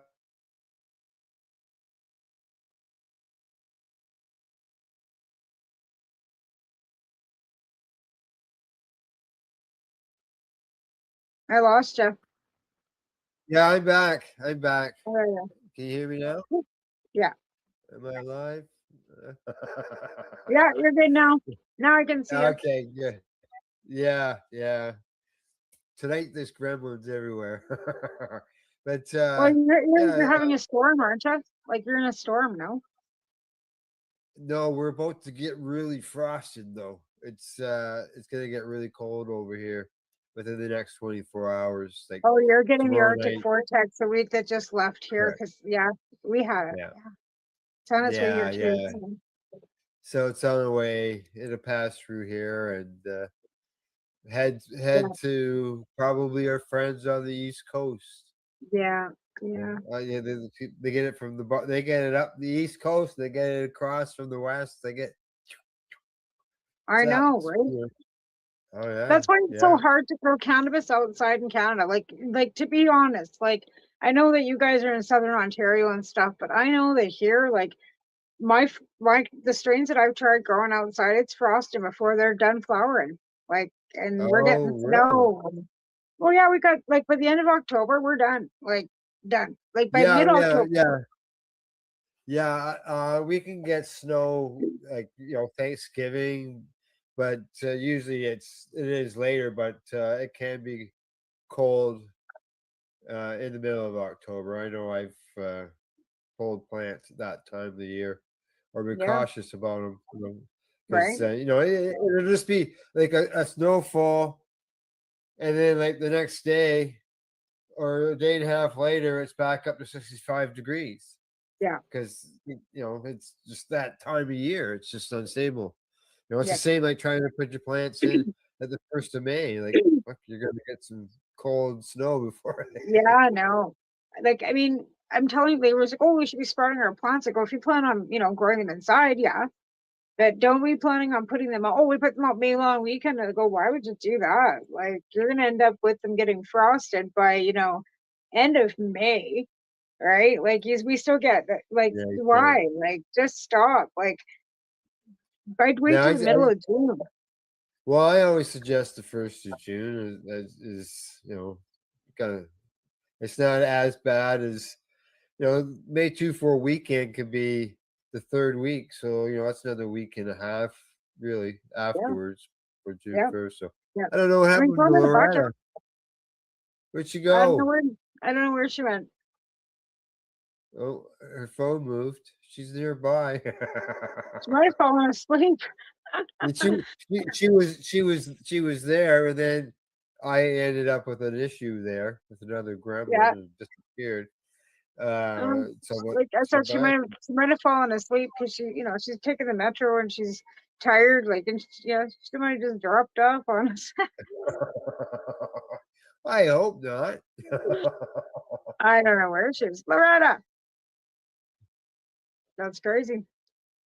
Yeah. So this well, Canada, are you planning on going to this Canada Expo then, Al? Like, Yes. what events? And you're gonna do? Yeah. Are you gonna take that on the road? Like, are we gonna do it on? Yeah, Are we gonna do it I'm on gonna the go on road? the road. I'm gonna go down to the city, go there. I'll be there obviously for the Sunday. It's usually the day I had to go down. Friday, it's the roads are like you're trying to get downtown Toronto or even to the exhibition grounds, you have to go down the Don Valley Parkway, and it's that's why it's called the Parkway. That's what you're doing. You're parking there. Right. So I would say Sunday's the best day to go because the highways and roads aren't as busy in Right. order to get into these places. So even Saturday can be a busy time, but the best time that I found to go is the Sundays. And if there's places that are selling things, they don't want to move them or carry them back, then they'll reduce things, they'll dump things, and that's Yeah, another you're advantage. right. Because well, I mean, it's like a big expo, right? So they're going to have products, and Yeah. you're right. If they don't have to Yeah. fly it back or take it back from where, they're going to be giving it bargain basement prices, and that's the Right. best day to go to get the deals, right? You're Yeah. smart. You're a smart man. I've Right? had some experience. Right? No, that's a good thing though, because you're right. Like, you got to be able to get a nice piece of glass, and if the awards aren't till Sunday, then what's the point? Then you're not having to pay for a hotel room either. You know what I mean? Right. Like that's the thing too. Exactly. Like if you can drive back and forth in a day, like it's everything has gotten so expensive. Like even the thought of me going out there would cost me like at least $3,000 with a flight and a hotel, and it's only for 4 days, and like that's a fair bit. And if I wanted to shop and eat out, 5,000. I'll just pull that right in my Yeah. butt. Like I just got to spare $5,000 laying around. Let me sign up a Yeah. ticket right now, right? Like, Yeah. are you there? There What you happened? are. Did you fall asleep? Did you fall? Oh, Oh, she's gone. She's we gone. lost her. Yeah. And she fell asleep on us. Yeah, she's tired. She's had busy times. Well, she, like I said, she takes the metro every day early in the morning, right? Yeah. And then, Yeah. she works all day, and it's a high intense labor job, like taking Yeah. down cannabis plants and hanging them up and pulling leaves and stuff, and then trimming all day is not for the faint of heart. Like that's a pretty Well, heavy. I don't know about you, but when I'm doing harvests, and you spend all week trimming, and you don't get nothing else done but trim. Yeah. It is. It's tiring. Yeah. You can get sick and tired of doing it, whether you're Yeah. being paid for it or not. But, Right. Well, you made about one thing I wanted to touch on this expo, okay, which I think that is look as you look here. The CEO is Catherine Riley. I don't know her or anything. It says here that she was involved in the national bridal shows, and as far back as 1982. Oh. Yeah. Well, that's the thing. Like Baby these time. now that it's legalized, these people that have been doing events in other industries are going to jump in, and that's exactly what's happened. Like with legalization, we've got cops in there, we've got corporate people in there that would have never smoked cannabis in their lives and probably still don't. And they're the And ones that here's they're the CEOs of these big companies, and that's I think what's disheartening for us activists, right? well, So there's another lady who's involved in it. I don't know this Kelly. This Kelly we obviously know. She's involved in it.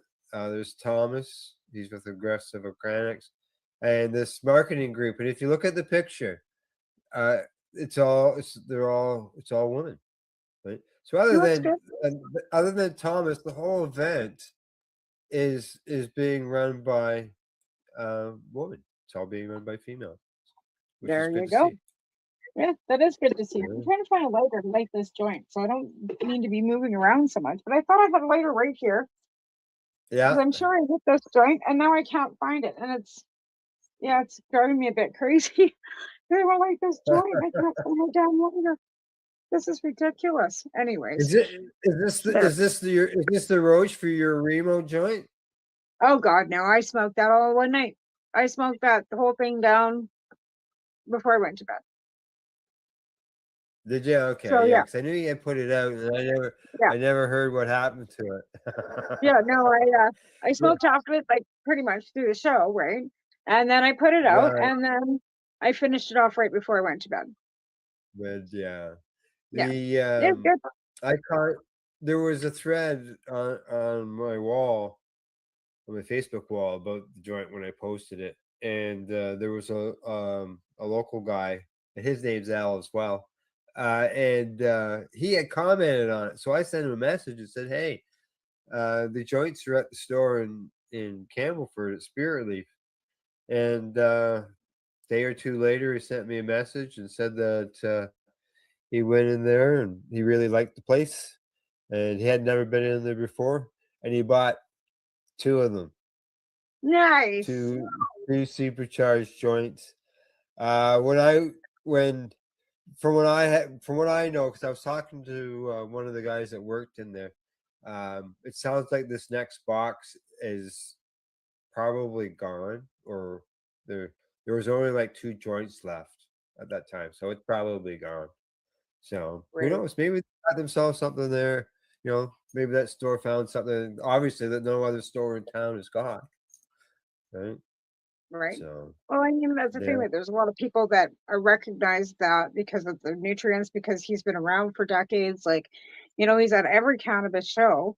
So, like I said, with yeah, legalization, like there's going to be more and more of these shows being run by, like I said, corporate people that were, yeah. running events like bridal shows and egg expos, and because they're like a big trade show.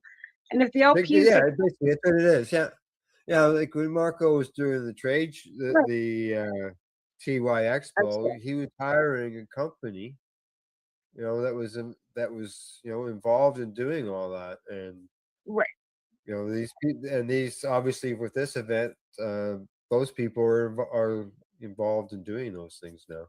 So right, it's good yeah. to see. Yeah, yeah. Well, Yeah, it's and just that's good. I can't. mean, that means it's professionally ran and it's showing that the stigma is coming off, because everyday Yeah, people that never would have ever gone to something like this are now interested and they're marketing it. And that's what I find kind of funny, because they're not supposed to be able to advertise and be involved in this stuff and market it, but yet they still are, right? well, yeah. Well, you can see here they're advertising this event, right? It's a cannabis event. They talk about all the different things, and they do mention the samples for those that have their can sell that are bud tenders. So Right. they're giving away cannabis at these So it's events, like basically for the which is industry, like the legal industry, right? So it'd be like liquor. Okay, the same type of thing. So it'd be like a big liquor convention where you have all your yeah, vodka vendors and all your, because let's be honest, at the farmers market here, we've got these little microbreweries and stuff bringing out their gin and their vodka oh to the yeah, farmers yeah, markets, right? So when is it going to be yeah. the little cannabis farmers, but we're not allowed, like the 4-plant grower, but we can't, right? Because we only have 4 No, plants. no, but we can gift our cannabis. So could we go to a farmer's market and gift uh But our no, like that's cannabis the thing. Like to people? we shouldn't be able. It should be the same thing though. We should be able to grow enough cannabis to be able to take it to market, just like they can with the liquor, Oh, I completely agree with you. You're doing with the rest of the stuff that's growing in the same garden, right? right? Like grow with your tomatoes and your cucumbers or whatever, right? And then have the ability to sell it at a farmer's market. They're selling, like I said, they're selling freaking vodka and like home, like it's not home brew. There's these little micro whatever they So it's are. okay. So it's not moonshine. No, no, Okay. no. It's some like there's little distilleries, right? But they don't know Yeah, like these yeah. little distilleries. We And have a they've got microbrewer in the area as well. Yeah. yeah, but they're making gin and vodka, and they're taking that Wow, to really? the farmers market. And it's not beer. We have several of those here too. I think we got 3 or 4 microbreweries in town. Yeah. Like seriously, in town we have like 3 or 4 microbreweries. It's like behind the restaurant that You I got was like more behind Barb's. yeah. There was a Oh, guy you there. got He had more. one big still, and he was making beer. Wow, really, eh? Yep, One still making beer. yep, yep. You can't, but you can't produce your own beer and sell it. You have to have a Not in your license and all house, that. but you have to get a Yeah, license for it. If you rent a warehouse and you get all the that's the industrial same way stuff with and you get, yeah. then you can, but they're selling it at the farmer's market. So they're technically selling it, not at a brick and mortar, right? Like that's a Yeah. really fun, like, you know what I mean? Like how, I don't know. Well, be a It's not a craft licensed producer. setting, Yeah. but it's Are not they a like? licensed setting. You know what I mean? It's a farmer's market. It's not a licensed setting. There's kids everywhere running around, Yeah. Oh yeah. Oh yeah. It's public. It's a public thing. right? Yeah. Yeah. Oh yeah. So we Yeah. can't Well, I grow know. 4 Like I plants in know. a public store. I can't grow I 4 plants in the public store, but we could have a no. wine Well, I testing know. in there. I know a store that actually has a license. They got a patient's license at the store. Well, that's And what I was they, thinking. and That's what I was it, thinking as a production. Yeah, I thought about that yeah, too. they are.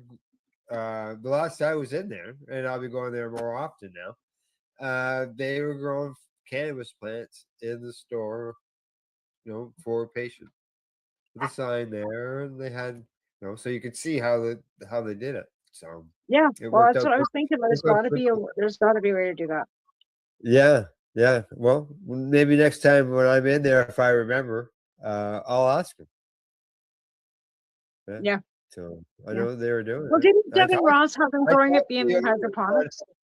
Huh? But didn't Devin Ross have some growing at BMA? Well, in the early times before CTCP, okay, because the CTCP office was at one time their grow room for when they I could see. bring people in. That's where they had their Right. vegetables growing and plants and stuff. Now I don't know if they grew cannabis in there at that time, but I know that they did have vegetables growing and so on and so forth, so they could demonstrate and show the Right. customers. Yeah. Yeah, but you've heard of them, CTCP. They Oh yeah. they need an office. Yeah, I know. And, I know. it turned from that, and a lot of patients got their license to grow in that space. So Yeah, that's where that's they. amazing. I know. But Yeah. like I said, we tried to satellite it out here, but as soon as people heard that it cost money out here, they were like, I ain't getting it. They Yeah, took their well, chances.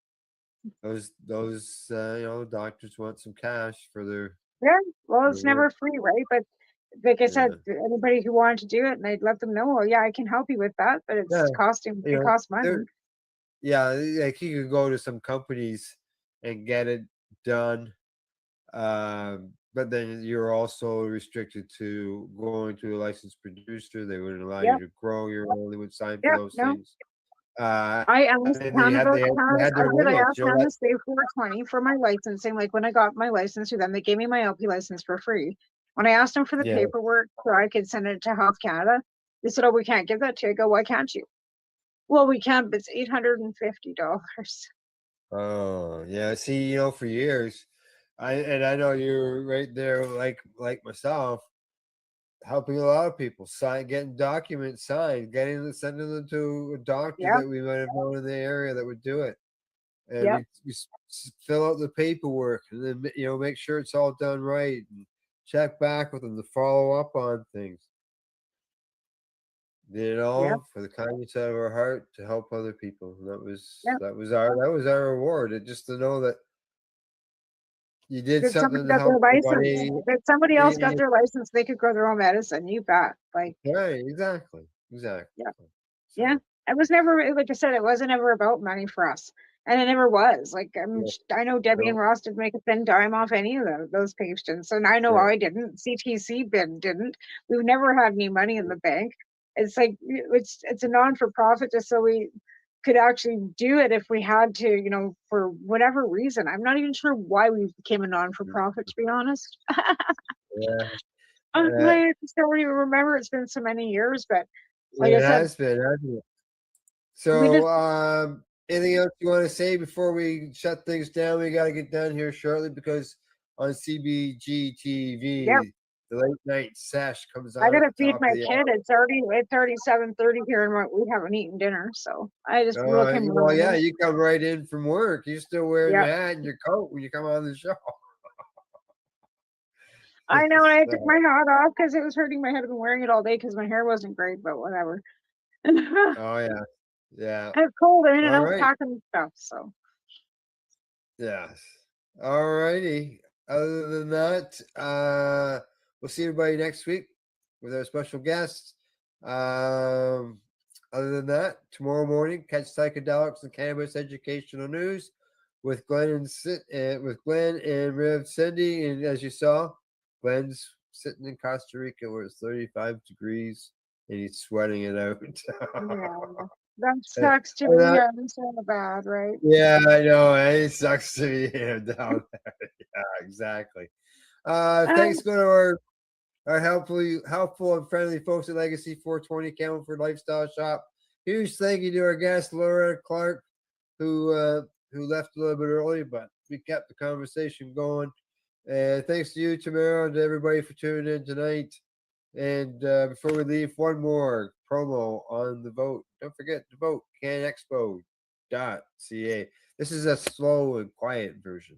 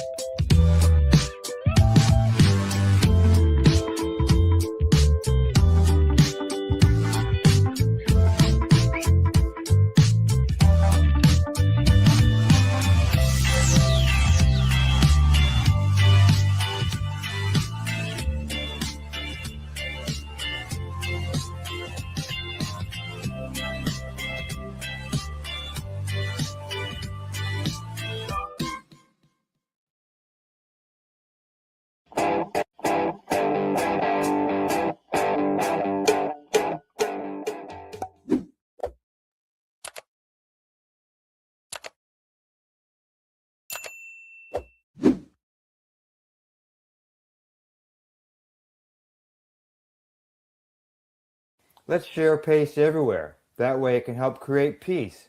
People everywhere advocating cannabis education. You're listening to the Pace Radio Network here at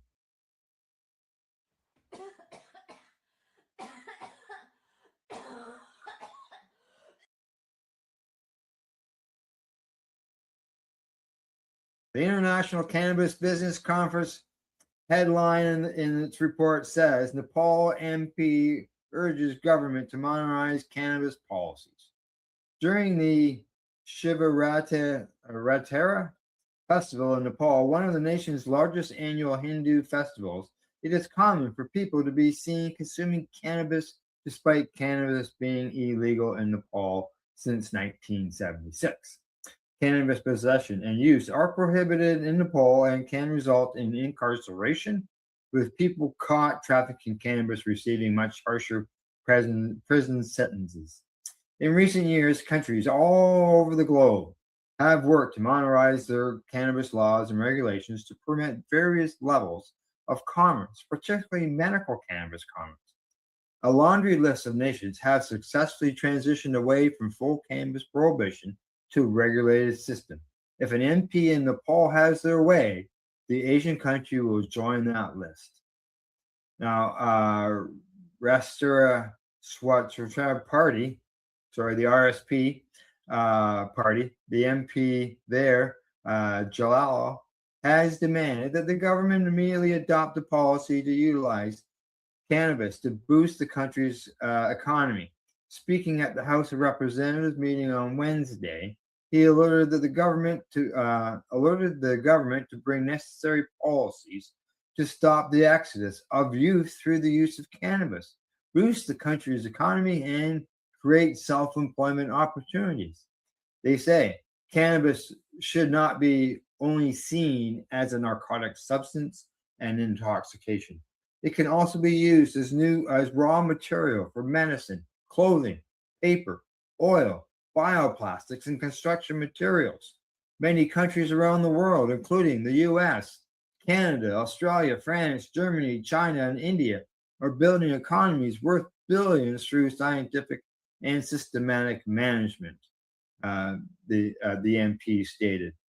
Now, Nepal's economy is heavily dependent on the national agricultural sector, which is estimated to employ roughly 2/3 of the population and generate about 1/3 of Nepal's GDP. Nepal's nominal GDP ranks 99th globally among the world's economy, and the nation has a long and rich history with the cannabis plant, and it deserves to take its rightful place in the emerging international cannabis industry.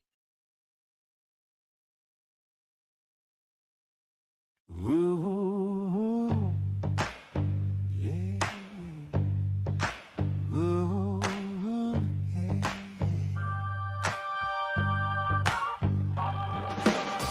Brain on shuffle, same song.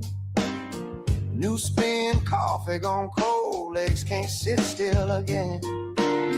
Little blue notebook full of half-born schemes, page after page of almost an in my dreams. When my head keeps spinning, I microdose my mind. Tiny little ticket to the room, realign. Take a slow, sweet drag, let the static unwind. When my head keeps spinning, I microdose my mind.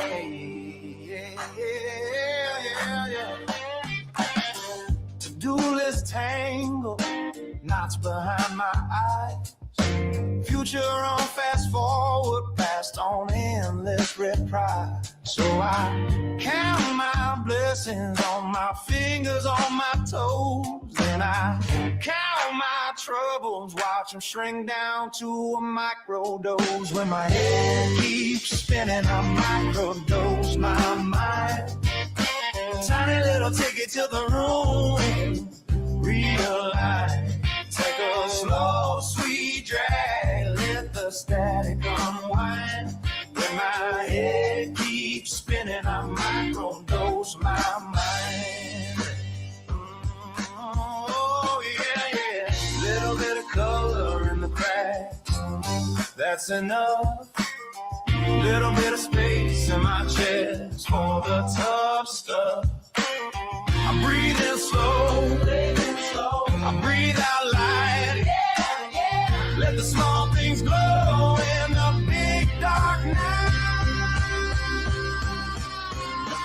When my head keeps spinning, I microdose my mind. Tiny little ticket to the room, realign. Take a slow, sweet drag, let the static unwind. When my head keeps spinning, I microdose my mind. When my head keeps spinning, I microdose my mind.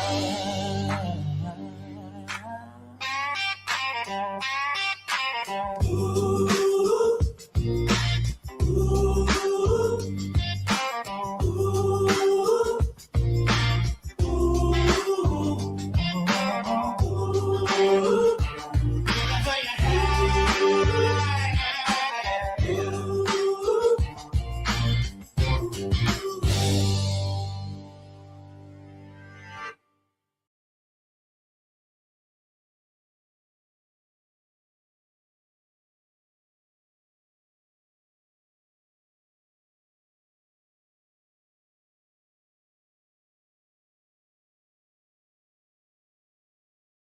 The opinions of the individuals during this broadcast are their own, and may not be the opinions of their group or other organizations they may be involved with. All medical advice during our broadcast is not a medical opinion and should be checked with your medical physician. Hi, I'm Timmy. And I'm Mary Jane. He's the newbie. She's the doobie, and this is the show where we toke cannabis. talk from both sides. Is that even possible?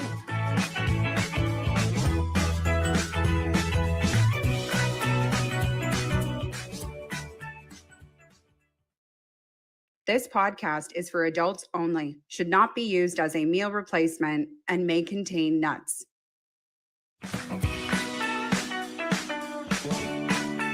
And hello, everybody, and welcome back to another episode of The Newbie and the Doobie. My name's Timmy. I am the newbie. Hi, Mary Jane, also known as the Doobie. Coming up on today's show, we have our high five list. We also have the word of the week. Yep, and we're going to hear from Tim and Janice. And as well a cinema review. Yeah, and we're going to end with what gets me going. It's a full show, so let's get going, shall we? All right. Today's a special day. Oh, today is a special day only because we have had to literally practice for it. No, you've had to practice for it. Yeah, I know what this is. And I've actually, it's true. It's been hard for me because I've had to practice not saying the word because I want to hear you say the word. Okay, so today is Diatomaceous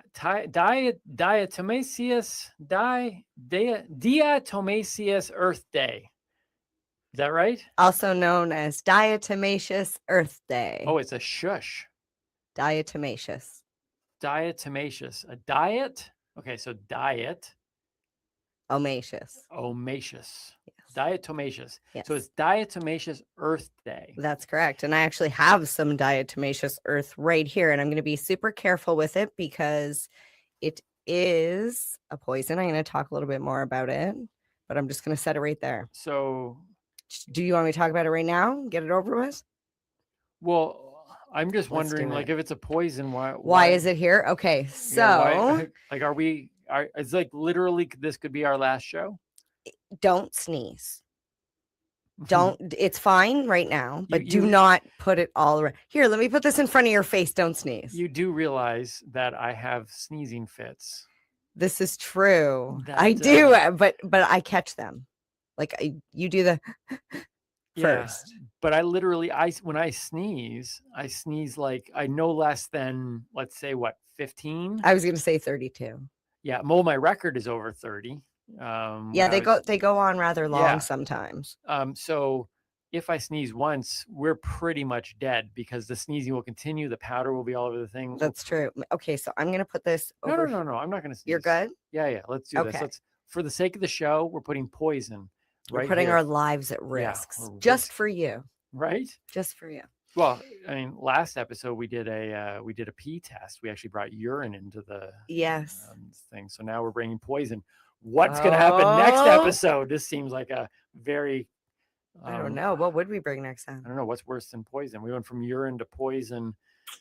Surprise, I don't know. surprise. Stay tuned for that. Right? Maybe a guest. No. Well, I don't know how would that be worse than poison? I guess it depends who the guest is. That's true. All right, so talk to me about diatomaceous. Diatomaceous earth. Diatomaceous earth. Okay, so I'm familiar with this because I use it in the garden. Okay.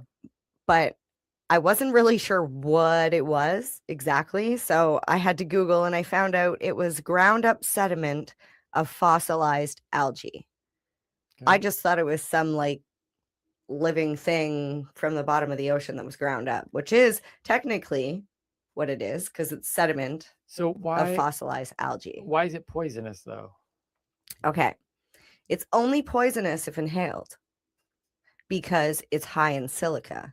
And if you inhale it, it can cause silicosis. Okay. So that's why I say it's poison. We can't inhale this. So like sneezing wouldn't really be the problem, but then the inhalation of the powder afterwards. Right. So if I sneezed and blew everywhere, if you breathed it in. Absolutely. Okay. Because there are little tiny particles. And this is why it's useful actually, is because of the particles in the garden, at least. So you use this when you're growing your cannabis. So yeah. So how you would use this is it's beneficial to help kill any insect that has an exoskeleton. Or your villain. Or your villain. Your arch nemesis. In their face. Right. Okay. All right. So it would work on ants, mites, earwigs, cockroaches, fungus gnat, larvae, the babies, the eggs. The larvae. Yeah, is The that how E you at- say it? The E at the end always throws me off. Anyways, The that's how I wrote larvae. it. So the fungus gnat babies, because fungus gnats lay their eggs in like the ground, Okay. right? And then they climb up the plant. And fungus gnat is like the number one pest that I have ever had to deal with is the fungus gnat. It's almost like, see, I used to make the mistakes of still buying plants from, Metro, like just like roses, like a rose bush or whatever. And then I would put it right in my garden next to the cannabis, not thinking that a lot of the stuff that you're getting from the garden center probably has some sort of bug on it. Right. So I would introduce the bug into my garden. So this will help with fungus gnats. So this is rat poison for your garden. Well, no, because Not they that you don't. have Well, rats in your garden. well, but the bugs don't even eat it. This is the they beautiful breathe it thing. in. No, this is how crazy of a thing it works. Okay, so how it works is you lay it out in a line. Oh, you want No, to chop no, up some lines? no, not those kind of lines. Okay. But you would lay it out with a spoon very carefully. I suggest if you have a little dust mask, you can use that while working with so it. we shouldn't be wearing that now. Well, no, because we're not agitating it. It's Okay. just sitting here. Because in your garden, you would just leave it anyways, right? It would just sit there. What if I got sarcastic? Would that agitate it? Because that sometimes when I get sarcastic at you, you get agitated. I don't know. It depends if it's a male or female. What, there's male or female diatomaceous? No, earth? that women get angry with sarcasm. Okay, look, you missed it. Over your head, under your feet. I'll Dirt, continue on. I think So- dirt and earth is gender fluid. Pretty sure. I don't know. I don't think there is a male or a female dirt. Then I don't know if they'd get offended or not. Okay. So, or aggravated or agitated. I don't even know what I would say to like trash talk it. But anyways, so okay, so as long as we don't agitate it, we don't need to wear the mask. But you would use gloves if you were picking it up? I would wash. Yes, Timmy, I would. Okay, all right. Yes. Okay. I was going to go into a long spiel, but generally, yeah, All right. I would. So how you would use it is you would take a spoon and you would put it in a line wherever the insects would be crossing. In a potted plant, you can literally just like make a bunch of lines on the bottom. So what happens is, say for example, you have ants in your house or cockroaches, just like any house, not a garden. You take this stuff and you lay it out. And when the insect crawls over top of it, because it's very, very small particles, it's almost like they're walking over glass and it's shredding their exoskeleton. But they're so small. The particles are smaller. Is This is why you don't want it in your lungs. because it would like just slice your lung open? It's very, very bad. That's why I'm like, it's there. Wait, I To just clean up wanna- clean up this stuff, you're to use like water or to use a shop vac with a HEPA filter. Don't just grab a regular old vacuum or a duster and start dusting it around Right. the room. I just have a question for our just to give me the thumbs up or not to our producer out there. They can see this through that other camera, or should I close my computer? I just want to make sure that people can actually see it. They can see it. I'm gonna close that down. They can see it on that one I and was- probably on yours too if Yeah, we so put I it was- right there. So I was concerned that people weren't being able to see it. So just the white powder. But It you- almost looks like baking powder Yeah, it does. So it's bait, but it's or like a flour. like you just it looks so harmless there, but then you describe it as basically like this killer glass particles, Like shards of glass that you for would be insects. like breathing glass. Yeah. Yeah. Or like Okay. a fiberglass type thing. And it's crazy to think that it's just fossilized algae. All right. So you use this. So is this something you would recommend people are using in their cannabis gardens? Yep. People have used this in their garden. And that's why I purchased it. Okay, now- And I made Right. sure that I purchased the food grade one. So this is where I got a little confused in my research. So you can use it in the garden for pest control. Mhm. However, you can also get the food grade, which I did because the garden supplier, they say they only buy the food grade because if it's good enough for you to consume. See, I almost blew it there. So it's used as a supplement. So they say that diatomaceous earth, when taken orally, not inhale, like don't breathe it in, but to actually like you can eat it or pills. There's like products that have this, lotions, oils you can use with high cholesterol, can help treat constipation. They say it can help with your skin, your nails, your teeth. But then they say it's a poison if inhaled. Yeah. So Save yourself, by the way. I've already taken precautions. It has a lot of different uses.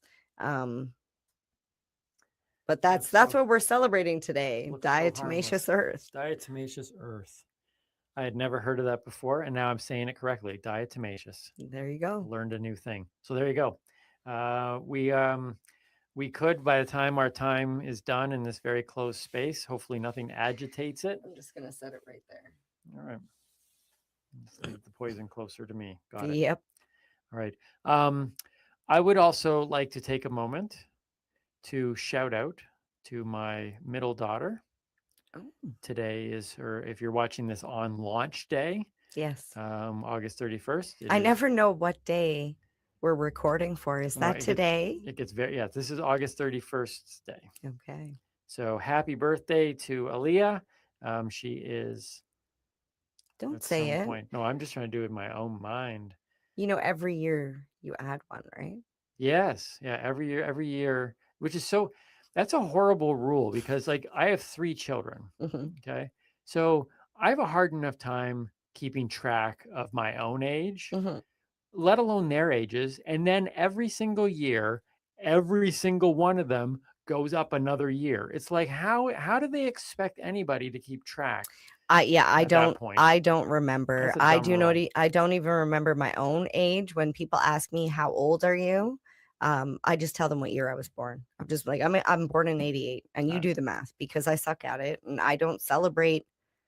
Actually, it's so funny. My friend the other day, her birthday is on Valentine's Day, and she's hated it for as long as she can remember because it's Valentine's Day. You either get a birthday or you get Valentine's Day, right? But you don't get, well, actually, it's mostly both. It's all just combined into one, and you don't get one or the other. Right. You just get a "we love you." Exactly. And I said to her, I was like, why don't you just, I said, February sucks anyways. It's cold. So why don't you have your birthday? Just have it in July. And then my other friend laughed and she's like, MJ, only you would say that. And I love you for it. You would do that, wouldn't you? I said, damn right I would. Just celebrate it when you want to celebrate it. See, I'm lucky. I'm born in the summer, so I'm good. I'm a summer baby. But happy birthday, Aaliyah. Happy birthday, Aaliyah. I think this is the first time on the show that we've acknowledged someone else's birthday. We totally missed my birthday. I know. Because it hasn't even happened yet. Right. I mean, like when you're watching it, my birthday already passed. But like right now, what day is it today? We're still in July. I don't know. Calendar says August. We're time travelers. That's apparently the day as of today. So yeah, we live by doing the podcast the way that we do. We're in like this crazy time warp. I know. Of like jumping back and forth, and this is what the Avengers so felt if like we've in missed your birthday, we apologize for that. But Leah, I just happened to come across the dates and went, hey, this is Aaliyah's birthday, so happy birthday. So let's so my high five list today. High five. High five. I was. Because like I know some people ask me, Timmy, are you joking? It's a regular question that drives me crazy because as a professional comic, well, you're a comedian, right? Everyone always assumes what's the joke, and like I tell the truth a lot, with huge embellishments, those type of things, but. I was just thinking on or off stage? Both. Okay. Yeah. Well, there's so many times I'll tell like one of the most outrageous stories on stage and people will be like, is that true? And it's like, no, how did you even get out of the house? Shouldn't somebody be watching you 24/7? But so I literally, this is a true story. I have been trying to practice and I've gotten it wrong so many times to say diatomaceous. There you go. Right? Diatomaceous. So as I was thinking, I'm like, you know what? I wonder if there are other D words that would give me this much trouble. That's where my brain goes. And you might be thinking, that we go to some deeper place, but it's like, no, like what are the D words that I find super interesting? So I actually have Timmy's high five list. Can I ask? Sure. Is discombobulated on the list? No. Oh. No, but that's a good That's word. one of my favorites because I used to get discombobulated. Oh, I still do. Yeah. Often. I do like that word, discombobulated. Yes. I like that there's bomb in the middle. No. Combobulated. No bomb. It's not discombobulated. Oh no. Now you don't like it as much. No, eh? I You don't like it. Bob. No, because bopping is not the same as Not a bomb. bop. Discombobulating. Oh my god. Okay. Wait, Let's say the word see the again. high five. Just say the word one more time. Bob. Like Bob. Oh, Bob. You laid. Bobulating. Okay. All right. Well, this isn't on the list. Okay. These are Timmy's high five interesting D words. Okay. Number 5. Dexterousness. Like dexterity? Like dexterous. No, wait. I got this. Watch this. Here we go. Dexterousness. I set this up. His dexterousness was amazing. Listen. Dexterous. That's how it's pronounced. That's dexterous. Dexterous. Yeah, because the guy that got paid to do free dictionary said, I'm not doing the whole word. I'm just going to read part of it. So it has to do with being dexterous. Dexterous, to having yes. good dexterity with left and right. Skillful in the use of the hands, having mental skill or adroitness. I should look up adroitness. Done with dexterity. I hate when they use a word that is connected to the word to explain the word. Yes. So I don't know what dexterousness means, but I do know that it's done with dexterity, a dexterous maneuver. But I don't know what dexterousness means or what dexterity is. Dexterity. Yeah. So you fall down a rabbit hole because now you Google dexterity. I didn't, but I will after this show. So there, dexterousness. Okay. I thought that was a good word. Number 4 on my list of interesting D words is demi-semi-quaver. A demi-semi-quaver. Anyone want to guess what that is? Here we go. Here's demi-semi-quaver. Demi-semi-quaver. Demi-semi-quaver. You know what it is? No. It's a 30-second note in music. So they hold it for like 30 seconds. That's a demi-semi-quaver. Oh. I didn't even know that you would hold a note for 30 seconds. That sounds like something like Mariah Carey or Whitney Houston or Celine Dion would do. In most cases, you wouldn't even use that whole note in a TikTok video. That's, oh my goodness. Right? I didn't even think about that. Because so many videos are like 15 seconds long. It's like you'd have to like cut a note in half. The demi-semi-quaver.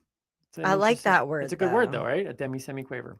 Number 3 on Timmy's high five list of interesting D words that aren't diatomaceous. Diatomaceous. Okay. Disaccharidase. And you're saying, did you pronounce that correct? Probably not. But here we go. This is it here, if we can pick it up. Disaccharidase. Disaccharidase. Can I see it? Disaccharidase. Oh, that almost doesn't even look English. Right? Okay, so now this one is a little bit scientific. I found actually that a lot of big words are like in science because science doesn't do anything simple. But it's an enzyme such as invertase or lactase that catalyzes the hydrolysis of the disaccharides to the monochlorides. Not a single word in there do I understand. I knew mono, but that was part of the other word. So I knew that just meant one. No, that just, never mind. Not that mono. That was like cured by the time I got like literally. Okay, so I still don't know what that means because I have to go look up invertase and catalyzes and the hydrolysis. But anyways, that's what it is. It's it's the wait, let's hear it again. Disaccharidase. Disaccharidase. It is a cool sounding word though. It does not sound English. If you were just at a luncheon, disaccharidase, like disaccharidase, and people are like, "Oh, that guy sounds smart," right? It's like one of those words that makes you sound smarter than you are. Here we go. Number 2 on my list of Timmy's high five, great D words that aren't diatomaceous. Diatomaceous. Dolichocephalic. Dolichocephalic. Okay, you want to see how close I got that? You think it's even relatively close? Dolichocephalic. Dolichocephalic. Dolichocephalic. It's got the word phallic in it. Okay. All right. Now you're just going to take this down the wrong road. What's the meaning? It's something with a relatively long head. It's not. It is. It's right there. It's so phallic. Okay. So it's not phallic, it's cephalic. Now I don't know what this means, but it has a cephalic index below 76. So it's actually like if you're born with a, I'm sorry, okay, I can't know. even. I shouldn't even have chosen this word. I knew you were going to go to a weird place. What was the word again? Dolichocephalic. Dolichocephalic. Wow. It is a cool word, though. It almost sounds like supercalifragilisticexpialidocious. Docephalic. Oh, see, dolichocephalic. Did you almost say Dolichocephalic? Okay, all right, let's move on, shall we? Man, sometimes it's impossible to do it. Man. Okay, if you saw crack me up. You got to watch last episode for that one. Last one, number 1. Okay.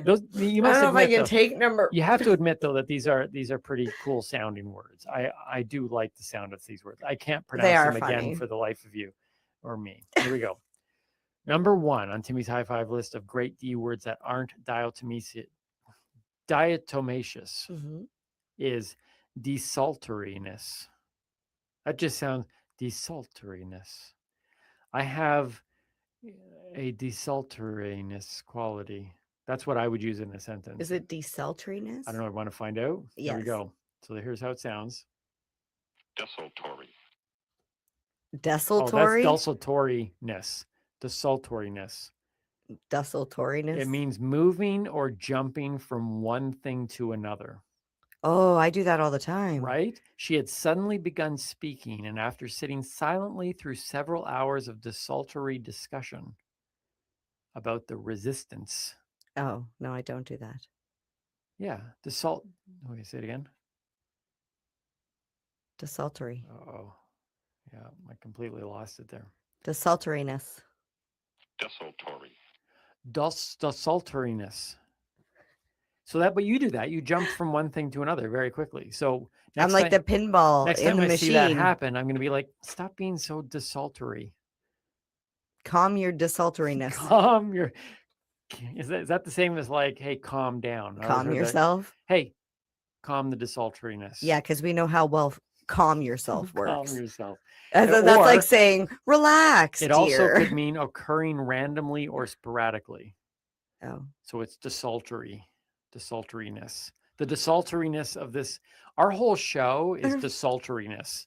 It's things desultored? just desultored. Yeah, it is things altered. happen randomly or sporadically. Right? And we jump from things often. So there you go. 5 D words that you've probably never heard about that sound really cool, but you can only pronounce it properly probably the first time. And then it goes weird from there. Or never, in your case. And that's all stemmed from my love of the word diatomaceous, which is currently killing us. I'm trying to not breathe throughout this episode. I know, right? So let's go to our word of the week and then bring in our friends Tim and Janice. All right, that's me. Word of the week. Is the word of the week diatomaceous? It is not. Because that would have been interesting, seeing as that is the word. Yeah, but we already did that. That's true. We've spent way too much time on a word that nobody cares about. All right, let's move on to a important word of the week. All right, we've got the word crumble. Crumble. Like, hey, we talked about apple crumble, I think, in one episode. I love apple crumble. I'm not sure if we did or not. I can't remember, but crumble, yeah. So crumble. So this sounds like a word that would be just in common. Like, okay. So how does it connect to weed? So crumble is also called honeycomb for its honeycomb-like appearance. Okay. Someone thought that through. It is a concentrate, which is also high in THC. It is created by extracting the cannabinoids from the plant. Okay. The appearance is going to be just like we talked about with shatter. It's going to be a light golden color to a dark brown. Okay. However, the texture, like I'd stated, is going to be different. It's going to look. Is it kind of like that? No, it's going to look like a honeycomb. Okay. So it's going to be crumbly. Mhm. So the texture is you can do a couple things with crumble. You can add it to a joint. You can add it to the top of your Because I've seen bong. you, because you spread your weed, and in one episode you taught me how to roll a joint, and Mhm. you kind of sprinkle the weed across the roll. Mhm. So then you would add crumble. Is it kind of like adding like chocolate syrup to the top of your ice cream, like just a little? Yeah, it's because it's high in THC, you're basically boosting the THC content of your joint as well. So Okay. you're adding the extra boost of THC, but because crumble is a concentrate, it also has a purer form of cannabinoids like the terpenes and the flavonoids as well. So you're going to get a different flavor. Okay. So you're like mixing and adding flavors to your cannabis. But crumble melts, doesn't really burn.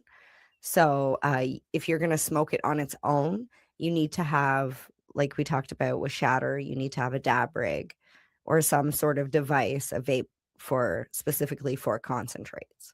Okay. Yeah. So why? Okay, so let me maybe you said this and I was getting lost in it. Why would you use crumble instead of just say, for example, it's a higher, you get more THC. Mhm. Why wouldn't you just get a higher THC flower?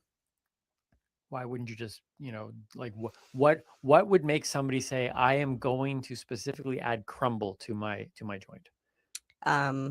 Mostly just for flavor, added kick. Okay.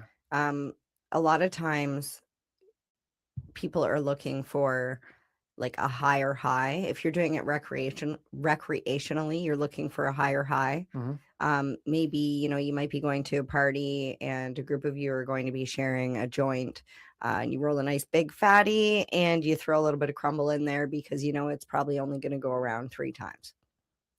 Okay. Whereas if you're a medical consumer, you've probably been consuming for a long time and your THC resistance is a lot higher. So you need more cannabis. So it's just like an extra way to boost Okay. your THC intake, as well as, like I had stated, the flavonoids, the terpenes, like the flavor, Can I ask, last episode we talked about shatter. Mhm. What would be the primary difference if you were to try to pick one defining thing between shatter and crumble? What is, because both of them seem like it's kind of like this crumbled consistency, this little. No. No, because shatter's more smooth. So right? shatter looks like a sheet of glass. Would shatter when I've seen? Okay, I'm trying to remember now. I've seen. Would shatter be more compared to the honey that came from the honeycomb? No, No. Then maybe I'm No. thinking of something else. All right. I think so. So it's consistency mainly, though. Absolutely. Most of these things it's the process in which it's made. Like whether they use, I don't want to go too much into details because I'm not huge in teaching people on how to make this Yeah, stuff. no, that's okay. We don't So need to go into that. it goes into the process and how it's made. And I think a lot of these products stemmed from just like I had a friend who was like, I'm going to make this oil. Hmm. He was trying to make oil and he used butane and a glass tube, and he ended up with something that didn't look anything like what it should. Right. Because in the creation process, he did something different and he created a new end product. And I think a lot of this happened where people were creating this thing and they're like, oh, it's a drier, crumbly texture than it should be. And Okay. instead of wasting it, because like I said, you got to Right, use a you don't- lot of yeah, cannabis yeah. to create a small amount of concentrate. So people were like, well, is it still good? Can I still use it? Yeah. And then they started realizing that crumble is just as good as the wax or the oil or the butter or the whatever other concentrate there is out there. It's how it's produced. That goes back to what I have talked many times about weed. Weed is not weed. No. Weed is not just weed. No, not at all. Right? There's so many Especially when you different get into forms. the distillation processes of it. It's a lot like it's like baking, right? Like you can put apple and pastry together, Mhm. and it can come out as a pie. It could Mhm. come out as a tart. It could be in a crumble. Yep. And that's basically what it is. It's just another way to produce weed in a different No, form. it gets even better. Oh. See, I always take cannabis that one step further. Okay. It's almost like saying not only do you have all of the options of what you're going to bake your apple into, Mhm. but what about all the different varieties of apples? Oh. Right? Right. Yeah. There's so many different kinds of apples. Yeah. Okay. All right. Yeah. All right. I'm It's gonna not your weed is not weed. Yeah, I'm gonna end it there because my mind just got blown on that one. That was impressive. Thank you. You know what else blows my mind? Tim and Janice. I was wondering. There's a and Janice. lot. I love Tim and Janice. For those of you who have been watching, Tim and Janice has joined the show a few times. TikTok stars, Tim and Yeah. Janice, hashtag Team Blue and Yellow. Check them out on TikTok. But we have been slowly asking them to come in and to talk about some of the topics of the day. We told them this one. Okay. Mhm. We told them that the theme was diatomaceous. Is that what you told them? Well, I probably pronounced it Oh wrong. no. And did you type it out or did you have like a phone conversation? Oh, I typed it out. Okay. But I've seen the word written down multiple that's times. true. So all I know is that Tim and Janice do Tim and Janice. Yes. And we don't give them any instructions, but somehow they took Space Day down an interesting route. Yeah. So let's see what happens with Diatomaceous Day. We learned a lot about them on Space Day, didn't we? Right? Ladies and gentlemen, Tim and Janice. Hi, I'm Tim. And I'm Janice. Today we've been asked to celebrate Diatomataceous Day. No, Tim, Diatomataceous Day. That's what I said, Janice. Diatomataceous Day. No, Tim, Diatomataceous Day. Diatomataceous Day. Nailed it. Well, it looks like they couldn't do it either. Nope. But they're in good company because I couldn't figure it out either. Now, it was lacking in overall information, but still entertaining. Yes. As Tim and Janice As it always is, yeah. Check out Tim and Janice on TikTok. Hashtag Team Blue and Yellow. Yeah, that video will be, they always share their clips on their TikTok thing, as well as all the other stuff that Tim and Janice are up to. So Tim and Janice on TikTok, hashtag Team Blue and Yellow. You have been getting me to watch stoner flicks. Oh, yay. It's time for cinema review. It is time for my cinema review. I've reviewed a few movies so far over our time and more to come, because one of the things that we said when we first started this podcast was that you wanted to show me much more of stoner flicks. And I've even already talked about movies that aren't necessarily stoner flicks, but they're flicks that are embraced by due to their quirkiness or weirdness. But this one is as stoner flick as you're going to come across. So I am so excited about this one because I told you to watch this for a reason, specifically because it ties in with what gets me going, Right. Not because it's a great movie. Well, it is a cult classic, apparently. I'm not going to say one way or the other whether it's a great movie. I am going to do my cinema review. Well, I was gonna say I'm not gonna say any more other than it is a cult classic. And I'll say why after if Timmy doesn't touch on it. All right. So I'll let you, because I'm so excited to hear this. For my cinema review today, I am doing Evil Bong. It's a 2006 movie. When I saw it, I originally thought that it was like a 1980s. I mean, it relied on a lot of. It's filmed that way. Yeah. It's actually filmed very sitcom-ish. Like it's all pretty much done in like two settings. Even had some kind of like, the thing that I remember it as is like, I know you think it's an old reference, but the old Batman show in between scenes would go.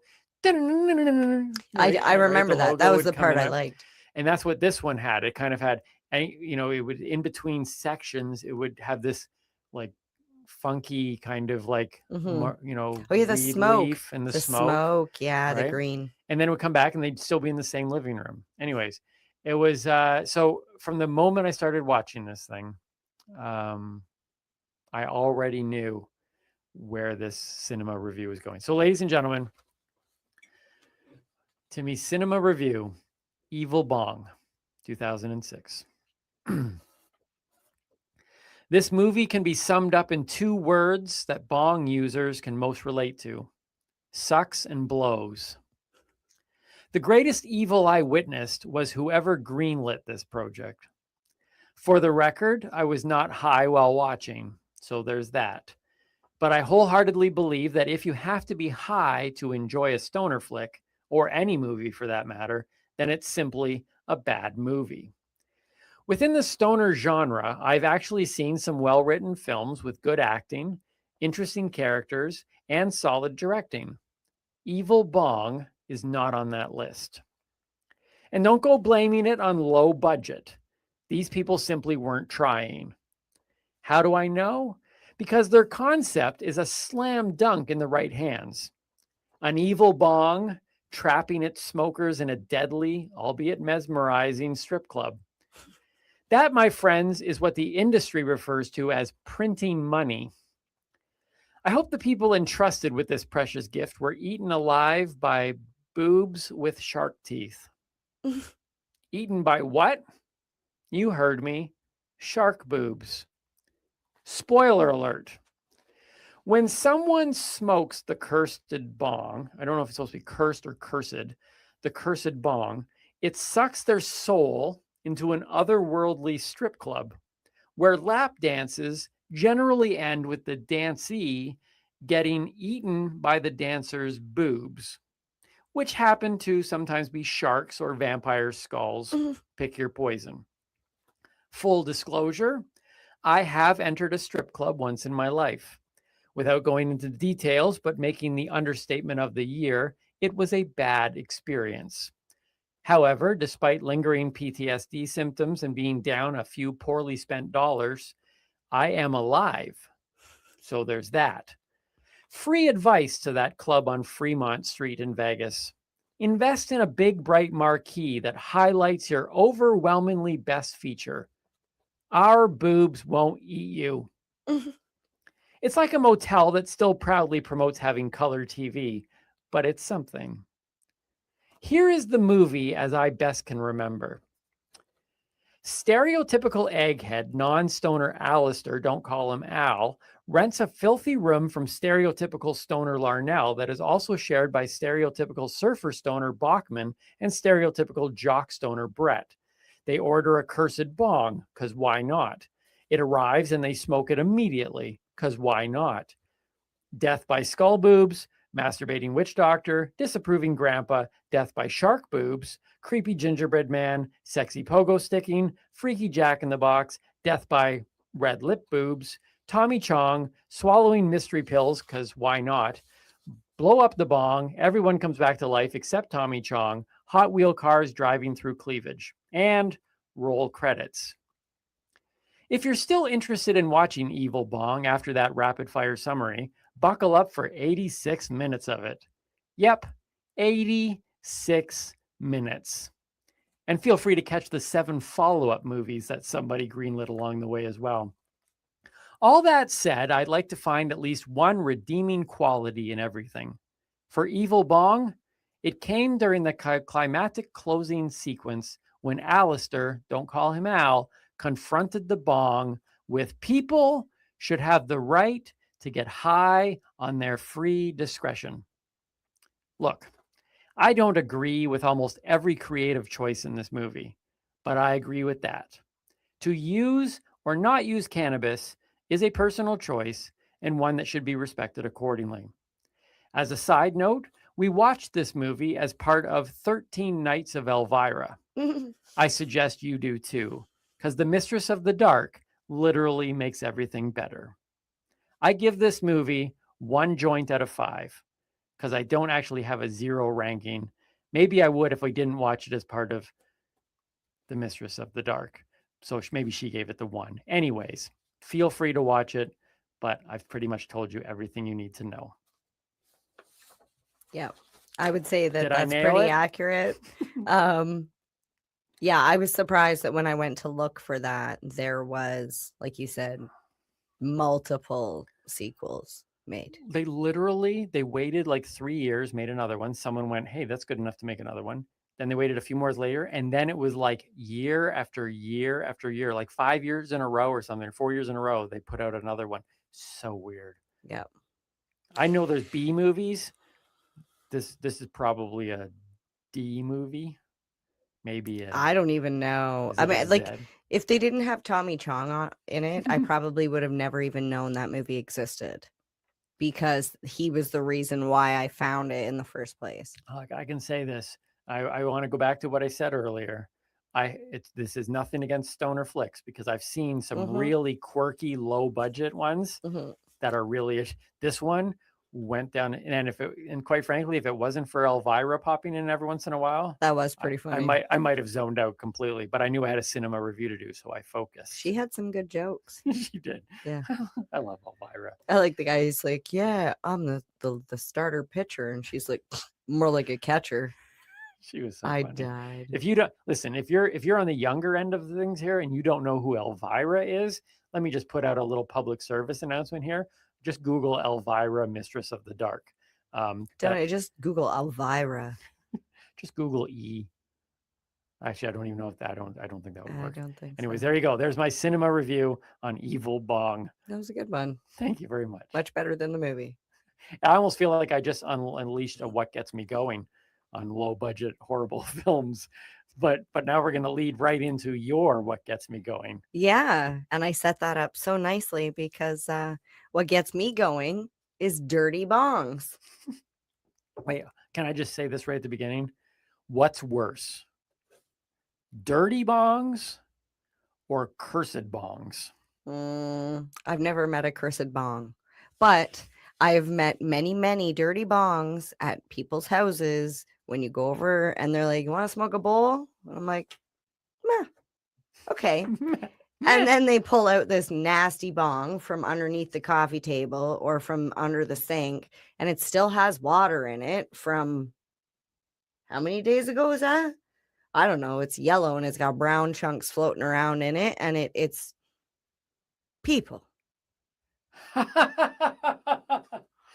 Remember, I was told I have to. Oh yes, laugh like that. Well, you're only supposed to laugh when it's funny. Actually, that was funny. I enjoyed that, and because I know how that it irks you. It really okay. I know. Like when can you grab the bong? I legitimately I don't even smoke bongs at other people's houses because they don't.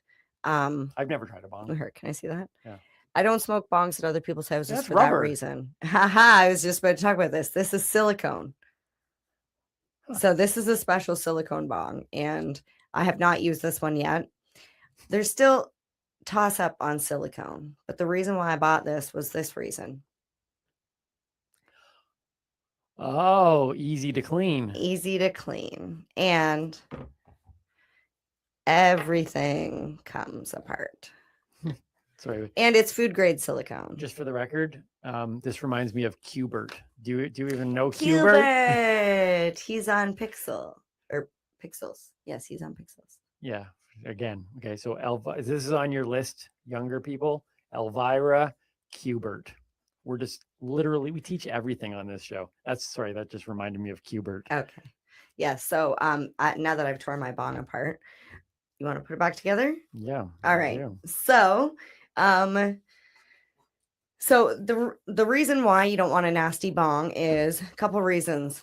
You're not even going to be able to taste your weed, your cannabis, the true flavonoids of the cannabis strain if your bong is nasty and disgusting, because the way bongs work is the smoke has to go through the water and then into your lungs. So if it picks up all of the yicky stuff from the water before it hits your lungs, you're going to have that nastiness. So there's also health issues, and not to mention spilling the dirty bong. Nothing worse than nasty bong water spilt on a carpet because you know that shit's gonna stink for months. Months. It's Yeah. disgusting. Okay. So let's see okay. So imagine water when it's staying still Yep. creates a biofilm. This is where the science comes in. Within 24 hours, you get a biofilm on top of the water. Well, stale water. I mean, that This goes is into yeah. like marsh, like kind of gross, moldy marsh. This is just conditions. regular water. If this cup was sitting here for 24 hours, it would get what I say was the pathogens. No. Well, you know, it has like that almost like the when biofilm. you see like oil, when you see like It looks like you all the dust collects on there and Yeah. everything Oh, else. yeah. It's disgusting. And that's just a normal glass of water. Mhm. Now, imagine adding mixed resin, like mixing resin and plant material into the bottom of the bong. Mhm. That's perfect to create pathogens.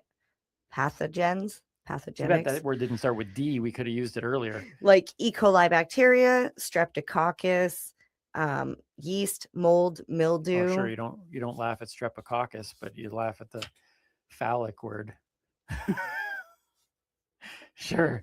I'm teaching. I got to be serious. Just pick and choose your laugh points. Okay. All right. Well, that was your segment. You see. So the tips to maintain a clean bong. Okay. I want to like tell people keep your shit clean. Yep. Empty your unit when not in use. Rinse it once a day with hot water. Do it at night. Then you can let it dry overnight. Once a week, you should be taking your bong and completely cleaning it, taking it all apart. You can use a product like off the shelf Orange Chronic, Formula 420, or you can just go buy isopropyl alcohol, rubbing alcohol, and then mix that with rock salt or a coarse salt and shake it up. There are also other products if you would like to help keep your bong from getting dirty. What is dirty? It's a D word. I'm gonna mark that one down. You Dirty. better. Dirty.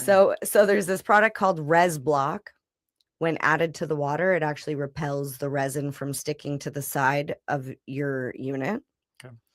There is also a product called Bong Water Flavors. It's not flavored like bong water. I want to add that. The flavors are things like strawberry mango, peach grape. My favorite was apple kiwi or the pineapple. Okay. So that adds just a little bit of flavor. And I know some people say like, but that will change the flavor of your cannabis. But it's not like the juicy drops, which used to drip on your cannabis, and that changed the flavor of your cannabis. The bong water flavor actually just changes the air that, like, if you were to just breathe in, it would taste like pineapple. And then you would taste your cannabis. So there is that. And I just want to, this is my last thing I'm going to say about dirty bongs. Most people buy bongs for their thing, their like glass and their intricacies, their perks, their designs. Bongs are a thing of beauty. And you really should admire and respect them. So keep them clean, please. Not just for the bong, but for you as well. Your health will thank you. So I have a few questions and a statement. Number one. Okay. You have taken me into some cannabis shops, Mm-hmm. and I have seen some of the bong work. Yes. Like the glass work and stuff like that. Like they are. Like they're art pieces. I can't imagine if I was a I can't say if I was a bong smoker, but I could see somebody not being a cannabis consumer Mm-hmm. having a collection of bongs. Like some of them are so incredibly intricate and detailed. I tell you, it's I don't. amazing. This one here is silicone because we travel with it. Right. It's literally just a prop. But there's a glass unit I want. It literally just looks like a vase. I think it's called the company is My Bud Vase or My Bud Vase, depending on what side of the border you're on. But it actually comes with like a rose pokey and it looks like a vase. It's something that if you spun it around and set on your shelf with the vase on the top, your grandma would come over and go, "Oh, I love that." Yeah, no, they look fantastic. So my question though is, do people who keep a dirty bong, is it solely based on like laziness and people who don't want to clean it, or are there people who say they like the extra flavor? There's nobody that likes the extra flavor. It boils down to amount of usage. I understand. Think about this. I smoke a joint. Think of how often I smoke a joint. Now think of how often they're going to be smoking a bong. Are they going to get up and go empty the bong every time and then fill it back up with clean water? Most of them no. They sit there and they have their bong at the one spot, and then they go and they smoke their bong, and then they go back out. Yeah, but okay, so let me talk from a non-consuming standpoint. I wouldn't sit down with a bowl of spaghetti, eat the spaghetti, walk away for a couple hours, work on a project, come back and put more spaghetti in that bowl because the old spaghetti is all crusty in there. So what in this I'm just trying. That's a great question. I'm trying, like, that would ask them. Like I would have that old crusty spaghetti on the bowl. I wouldn't even think about. I would take time to wash the bowl. Wow. Yeah. But this is a regular occurrence. Are you saying? Would you say? Oh my God, yes. I know Trev would be behind me on this because he is a bong, like a glass connoisseur. He actually, I think his fiance told him no more bongs, no more glass. I think he's moved on to shoes now. But yeah, he absolutely drives him crazy. Dirty bongs. You go to his house, none of them are dirty. Not one. They're all clean on the shelf, and that's how they should be. So that way, if you want to use one, you go and you use it rather than, oh, I got to clean that.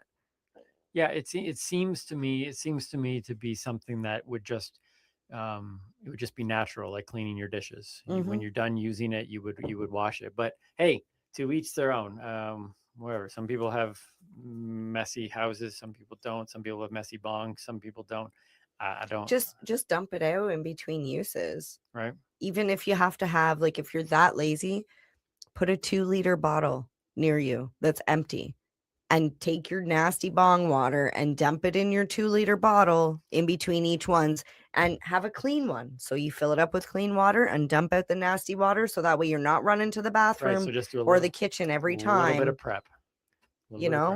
But make sure you have a lid for that 2-liter. That shit stinks. See, this is what I love about what gets me going. Because like this legitimately bothers you. It does. And it's so funny because I was like, oh, what am I going to talk about this week? And then my friend and I were talking and she had her little bong out and I was like, yep, dirty bongs. She yanked hers out from underneath the bathroom sink. Didn't hear any water go in it. Now, okay, is it taboo though to point that out to somebody? No, God, no. I'm sorry. I'm the kind of person that if you've got a booger hanging from your nose or something, I'm gonna have I had one? No. Okay. No, I would tell you. Yeah. And normally I'm pretty discreet about it. I will say, like, I think you, and I'll point. Okay, so you bring it up. You bring it up to people. Yeah, but with a bong, I'll look at it and be like, yeah, I'm not smoking out of that. It's nasty. You smoke out of that? No. Yeah, I'm not shy about that. All right. So don't hand me a dirty bong. That's just if you don't want to get bitched at. Okay, I wasn't gonna go down this rant, and it doesn't have to be. If we're getting ready to wrap up this show now. It's almost lunchtime. It is. We're gonna go eat. But as a comedian who processes the whole concept of callbacks, yes, I'm always aware of what's been said before. Yeah. And I just can't let this go because it fits exactly in what we've already talked about. I just can't. I can't creatively. I would kick myself for going, but it connected perfectly to an earlier part of the show. So we end our show with a callback. I need to ask you this. Why does everything in the cannabis industry seem to have a phallic Because we've joked about. Because we've joked Grab about the that. pipe. Right? This pipe? Yeah. No, like legit. I used to sell things, I'm not and wrong they'd be in like, thinking that, right? No, a lot of guys would ask, why do they all look like that? And honestly, I don't think I've seen a pussy pipe. I think we just lost our viewership. I think we just tripled. We'll see which way that goes. But it is true, because we've had that conversation. That was an interesting point. When we first got together, it was a very interesting point because I noticed it right away. Yeah. And I don't know who, I assume it's not a secret within the cannabis world, but I couldn't help but bring that up and at least ask that question. I think it's a necessity. We were cracking those jokes earlier in the show. Because like, even if it was round, no, we've made pipes you can make a pipe out of anything. It can be round. Why are they all look like penises? I don't know. Well, we are about to see if this was our last show ever, or not. But I don't know. Can you guys push you say this? I've seen worse on YouTube, way worse. Yeah, I've seen worse on TikTok. Believe me, 80% of YouTube is a dirty bong. Yep. 20%. Agreed. Right? Ours is a very clean bong. It's marbleized. Check it. Marbleized and made out of food grade silicone. There you go. All right. Another great episode in the books, Mary Jane. That's right. And I actually have my mug back to cheers you with. Nice. I'm not even going to say what we cheers with last time. You're going to have to check that out. That's an ending you won't want to forget. Last episode. Or maybe you might want to forget. I don't know. It could be better. I'm still or worse trying in to this wash episode. my hands of it. Who knows? I'm Timmy Boyle. Mary Jane Baker. Stay lifted. And keep on laughing.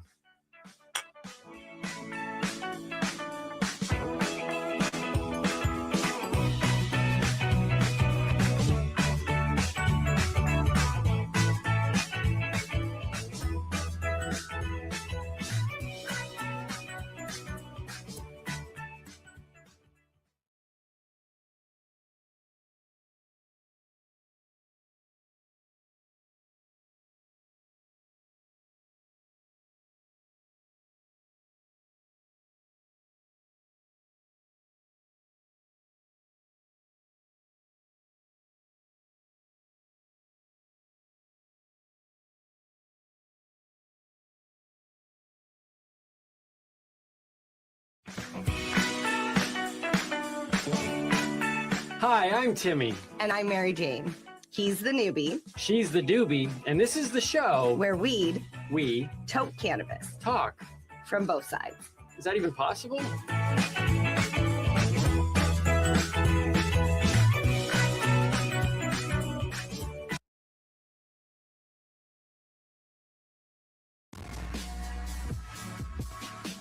Tune in Fridays at 7 p.m. Eastern Time on 420radio.ca.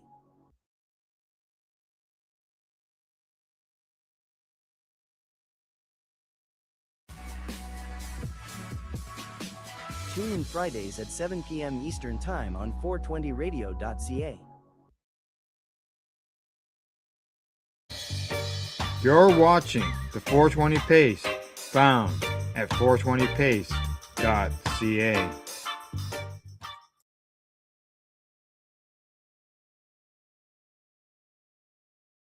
And this one's coming to us from Marijuana Moment. And the headline there says, California bill to legalize marijuana dispensary drive-through windows advances in Senate after clearing full assembly. The California Senate Committee has approved an assembly passed bill that would allow marijuana retailers to offer drive-through windows to serve customers. The measure, which cleared the Senate Business Professions and Economic Development Committee in a 7-3 vote on Monday, says that licensed cannabis retailers and micro businesses with storefronts could sell cannabis products to a customer in a motor vehicle in a drive-through located on the premises. Under AB 2697 from Assembly Member Gail Pellerin, cannabis businesses would need approval from the local jurisdictions in which they operate in order to add the drive-through option. The sponsor told members of the committee before the latest vote that the bill will expand access to legal cannabis products while strengthening legal markets' ability to compete with the illicit market. Now, Annie Aubrey of Chuck's Wellness Center, a retailer in Placerville, testified that the legislation is about improving access. A significant portion of our customers rely on cannabis as medicine, including seniors, veterans, and individuals living with chronic conditions that affect mobility. Exactly the population this regulation system is meant to serve, she says. For many, even simple tasks like exiting a vehicle or navigating a retail space can be a physical difficult or prohibitive. A drive-through option removes that barrier, allowing patients and consumers to access what they need in a way that is dignified and consistent with their health needs. Now, Amy O'Gorman Jerkins of the California Cannabis Operators Association said the legislation would provide operational flexibility within a highly regulated system. It does not expand who can access cannabis. It just allows retailers with local approval to serve existing patients and customers in a more efficient manner. Jenkins also argued that the measure could improve safety.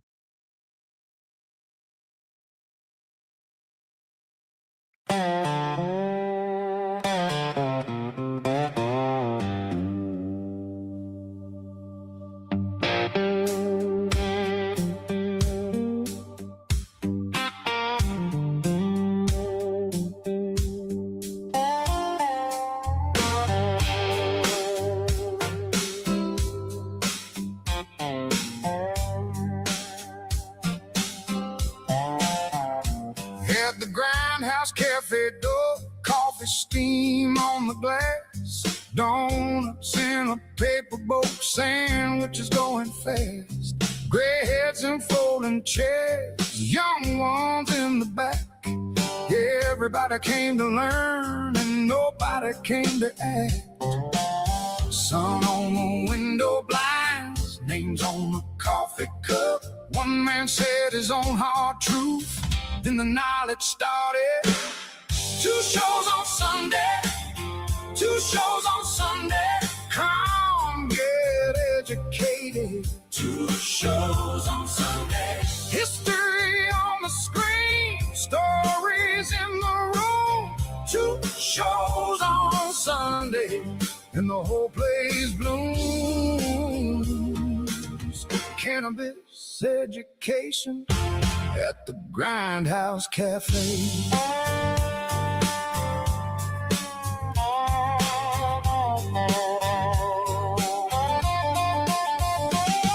Science on the silver sheet, old laws, old fear, old fights, patient voices, careful words, doctors, researchers explain without missing a beat. A cop came in for coffee just to listen at the door. He said, I didn't know this much. Then he asked for one more. Sun on the window blinds, names on a coffee cup. One man said his own hard truth, then the knowledge started. 2 shows on Sunday, 2 shows on Sunday. Come get educated. 2 shows on Sunday. History on the screen, stories in the room. 2 shows on Sunday, and the whole place blooms. Cannabis education at the Grindhouse Cafe. Oh yeah, not a rumor, not a joke, just the faces and the quotes. Pain turned plain, plain turned brave. Sunday after Sunday, they came in a way.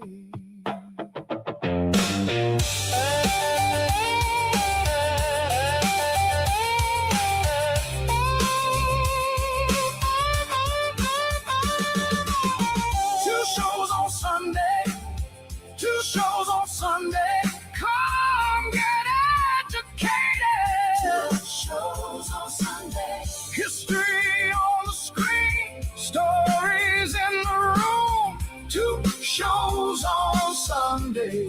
and the whole place blooms.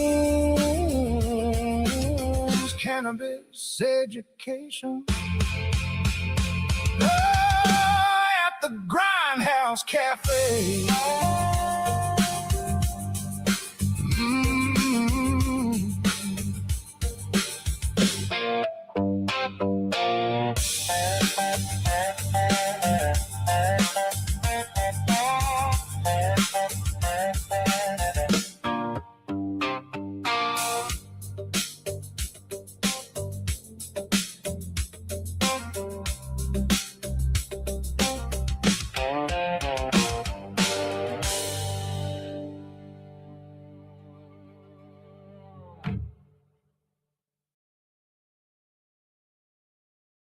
You're listening to the Pace Radio Network here at paceradio.net.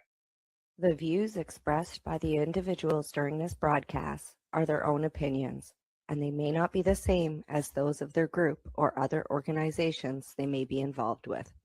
All medical advice during our broadcast is not a medical opinion and should be checked with your medical physician.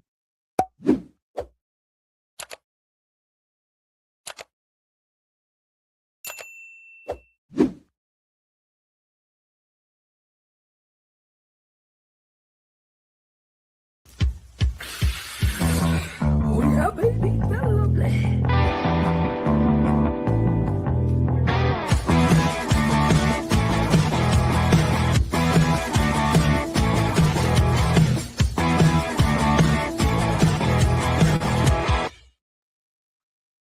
Good morning. It is June the 11th, and welcome to Psychedelics and Cannabis Educational News. And a good morning to you, Rev Cindy. How are you doing? I'm doing well. How are you? I'm not doing too bad. Was that a high five? It was a high five, my friend. It was a fixing the camera high five, but still, whatever works. Exactly. Yes. So how are things today? Ooh, it's Thursday. Let me see. How are things? Things are good. My car is getting fixed. Nothing. There was nothing major wrong with it. It's just the once in a while, the sprayer that gives you some water. The motor goes. Well, that's getting replaced, so no big deal. It's a nice day here. 30 plus degrees and sunshine this afternoon. We have a little bit of humidity. 30 is going to feel like 32, but it's not too bad. It's pretty okay. Yeah. Oh, if you don't like the sun. That's right. That's right. Inside with AC if you don't like the heat. Yeah, some people need that. So yeah. All righty. Well, I'm not doing too bad. Life goes on. Lots of room out here for me to tinker around on things. So that's what I've been doing. Cleaning up around the pond. Yes. Yeah. Removing a bunch of dead wood and dead brush and branches and things. Open it up some and still leave the new stuff that's growing there. That way the birds and everything got places to land and do their thing. Right. So. All righty. What do you say? We get started with the news. Well, there's something I wanted to talk about first, if I could. I bet you there is. I bet you there is. Yep. It was your idea to talk about it ahead of time, and you forgot. It was. I love it. Once again, ladies and gentlemen, the Nova Scotia Psychedelic Society, I'm going to put a plug in for them. We are, the board is putting on a movie called Descending the Mountain. It is being held at the Halifax Central Library, you can see. This is the Eventbrite page that I'm sharing right now. A little bit of an overview. We're back with another beloved film screening. Please join us for watching Descending the Mountain.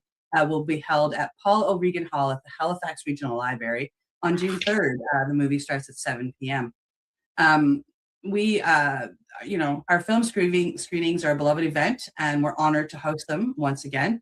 Tickets are available for purchase at the door for $25, or if you go to the link that we'll post in the comments, you can purchase them for $20 here on Eventbrite.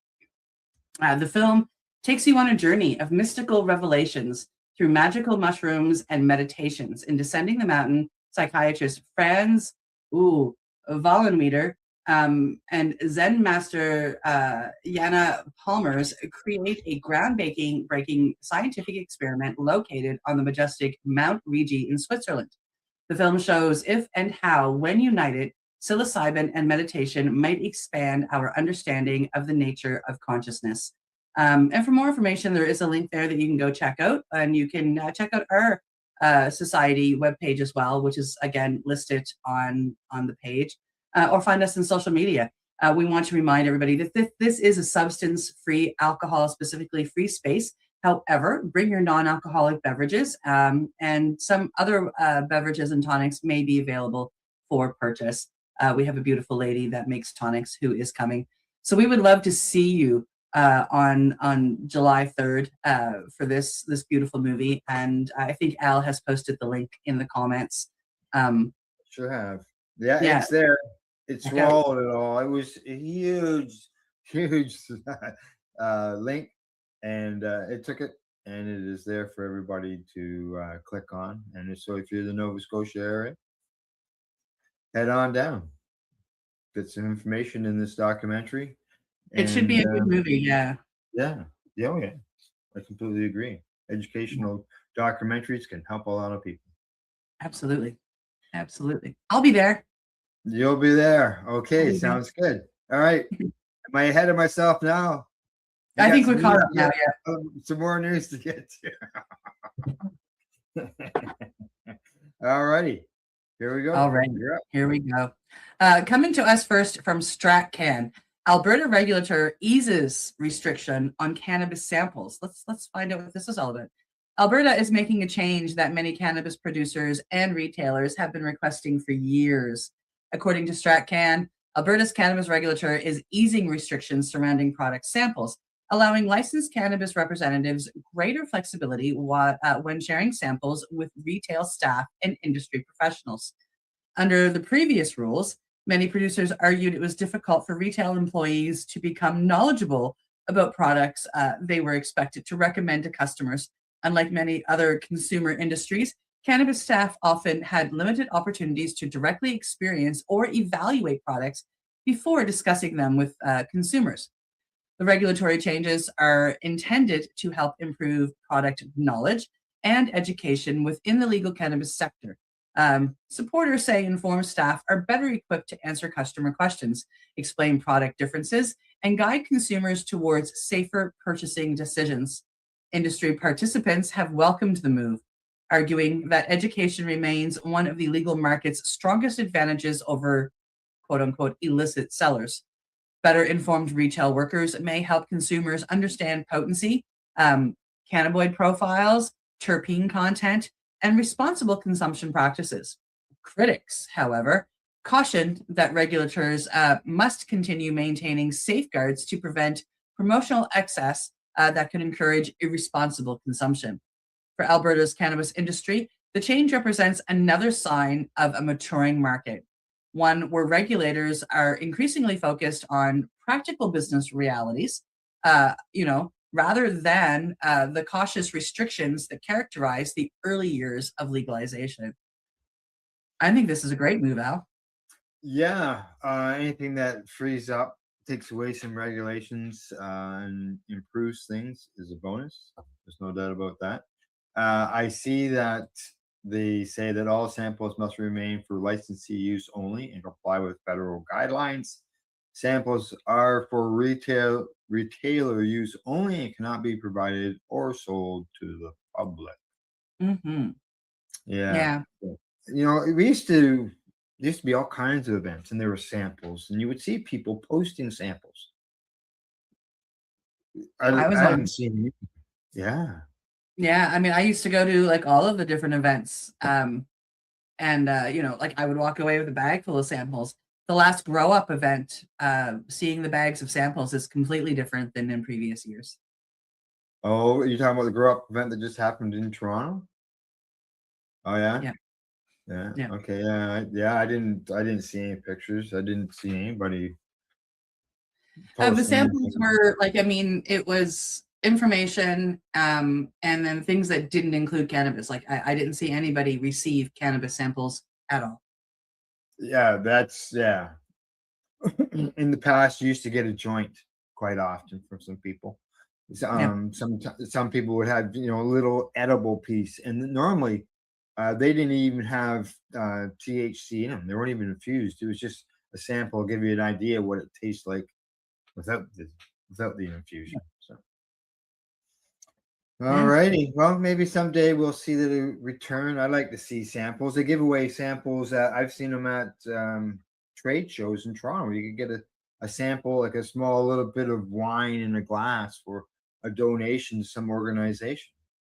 Why not a little bit of an edible or a little bit of an infused beverage? It was the sample.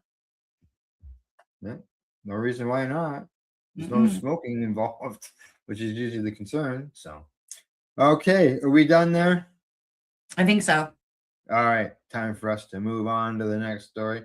This one is coming to us from Marijuana Moment, and the headline there says, legal marijuana states are moving to increase possession limits, allowing consumers to carry more cannabis without fear of criminalization. I like that idea. Lawmakers in at least 3 states have passed legislation this year to significantly increase the amount of cannabis that adults can legally possess. These expansions of existing state cannabis legalization laws are advancing as part of broader legislation that addresses various aspects of cannabis regulatory programs that will change how licensed businesses operate within their markets.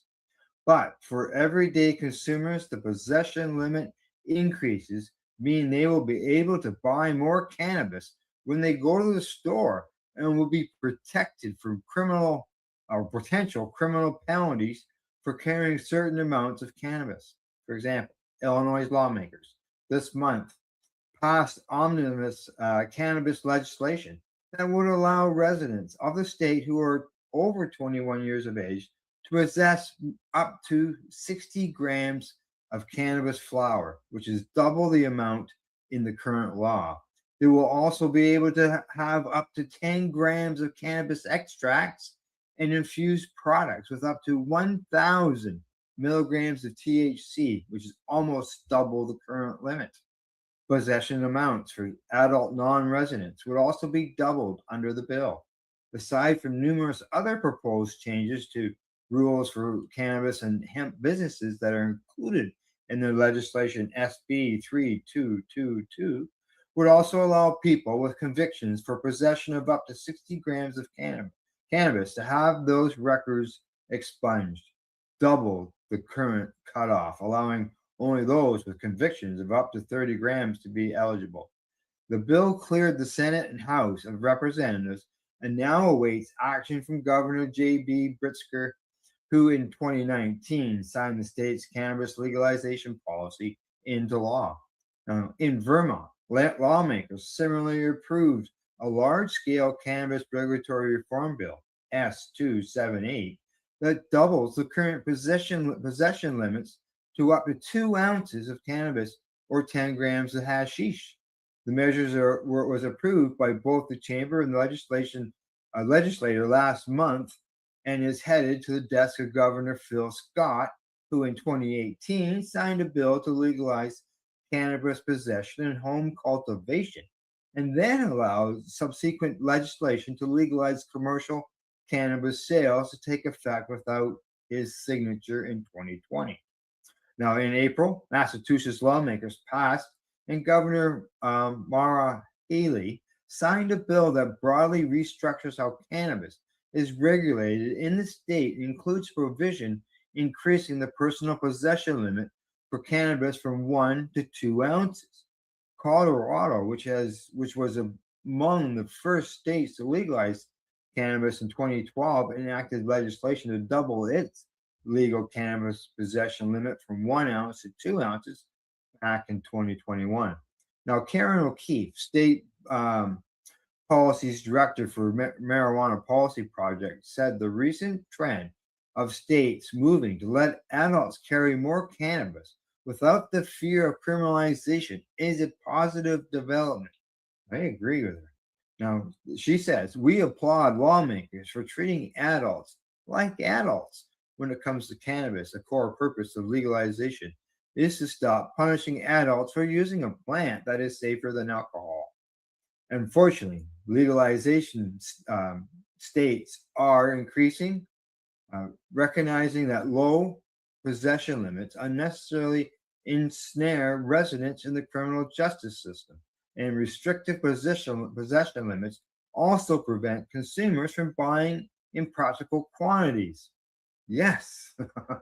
When cities and towns opt out of legal sales, it can be a long trek to the nearest dispensary, and raising possession limits allows adults to stock up reasonably, saving time and money and gas. Gotta say yes to increased possession limits. We could use some of that here in Canada.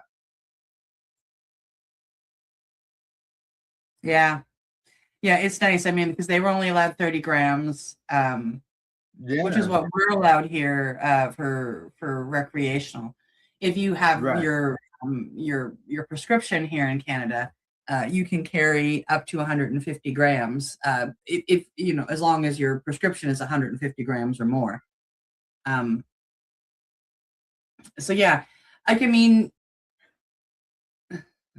I don't think there's a lot of instances where you need to carry a lot. Like some of the instances they say here where people are having to travel to get cannabis, so they want to go get it. They want to go get it once a month, maybe for a couple of people. So like people are pooling, making it cheaper on everybody. I think that makes sense, right? If you were like, I mean, and for us, like if we're traveling within Canada, and I mean, a lot of us take off for the summer, you know, hop in a camper van or travel across Canada or something, and we want to be able to not worry about our prescription because our prescription is going to get delivered to home. Like I know, like last summer when I was traveling for education purposes and I was gone for 6 weeks, I could only bring less than a month's worth of cannabis with me, and my cannabis gets delivered to my home. So when I'm in BC, I only have, you know, 3/4 of a month worth with me, even though I'm there for 6 weeks, right? And that's kind of crazy. Yeah, you'd have to go to a store. You run out. Yeah. So yeah. All right. There we go. There we go. Gotta get some more. Get some more states with higher numbers. Yeah. They didn't say anything about increasing plants. Like no, just the number of what you can carry. Just what you can carry. Yeah. Gotta get on that, those states. Increase the plant number. Yeah. Let people grow. Yeah. All right. Let's move on.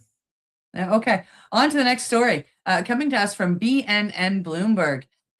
Optimi Health completes first export of psilocybin to the United Kingdom for phase 2 clinical trial.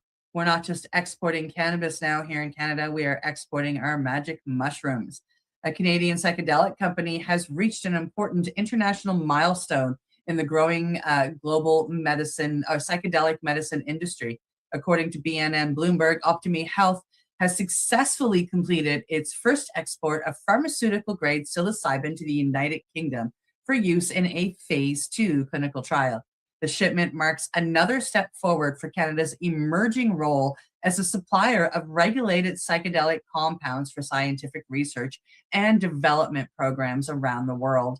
Phase 2 clinical trials are particularly significant because they move beyond basic safety testing and begin evaluating how effective a treatment may be for specific medical conditions. Researchers hope these studies will help determine whether psilocybin-assisted therapies can help provide meaningful benefits for patients struggling with mental health challenges. The export also demonstrates how the psychedelic industry is increasingly becoming a global enterprise. Companies are no longer simply cultivating or manufacturing compounds domestically.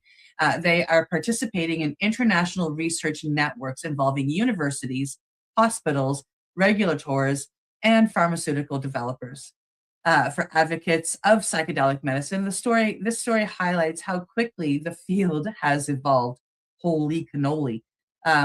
Only a decade ago, most psychedelic research existed on the fringes of medicine, kind of hidden in the back rooms. And today, Canadian-produced psilocybin is being shipped internationally for advanced clinical trials under strict regulatory oversight.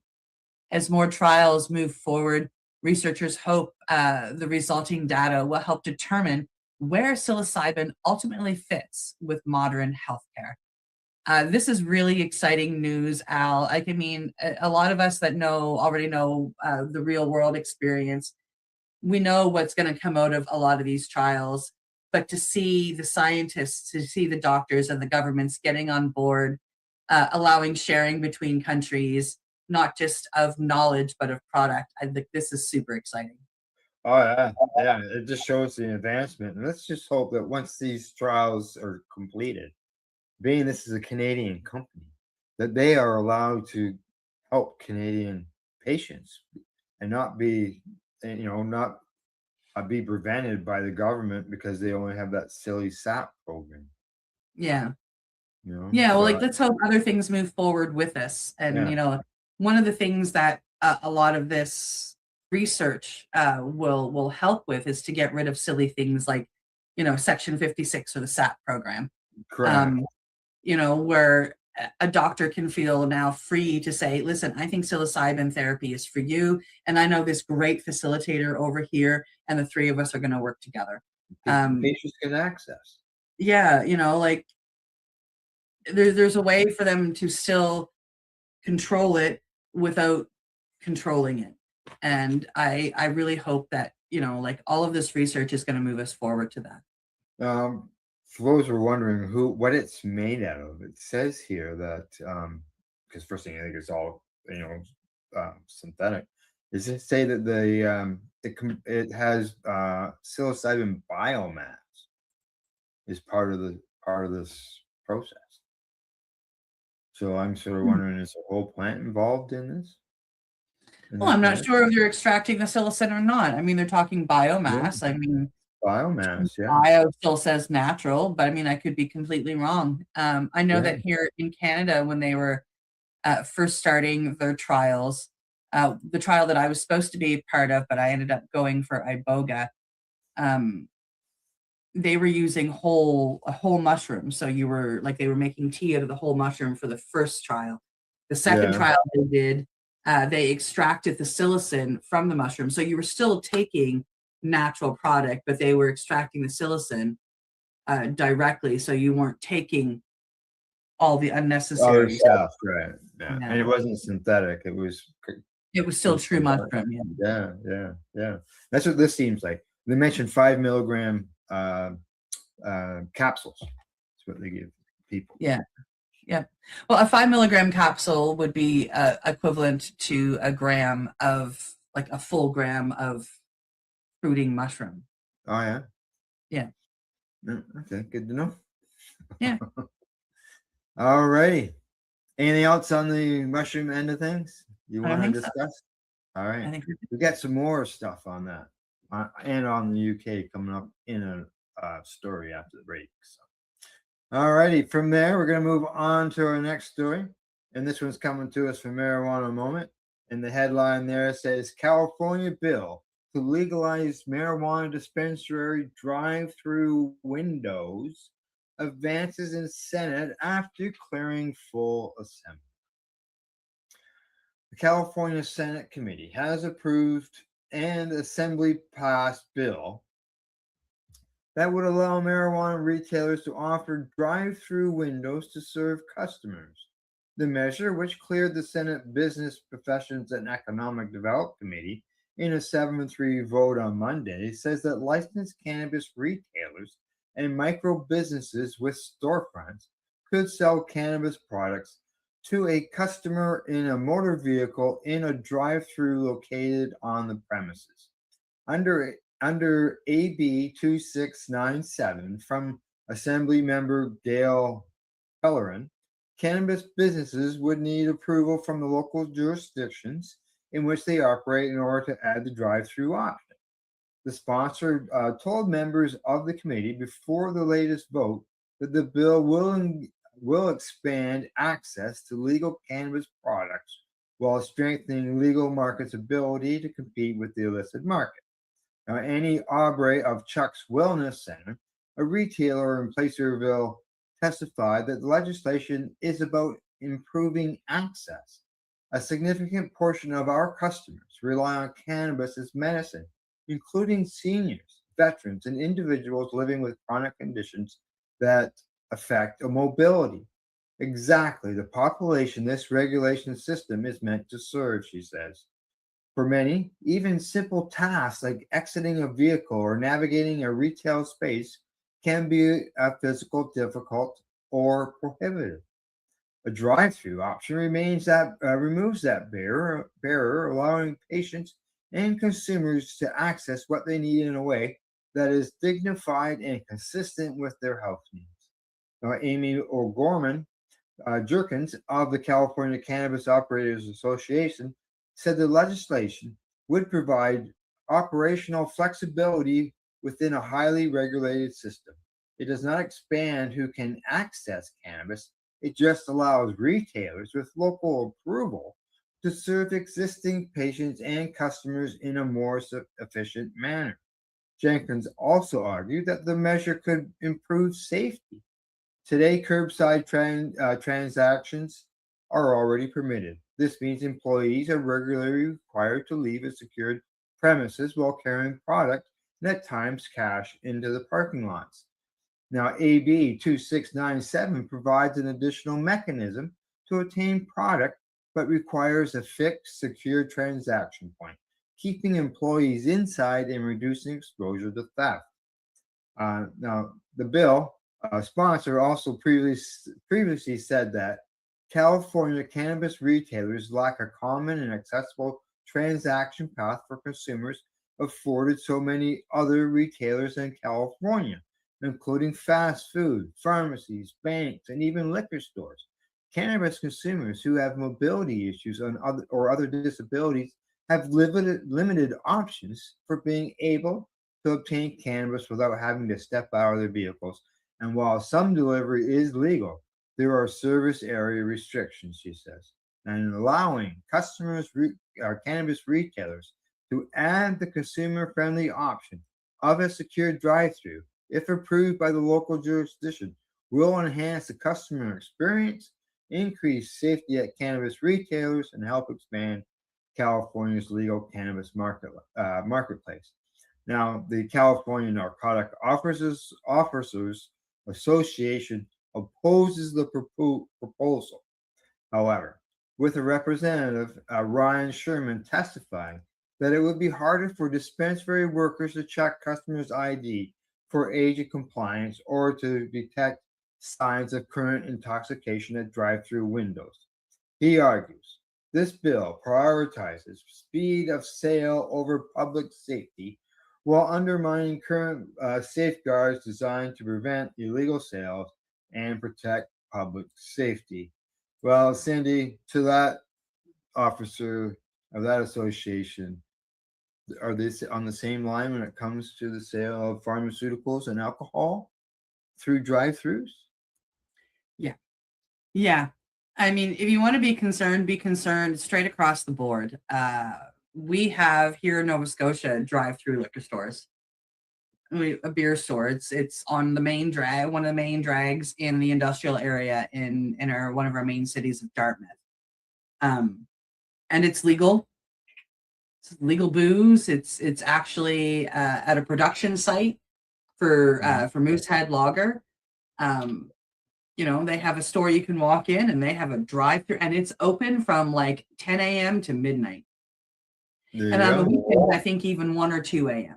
Yeah, we have a microbrew near us that they're open till dusk till dawn, basically. Pretty much, yeah. And like here in Nova Scotia, we have a number of Indigenous dispensaries that are on the different reserves, and there are many of those that have drive-throughs. And I've never seen them like they seem to do wonderful. Like they still check IDs, they still do everything they're supposed to do, and they don't have to, like as they say, run outdoors with a big bag of weed or a bunch of cash in their hand.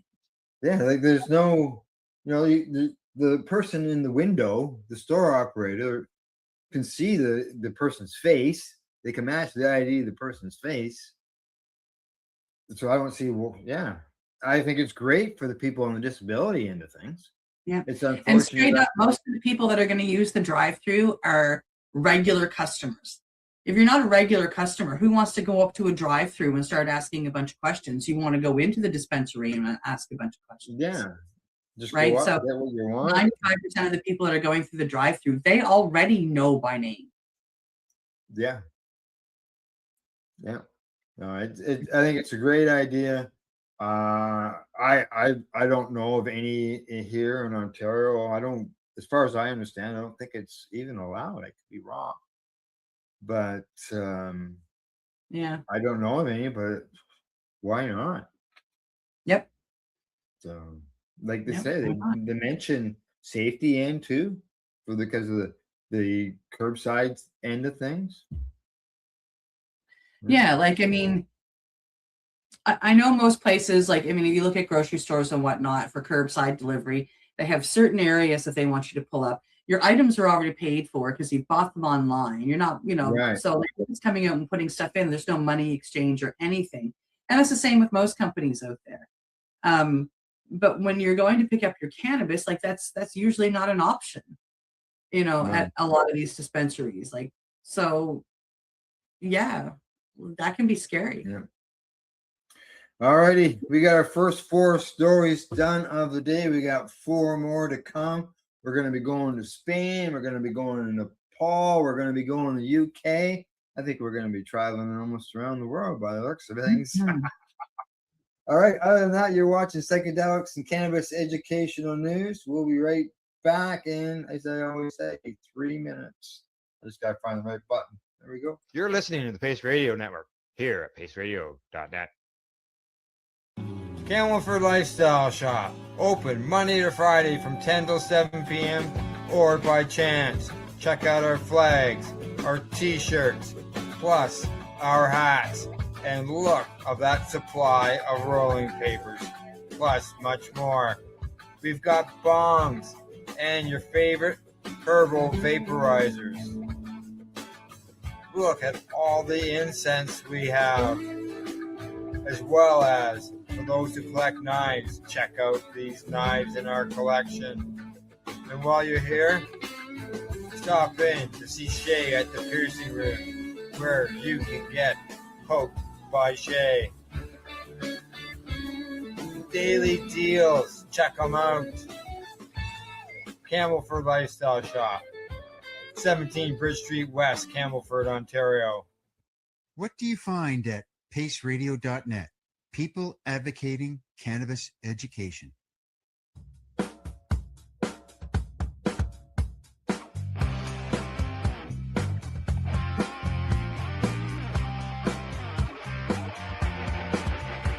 I'm having an awesome day, and I'm gonna make sure it stays that way. I'm having an awesome day, and I'm gonna make sure it stays that way. Limestone City Hydroponics is Kingston, Ontario's hydroponics shop. Take your growing to the next level and create the optimal environment with a tent kit, or maximize your yield with an ebb and flow flood table kit. Either way, Limestone City Hydroponics has more sizes and options to fit your needs. Are you looking for the power of the sun that adapts to your budget? Then look no further, as they have professional grow lighting. They have indoor grow systems that are easy and cost effective, with many options to fit your living space and lifestyle. Cultivate your growing potential. We have everything you need to succeed. And if you can't make it to the store, they offer local delivery to the greater Kingston area. Remember, when you're looking for experts to help you grow, then look no further than the locally owned Limestone City Hydroponics, 105 Sunderland Drive in Kingston, Ontario. Call them at 613-548-0420. Rerolled Saturdays. Check it out. Nothing but non-stop cannabis and psychedelic programming. Find it at 420pace.ca. You're listening to the Pace Radio Network here at paceradio.net. Hey, we are back. I am catching up on the latest news during the break. And other news, we got 4 more stories to go. As I mentioned, we're going to be traveling around the world in this next half, and we will let Cindy take flight first. Yes. The next story is coming to us from Mugglehead Magazine. Trulieve is set to become the first NYSE-listed cannabis company. This is kind of really exciting down in the States. One of the largest cannabis companies in the United States is preparing to make industry history. According to Mugglehead, Trulieve Cannabis Corporation is poised to become the first cannabis company to secure a listing of the prestigious New York Stock Exchange. The move is being viewed as a major milestone for the United States cannabis industry, which has long faced challenges accessing mainstream financial markets due to ongoing federal cannabis prohibition. Despite operating legally under state laws, many cannabis companies have historically been excluded from major U.S. stock exchanges, forcing them to rely on alternative markets and limiting access to investment capital. A New York Stock Exchange listing would represent a significant step forward to broader financial acceptance and legitimacy. It could also open the door for increased institutional investment and provide a powerful signal that the industry is continuing its transition from a controversial emerging sector into a recognized component of the broader economy. Industry observers note that the development comes as federal cannabis reform efforts continue advancing in Washington, including discussions around rescheduling cannabis and expanding access to banking services. For cannabis investors and business leaders, the potential listing is about more than just one company. It's another indication that Wall Street may be slowly preparing for a future where cannabis is treated less like a legal anomaly and more like a regulated industry. Well, Al, we have been waiting for United States to legalize and waiting for this safe banking or safer banking to come through, and maybe this is the push they need. Maybe, but I'm curious.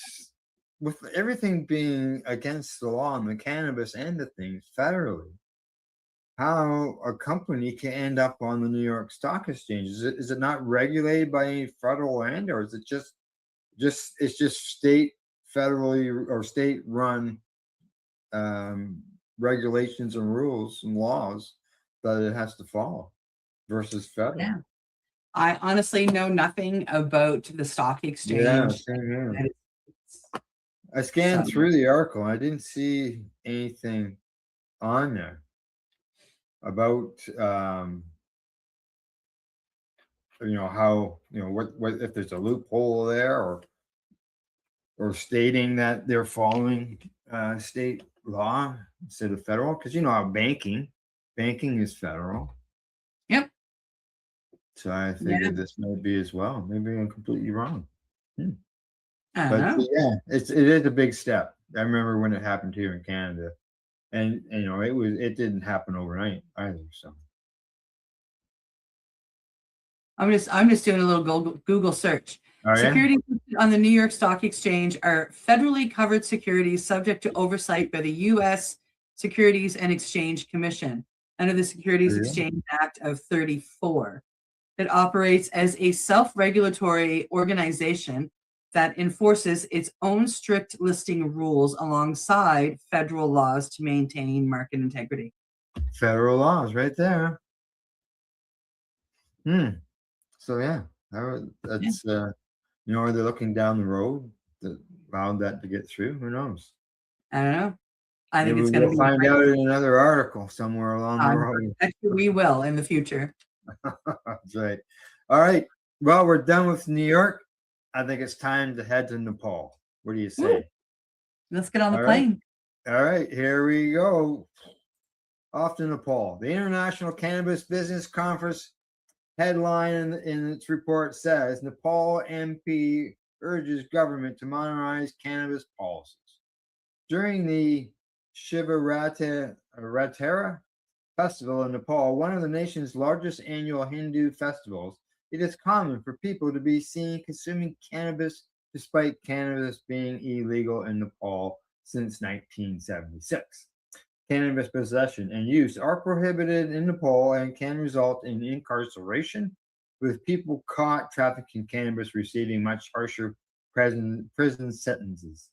In recent years, countries all over the globe have worked to modernize their cannabis laws and regulations to permit various levels of commerce, particularly medical cannabis commerce. A laundry list of nations have successfully transitioned away from full cannabis prohibition to a regulated system. If an MP in Nepal has their way, the Asian country will join that list. Now, Rastra Swatratra Party, the RSP party, the MP there, Jalal, has demanded that the government immediately adopt a policy to utilize cannabis to boost the country's economy. Speaking at the House of Representatives meeting on Wednesday, he alerted the government to bring necessary policies to stop the exodus of youth through the use of cannabis, boost the country's economy, and create self-employment opportunities. They say cannabis should not be only seen as a narcotic substance and intoxication. It can also be used as raw material for medicine, clothing, paper, oil, bioplastics, and construction materials. Many countries around the world, including the US, Canada, Australia, France, Germany, China, and India, are building economies worth billions through scientific and systematic management, the MP stated. Now, Nepal's economy is heavily dependent on the national agricultural sector, which is estimated to employ roughly 2/3 of the population and generate about 1/3 of Nepal's GDP. Nepal's nominal GDP ranks 99th globally among the world's economy, and the nation has a long and rich history with the cannabis plant, and it deserves to take its rightful place in the emerging international cannabis industry. And Cindy, if you ask me, being that they are a country that relies on agriculture so much, cannabis could be a big boon to them. Yeah, no, I need another country on my list of I want to go to. So they legalize it, and it's going to end up on that list. I'm excited. Yeah, it almost Picture sounds. that's on here is like really beautiful. I mean, like the countryside is like that's just gorgeous. I want to go see that. Yeah, it almost seems like it might lean more towards the medical end of things. Yeah, well, like I mean, medical and raw material, clothing, Yeah. paper, oil, bioplastics. It's nice that they're, as they're looking at this and going like, listen, our people are using it anyway. So, like it's not harming them. Let's do something. It's got wonderful medical properties, and look at all the money that we can save with, making oil and bioplastics. And Right. they're looking at it all. And that's just really cool. Like, people wonder, could, hemp or cannabis replace oil as a product for people to use in their cars and other uses. And you gotta think, if the world all gets together, not just relying on thinking of it individual, but thinking of it as a world all together and working together, how much change could be achieved. Maybe not 100%, but even a 50% reduction could make a big difference. Exactly. Yeah. Like there's nothing saying that the oil industries are going to lose anything, but there's, we could make it easier. And if our governments would see that, like right now we have wars going on that are affecting the price of gas. And if we had a backup to that, fine, go ahead, fight. I'll just throw my weed over here and I'll be fine. Right.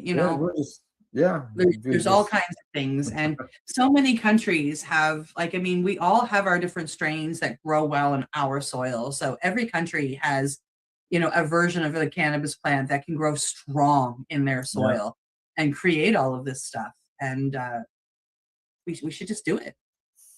But I'm just a constituent in a little country, so like my voice doesn't mean that. Yeah, just spreading the word and trying to get others to help spread it and go from there.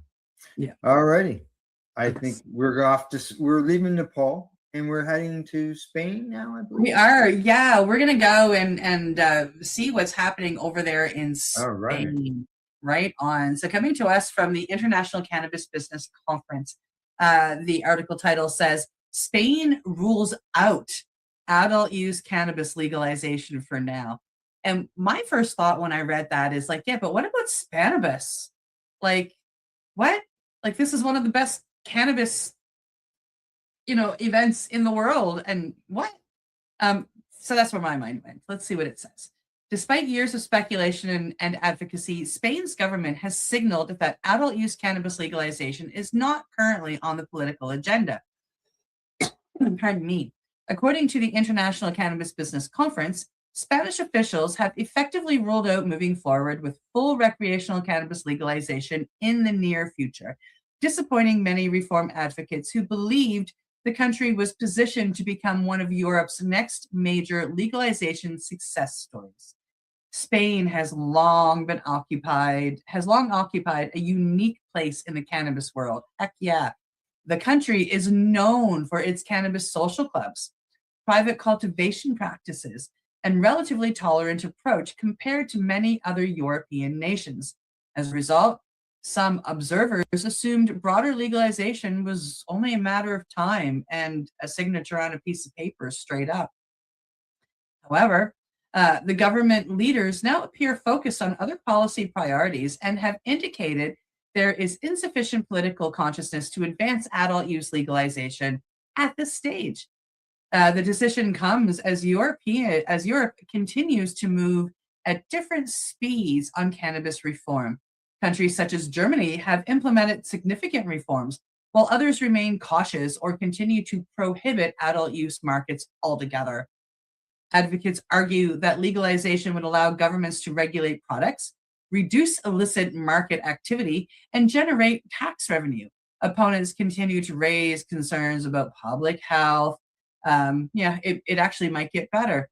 Youth access and broader social impacts. For now, Spain appears content to maintain its current approach rather than embark on a full legalization framework. The announcement serves as a reminder that while global cannabis reform continues to advance, progress remains very uneven, and not every country is moving forward in the same direction. And the only word I have to come back to all of that with is Spanibus. I couldn't believe it when I read the headline. It was one of those WTF moments or WTH, whatever you want to use, because I couldn't believe it. As you said, it's got Spanibus going on there. It's got a large market. Lots of people consume cannabis. People from all around the world go to Spanibus. Yeah, they do, and they consume cannabis. They do it openly. It's like being in Canada for legalization. Not that I've been there. This is the reports that come back from everybody I know, and I've met quite a few people that have gone to Spanibus, and it's one of those things that's actually on my radar.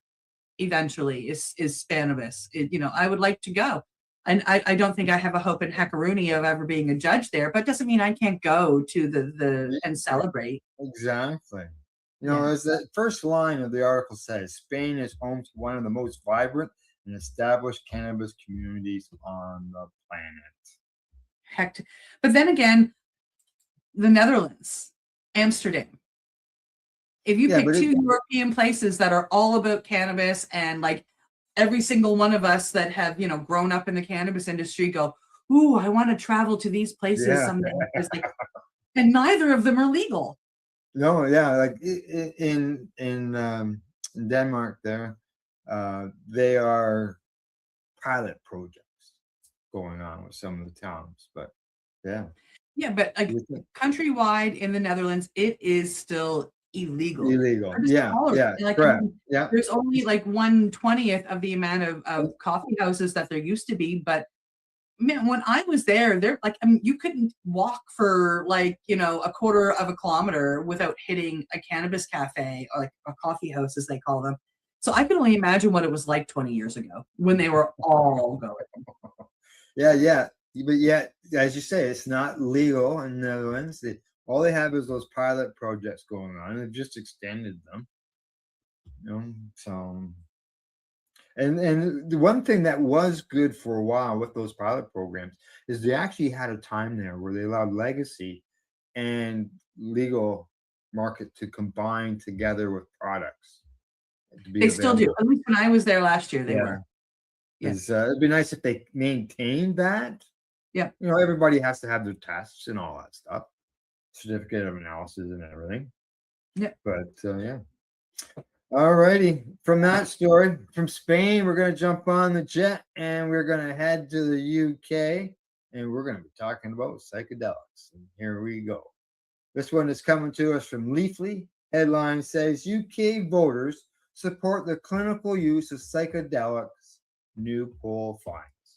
Now, people in the UK support the medical use of psilocybin alongside therapy, with backing from voters for all parties, according to the results of a new nationwide poll.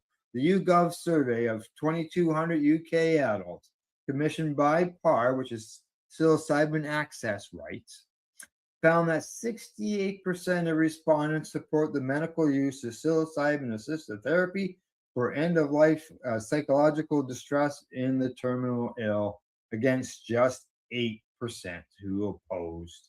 Now, support for psilocybin use in physical and neurological conditions such as cluster headaches, traumatic brain injury, and stroke recovery reached 61%, with only 12% opposed. For serious mental health conditions, including depression, anxiety, PTSD, anorexia, OCD, and addiction, 53% backed this use against only 18% who were opposed. Interestingly, the survey found that when people were told about the policies that allow legal access to psilocybin-assisted therapy in other countries, support increased by between 4 and 6% points on every condition. The poll showed broad approval for psilocybin reform across the political spectrum. People who said that they intended to vote Labour were 77% likely to support the highest of any voter group. Now, Reform UK voters also backed the UK government, allowing end-of-life psilocybin use by 68% to 11% who opposed. The Conservative voters also support the measure, 68 to 11, the exact same numbers. Even on the most contested framing, psilocybin for mental health, without any international context, Reform voters split positively, with 45% support against 26% who did not. They say these figures should reshape the political conversation in Westminster. This is Timmy Davies. He's co-founder of PAR. It goes on to say that the evidence tells us what every clinician working in this field already knows. There is no reason for keeping psilocybin trapped in Schedule 1, unable to be prescribed to patients who may benefit. The public is not divided on this. Reform voters, Conservative voters, Labour voters, Liberal Democrat voters, Green voters, every grouping returns clear net support across mental health, neurological, and end-of-life applications. Now, the findings highlight the growing gap between the UK and its international peers. Australia rescheduled psilocybin, allowing for its prescription in treatment-resistant depression in 2023. Canada has operated a special access program since 2022. New Zealand introduced compassionate access in 2023. The United States now has regulated psychedelic access frameworks in Oregon and Colorado. And on April the 18th, in 2026, the federal government issued a landmark executive order accelerating psychedelic research and access. Opposition parties have shown support for reform. The Liberal Democrats formally adopted a policy calling for the rescheduling of psilocybin to facilitate research at their spring conference in York in March of 2026. The Green Party has a long-standing policy backing substantial public funding for psychedelic researchers, therapies for mental illness and addiction. 9 MPs, including several from Labour and the Liberal Democrats, and all the Green Party's MPs have jointly signed PAR's open letter to the Home Office calling for an urgent ACMD review of the evidence with a view to rescheduling psilocybin to facilitate access for research and treatment. They say 68% of the British public support psilocybin-assisted therapy for people facing the end of life, says Tara Austin, co-founder of PAR. She goes on to say that close to 9 in 10 of those who express a view in our data want this option to exist. These are not numbers from a fringe coalition. These are the kind of numbers politicians dream of on policies that actually want to deliver. When people learn that the rest of the world is moving forward and that the British scientists previously led in this field, they want their country to act.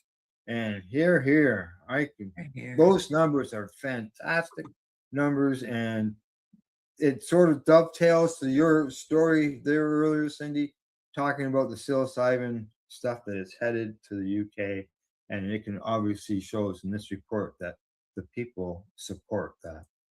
Yeah, they want it. They want to heal. People are, the more these medicines make it out into the news, and the more that it's talked about in mainstream media, or even some of the extremely popular podcasters out there, such as Joe Rogan, and the children of, high-end politicians or royalty are coming out with their journeys and being honest about it, or, very popular boxers, etc.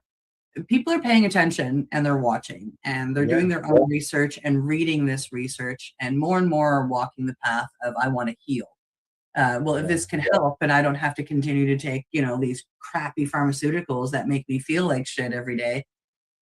People are wanting to walk that. And, right now we have a saying in the psychedelic world, healing is expensive. And the less stigma that there is, the more people walking this path, the more the prices will come down. Yeah. If we can get this legalized and get it covered under healthcare, big time. There's little to no cost in the pocket of the consumer. That's the goal of everything, is to have it covered. Get rid of this SAP program, get rid of this Section 56, let doctors and facilitators work together for the betterment of humankind. Well, allow them to progress with the program and use it as a healing medicine for people instead of blocking it or going through regulatory hurdles that are next to impossible. As you know, we have friends of the show that have tried to get the SAP program and they haven't been able to get on. We've read stories about the gentleman dying of cancer, who illegally took them after trying for the SAP program, being told after 13 months no, or 15 months no, and then applied for MAID, and it took him 3 weeks to get a yes or something stupid like that. And he decided to walk the psilocybin path anyway, and it helped his end of life be so beautiful. Yeah, exactly. Right. Exactly. Yeah. All right. Anything else? Reminders? One last kick at the can for today. Descending the Mountain. Nova Scotia Psychedelic Society is putting on this amazing documentary. It is a film about magic mushrooms and meditation. We are presenting this on June 3rd at 7 p.m. at the Paul O'Regan Hall, which is located in the Halifax Library. We have already posted the link for tickets. You can go on there. Tickets are $20 ahead of time, $25 at the door. There is limited seating, so I highly recommend going on Eventbrite and getting them for $5 less instead of, waiting for the door. There will be a non-alcoholic elixir bar there. You can bring your own water. Please come on down. We would love to see you. We are so honored to be putting on this movie. And my co-board member, Michael, he worked hard to get this movie and get it all set up. Come on down. It should be a good one, and I'm really excited to see it. Yeah, if I could be there, I'd be there, because the stuff that we talk about every week, the newest stuff may not be in the movie because it's just being released, such as the lady who's dealing the other day. It was in the report. Was it Alzheimer's? And Yes. she did, stuff She like did a full dose of psilocybin. She did 5 grams, and she actually got to be cognitive for they didn't tell us the exact time, but a short period of time. Exactly. And it's just phenomenal. So, if you get a chance to go to this movie, be there. I would. Yeah, absolutely. All right. Well, that's it. That's it. All right. That's it for today. I hope you found it informative as well as educational. Thanks go out to everybody for tuning in to the broadcast, as well as to our sponsors, Limestone City Hydroponics.ca, the Campbellford Lifestyle Shop, as well as at ease.ca. And we will see you on Monday morning at 10 a.m. Eastern. And as I always say, don't forget to educate. Medicate. Oh, yes. Happy Medical Cannabis Day here in Canada. Right. I almost Yes. forgot. And if you are available at 4:20 Pacific time, Ted Smith has an important announcement coming out about the Victoria cannabis buyers. Yes. Yes, he So does. sorry. Yes. I saw that announcement early this morning. Good thing you remembered to say that. Yeah, he's coming on to Facebook. He's going to explain to everybody what's going on. Because I know that he asked for some people, I believe I saw him ask for people to back off some things on some stuff. So it was almost as if, to me, like the discussions were going good. Is what that? Well, I'm hoping so, that but like he's holding this little bit of a quote unquote press release at 4:20 Pacific. But he was also supposed to be meeting with the mayor today, and they canceled the Medical Cannabis Day celebrations out there for all of this. So I don't know what's going on. Like, it could be good, it could be bad. I'm curious and worried and excited all at the same time. Yeah, that was the thing about the hold off. It was the celebration, and he talked about maybe doing it down the road in the summer or something later on in the summer. Yeah. So, all right. Anything else? No, I think I got it now. All right. Then to finish off what I was saying, do not incarcerate. You're listening to the Pace Radio Network here at paceradio.net. The opinions of the individuals during this broadcast are their own and may not be the opinions of their group or other organizations they may be involved with. All medical advice during our broadcast is not a medical opinion and should be checked with your medical physician. Enjoy the buzz of legalization with Campbellford Lifestyle Shop. From lights to plant nutrients, books, consumption accessories, and more, we've got all your basics to grow or consume cannabis. Visit our info center or take a look at our piercing services and body jewelry, now available in-store through Campbellford Lifestyle Shop, 17 Bridge Street West, Campbellford. Limestone City Hydroponics is Kingston, Ontario's hydroponics shop. Take your growing to the next level and create the optimal environment with a tent kit, or maximize your yield with an ebb and flow flood table kit. Either way, Limestone City Hydroponics has more sizes and options to fit your needs. Are you looking for the power of the sun that adapts to your budget? Then look no further, as they have professional grow lighting. They have indoor grow systems that are easy and cost effective, with many options to fit your living space and lifestyle. Cultivate your growing potential. We have everything you need to succeed. And if you can't make it to the store, they offer local delivery to the greater Kingston area. Remember, when you're looking for experts to help you grow, then look no further than the locally owned Limestone City Hydroponics, 105 Sunderland Drive in Kingston, Ontario. Call them at 613-548-0420. We are people advocating cannabis education here at paceradio.net. Rerolled Saturdays. Check it out. Nothing but non-stop cannabis and psychedelic programming. Find it at 420pace.ca.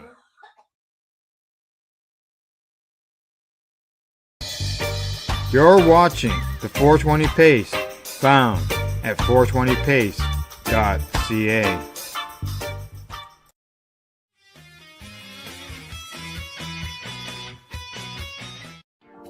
You've been watching Rerolled Saturdays. Thank you to our guests, our hosts, and our viewers. Up next, Rerolled Saturday Nighttime Edition. It gets started at 4 p.m. See you then.